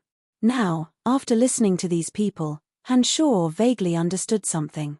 Were those with the body of divine grace the descendants of the gods? All right, pour the energy crystals in.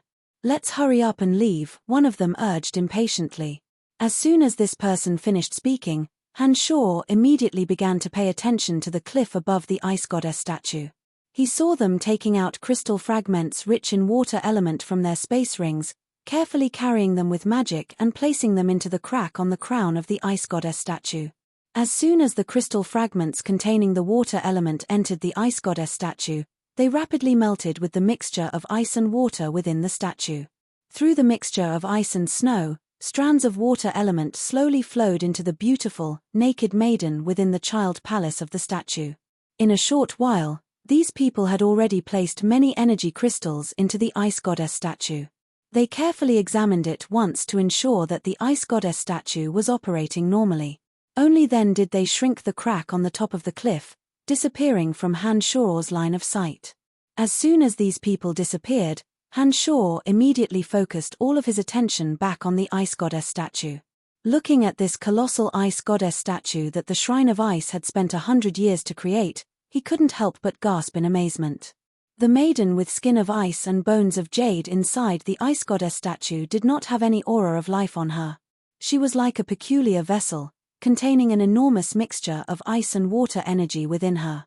After staring at the ice goddess statue and pondering for a while, Han Shoror immediately made up his mind. He must destroy this ice goddess statue, including the true god that might be produced within it. The Shrine of Ice and Han Shoror had a deep and irreconcilable hatred. Now that the Shrine of Ice did not have a god-tier expert, Han Shoror could take the initiative in the battle against the Shrine of Ice. However, once this god-tier expert was produced, Han Shoror believed that the Shrine of Ice would never let him off.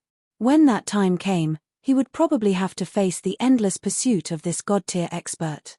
Taking advantage of the fact that this god-making project had yet to be completed, Han Shoror decided to ignore Ice Celestial Kori for the time being. He would first eradicate this enemy that could possibly pose the greatest threat to him.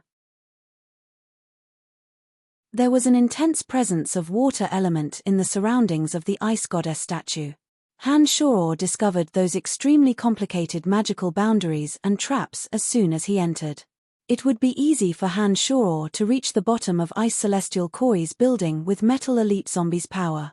However, to reach the ice goddess statue without triggering any magical boundaries or traps was no easy feat. His eyes glinting, Han Shuro had already decided to barge through those boundaries and traps by force, and destroy this ice goddess statue with the force of a thunderbolt.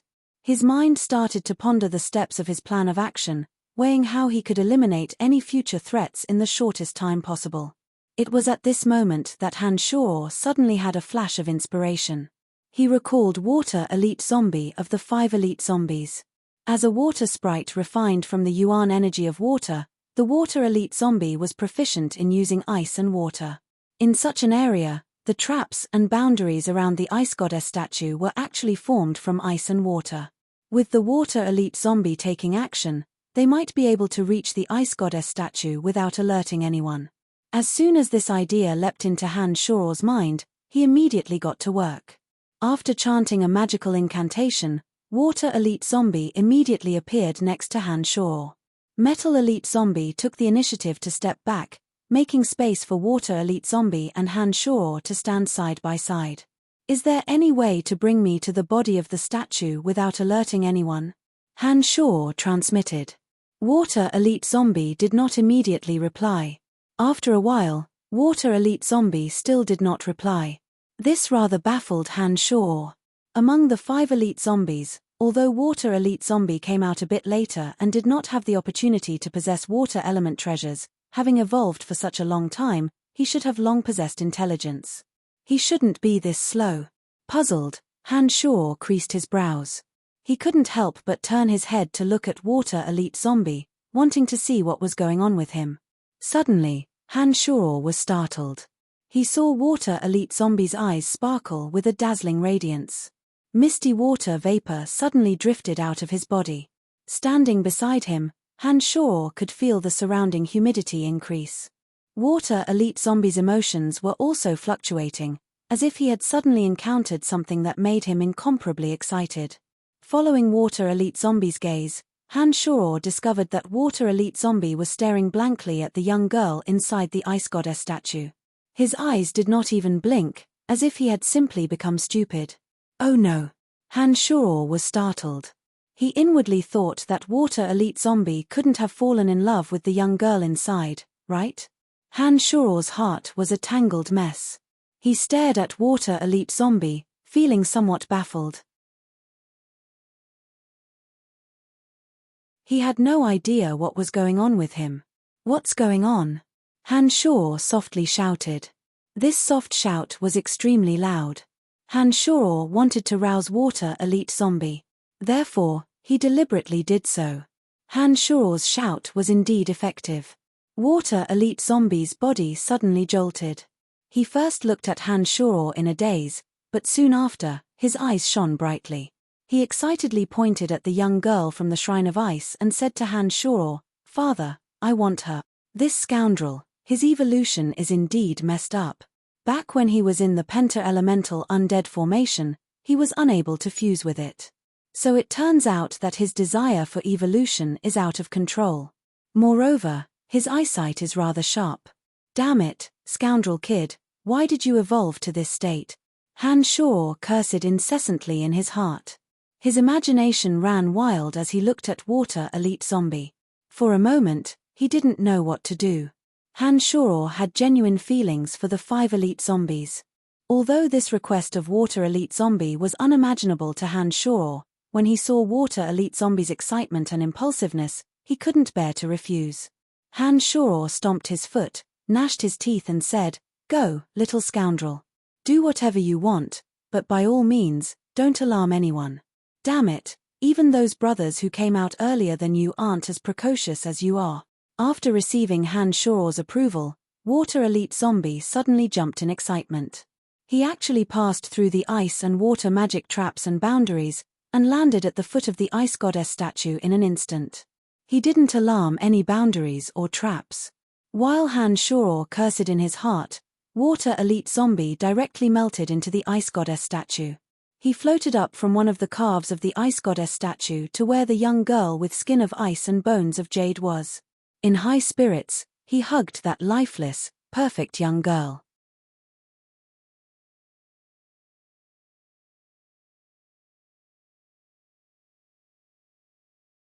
Chapter 480. Han Shoror couldn't bear to see such a perfect young lady being defiled by water elite zombie. However, just as Han Shoror was about to turn his head away, he sensed that the young lady within the ice goddess statue suddenly underwent a peculiar transformation. Under Han Shoror's attentive gaze, the energy within the body of the young lady with ice flesh and jade bone rapidly flowed into water elite zombie's body. Water elite zombie hugged the naked young lady, but didn't engage in the obscene acts that Han Shoror had imagined. He merely made use of physical contact to rapidly absorb the energy within the young lady's body. Han Shoror stared blankly for a moment before coming to his senses. He was overjoyed at the unexpected good news. He had long tossed aside the unspoken criticism he had for Water Elite Zombie and started to become excited just like Water Elite Zombie. The energy contained within the young lady's body was filled with the wondrous energy of ice and water. However, there wasn't a shred of divine energy bestowed by the ice goddess. This was rather strange. Previously, when he had the Jade Frost cage, Han Shoror had also tried to let Water Elite Zombie absorb the divine energy within the Jade Frost cage. However, Water Elite Zombie was unable to establish a connection with the divine energy within the Jade Frost cage, and naturally couldn't absorb the divine energy from within. Therefore, when he saw the ice goddess statue and the young lady within, Han Shoror didn't think of letting Water Elite Zombie absorb the energy. Now, it seemed that although Water Elite Zombie couldn't absorb the divine energy bestowed by the ice goddess believers, he could absorb the bizarre energy that was a mixture of the water element and ice and water. The Water Elite Zombie, who was holding the girl in his arms, was shrouded in white mist. The energy within the lifeless girl's body flowed into the Water Elite Zombie's body at an extremely fast speed like a trickle of water. Han Shoror could sense Water Elite Zombie's excitement. His eyes were glowing with vigor. As he rapidly absorbed the energy within the young lady's body, he transmitted to Han Shoror, "Thank you, Father, thank you, Father. Your luck is pretty good." Han Shoror couldn't help but sigh with emotion. He then felt a little embarrassed for having such dirty thoughts earlier. "Father, I believe that he will be able to fuse his energy into the formation after this." The Fire Elite Zombie beside Han Shoror transmitted. With Fire Elite Zombie's reminder, Han Shoror was once again delighted. In the Penta-Elemental Undead formation, Fire Elite Zombie, Metal Elite Zombie, and Earth Elite Zombie were already able to fuse the three energies. Only Water Elite Zombie and Wood Elite Zombie had been unable to fuse their energies with the three of them due to the fact that they had come out of the Penta-Elemental Undead formation rather late and had not obtained any wood or water attribute treasures.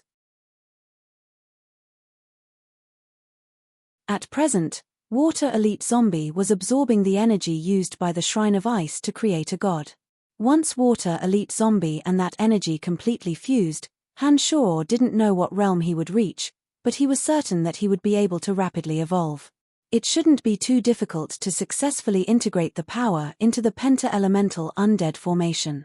Just as Han Shoror was in high spirits, he suddenly sensed abnormal movements coming from the Shrine of Ice above.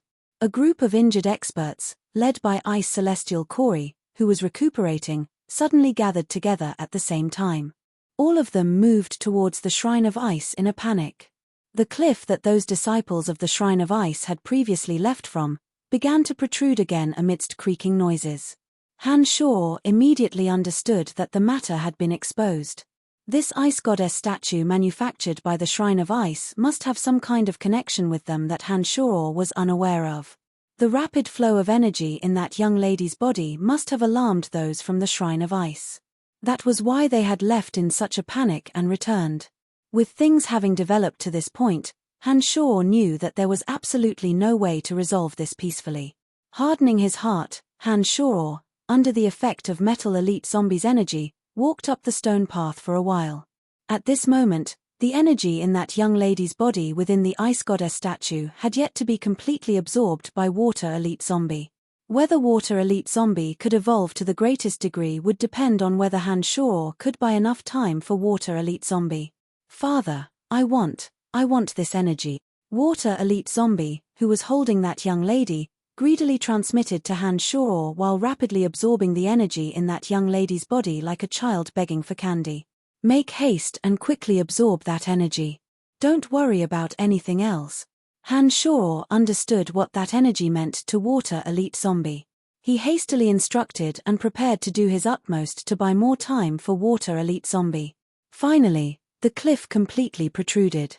The panic-stricken disciples of the Shrine of Ice hastily cast their gazes at the majestic ice goddess statue at the center of the mountain. Other than those disciples who had just left, there was also Ice Celestial Corey and his party whom he previously met in the Black Dragon Canyon. With just a glance at them, Han Shoror was certain that they were the ones who had interfered in the tens of thousands of miles battle at the place of extreme fire a few days ago. When this party was finally routed, Han Shoror seized the opportunity to use his consciousness and mental strength to attack their souls. Caught off guard, they immediately suffered heavy injuries. Although their bodies were ice-cold before, their complexions were still normal. But now, their faces were as pale as the dead. Compared to their calm and unruffled demeanor during the battle in the Black Dragon Canyon, their auras were in utter chaos. This indicated that they had yet to fully recover from their injuries. Goddess! What is that thing? Suddenly, a disciple clutched his chest, trembling from head to toe as he pointed at Water Elite Zombie who was tightly hugging that young lady with skin of ice and bones of jade. Unable to bear it any longer, he shrieked. While this disciple was shrieking, the disciples of the Shrine of Ice on top of the cliff had also seen the situation below. All the disciples of the Shrine of Ice, including Ice Celestial Corey, were instantly enraged. Cries of alarm and rage filled the entire mountainside. What an ugly thing! How did he get inside the Ice Goddess statue? Ice Celestial Corey bellowed furiously. He slapped the face of a disciple beside him. That disciple was slapped until his mouth was full of blood and he immediately fell from the cliff. Whoosh whoosh. Before that disciple could fall to the ground, the magical boundary surrounding the Ice Goddess statue was suddenly triggered. Several icicles directly pierced through the disciple's body. Before his blood could flow, his entire body was frozen stiff. When he landed on the ground, he shattered into ice cubes. Lord Corey, spare us. We don't know what's going on either. If you kill all of us, Project God-making will never be completed. One of the disciples suddenly cried out in alarm and knelt before Ice Celestial Corey, yelling loudly. Ice Celestial Corey, whose face was ashen and furious, was about to kill all those disciples who had previously come down to add crystal energy. His hand was already gripping the neck of another disciple, preparing to kill this derelict disciple as well. However, when he heard that disciple kneeling down and yelling loudly, for the sake of Project God-making, he finally held back his impulse. Use your divine energy to enter the Ice Goddess statue at once and kill that ugly thing. I want his soul to suffer all kinds of torture. Ice Celestial Corey casually tossed away the person in his hand and bellowed furiously as he looked down. It seemed that he was indeed very angry. Come to think of it, this Project God-making, which the Shrine of Ice had been working on for 100 years, was about to be completed. Just as Ice Celestial Corey's dream of surpassing the Calamity Church of Light was about to be fulfilled, such an unforeseen event occurred at the most crucial moment. One could well imagine the fury in Ice Celestial Corey's heart after enduring for God knows how many years. Yes, my lord.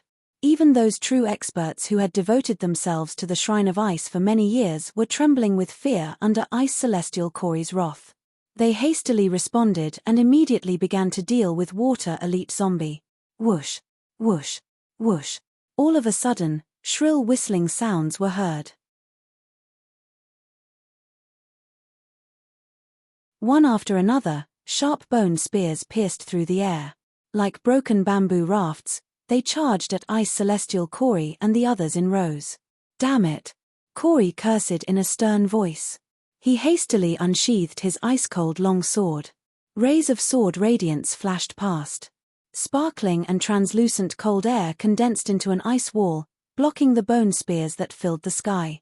You useless idiots, go back to where you came from. Ice Celestial Corey, who had hastily blocked a wave of bone spears, cursed loudly as he lifted his leg and kicked the disciple kneeling at his feet. Although these disciples of the Shrine of Ice who came last time were also priests of the Shrine of Ice, they majored in alchemy, pharmaceutics, magical matrices, and other complicated and esoteric subjects. It was because of these that they could successfully carry out the God creation project. However, their personal strengths were not particularly strong. Under Han Shuor's all-encompassing attacks, it was highly possible that they would be carelessly eliminated. Having lost these disciples who had studied the God creation project for many years, it would be very difficult for the God creation project to be completed.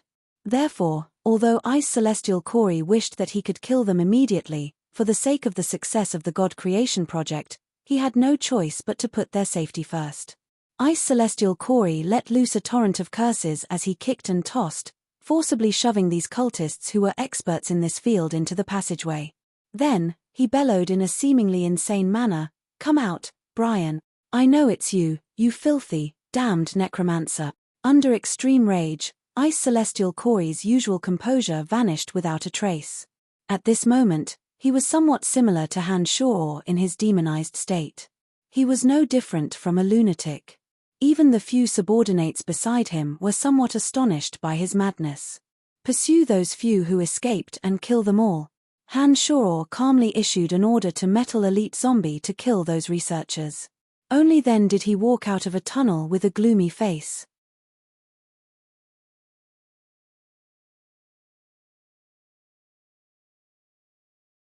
Chapter 481. With the intention of buying time for Water Elite Zombie, Han Shuor, after instructing Metal Elite Zombie, unhurriedly strolled out and stood proudly at the foot of the Ice Goddess statue. "It's really you." Ice Celestial Corey bellowed in rage. Pointing the icy long sword in his hand at Han Shuor, he flew down from above. An icy aura overflowed from the long sword in his hand. The formless fighting aura drove a cold current. Sharp icicles tore through the air in an unstoppable manner.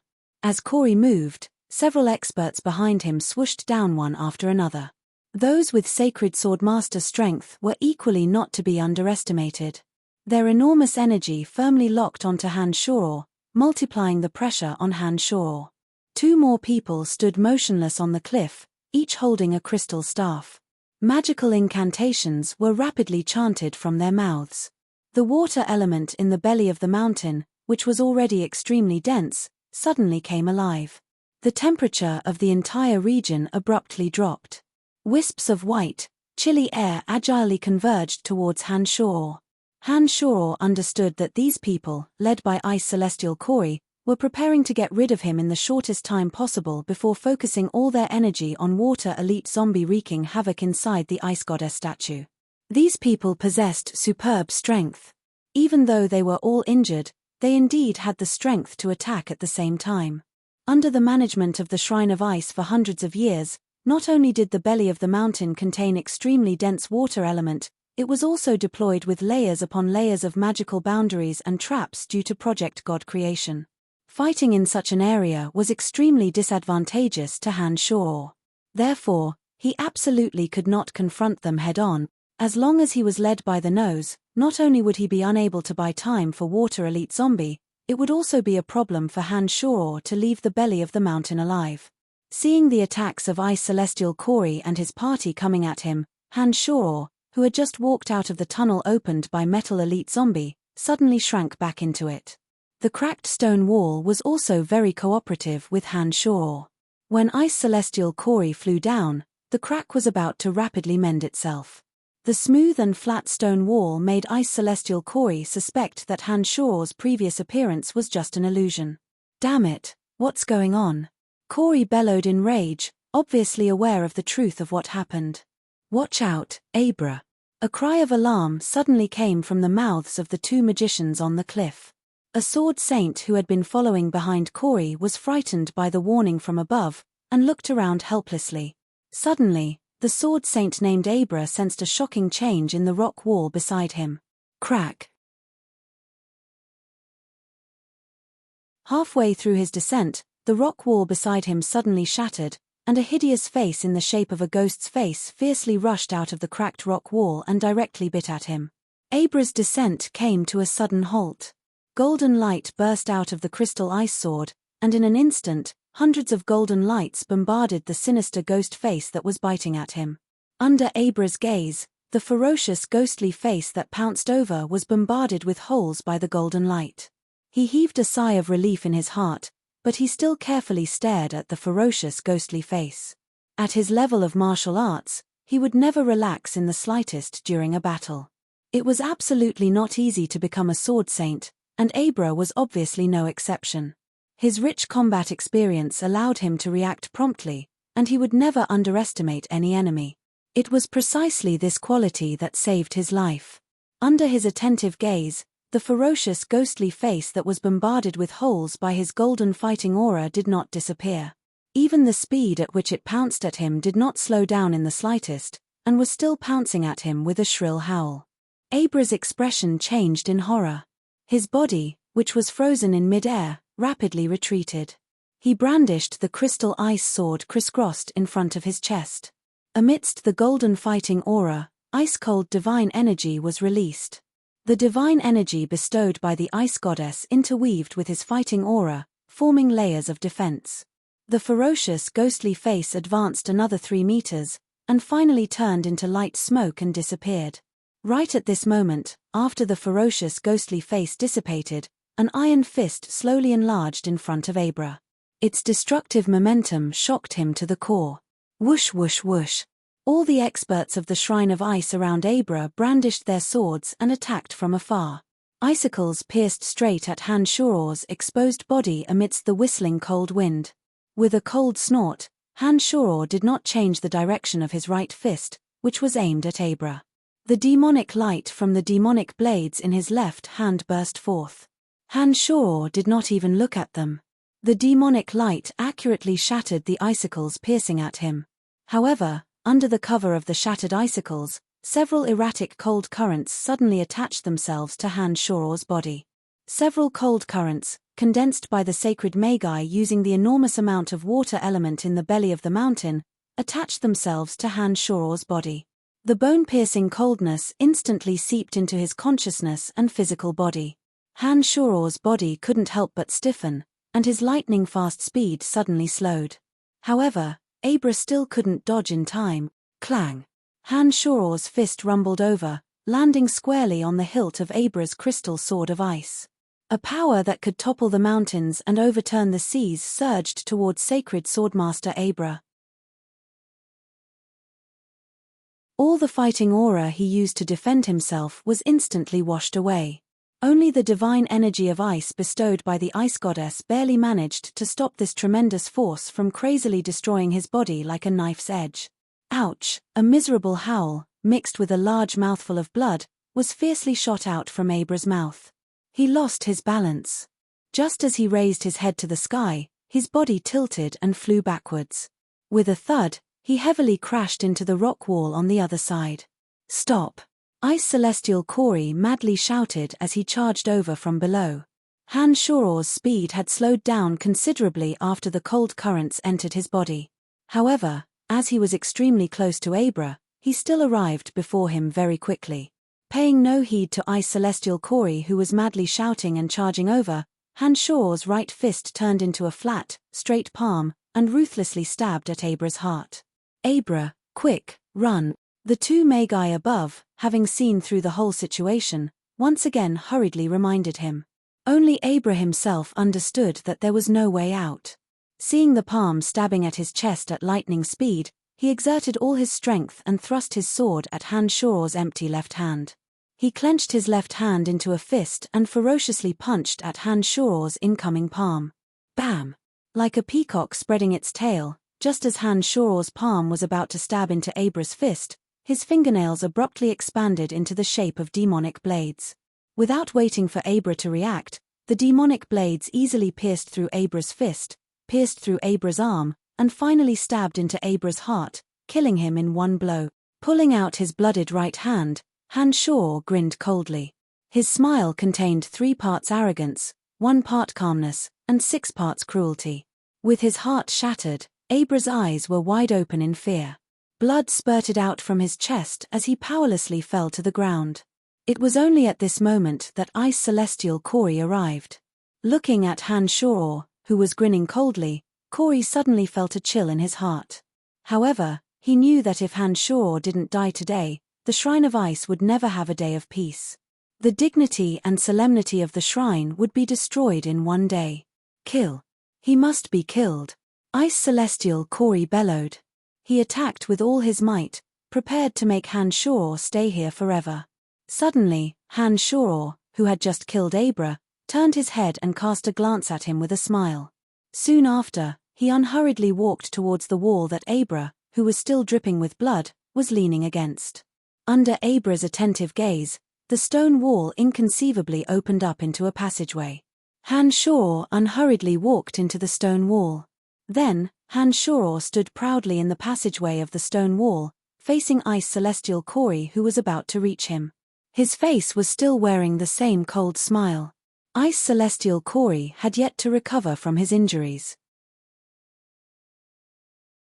At this moment, his subordinates had yet to approach him, and the two Magi above him were not fully prepared either. Ice Celestial Kori, whose heart was chilled, suddenly slowed down his rapid charge. He actually did not dare to confront Han Shoror head-on. In just 2 seconds, Han Shoror's body emitted popping sounds. The demonic arts had completely expelled the cold current that had invaded his body. Ha, coward! The cold current in my body was still there.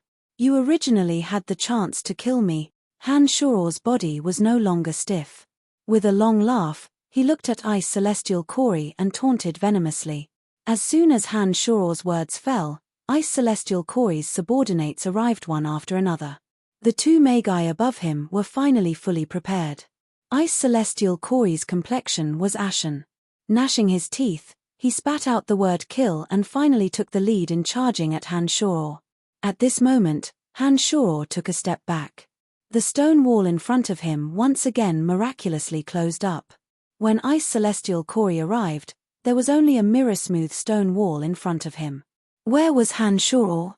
My lord, this is not the way. If this continues, the energy inside the Ice Goddess statue will be completely depleted. Just as Ice Celestial Kori was furiously cursing Han Shoror again, a disciple finally could not help but remind him. As if enlightened, Ice Celestial Kori abruptly woke up with a start. Only now did he remember that the ugly thing inside the Ice Goddess statue was still hugging his test subject and sucking away its energy. Don't bother with that filthy necromancer. Get rid of that ugly thing first. Ice Celestial Kori's body trembled as he ordered his subordinates beside him. Ice Celestial Kori understood that he had truly been driven mad by Han Shoror. That was why he would act so irrationally. With his subordinates' reminder, Ice Celestial Kori finally realized that he had been played by Han Shoror. Yes, my lord. Several disciples hastily replied and immediately got to work on dealing with Water Elite Zombie, who was happily absorbing energy inside the Ice Goddess statue. You're tuning in to the Celestial War YouTube channel. Don't forget to subscribe and join us on this journey to catch the most captivating stories.